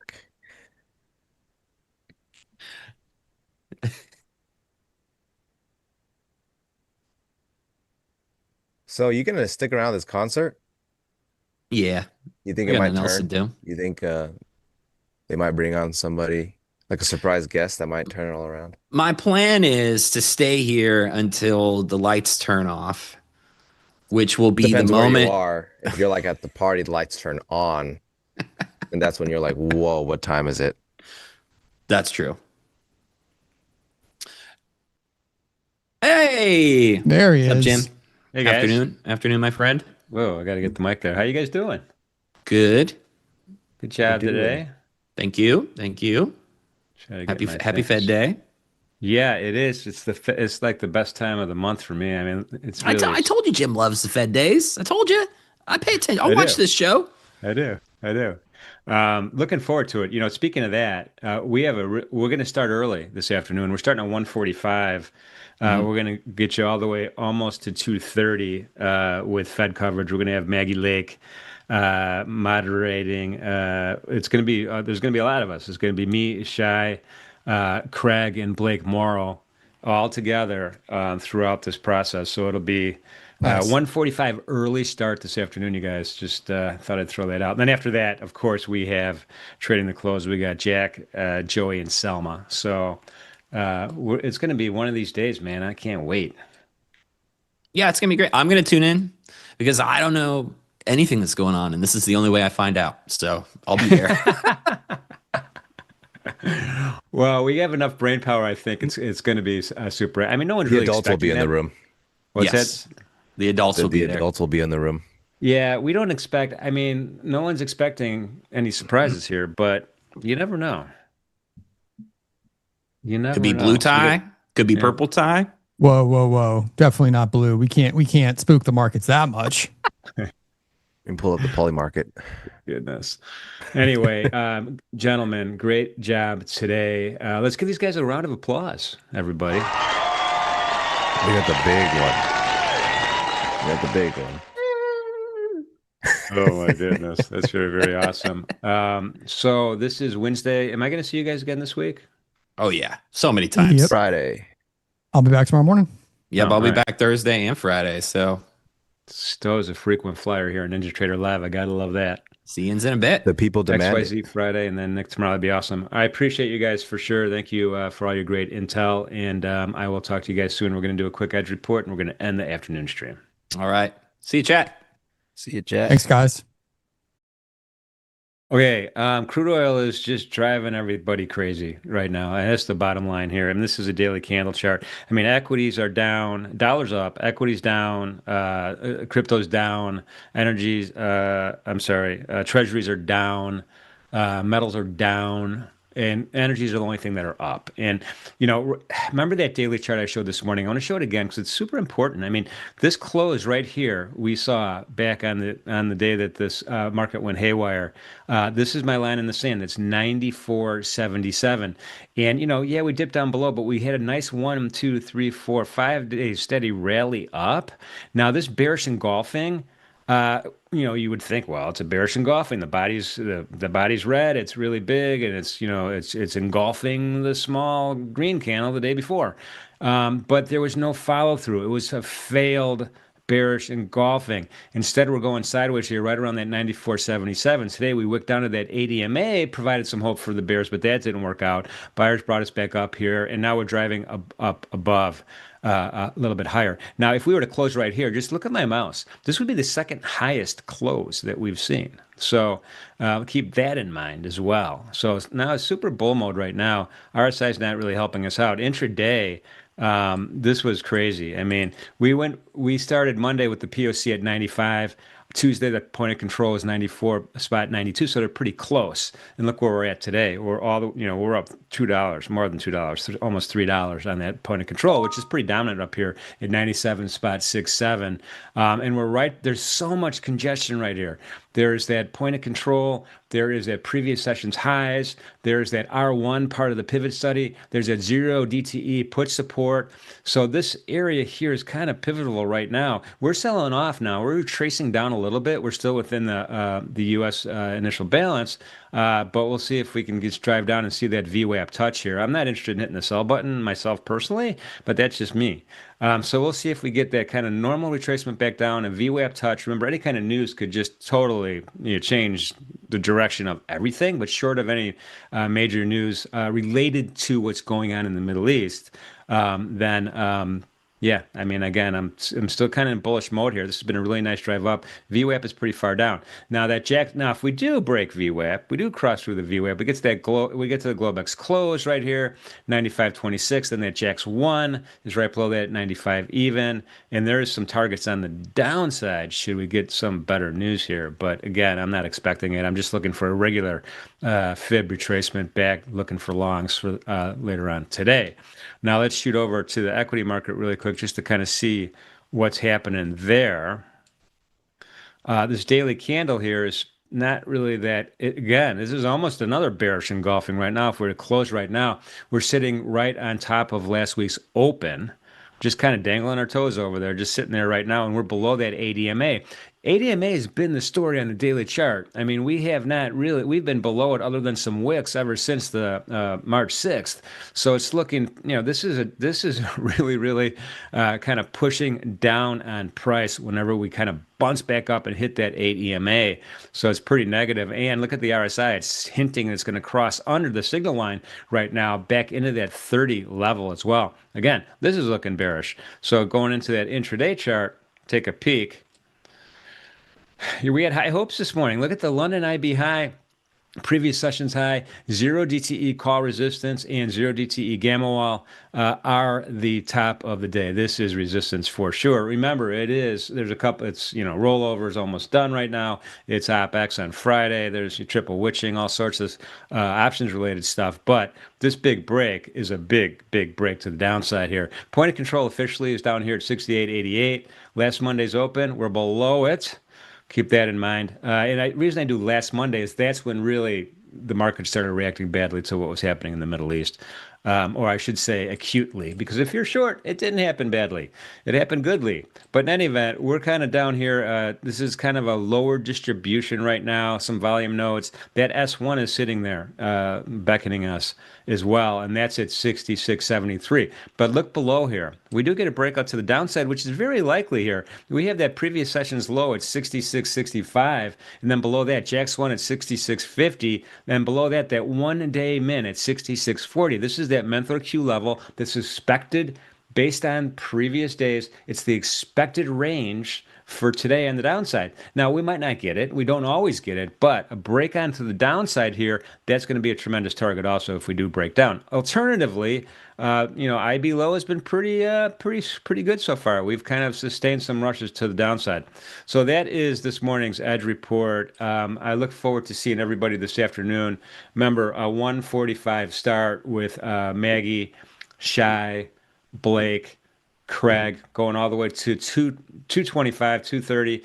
Then Selma, Joey, and Jack are going to be trading the close. So big day this afternoon. Hopefully we'll see you then. In the meantime, relax and have a nice, relaxing lunch. Talk to you soon.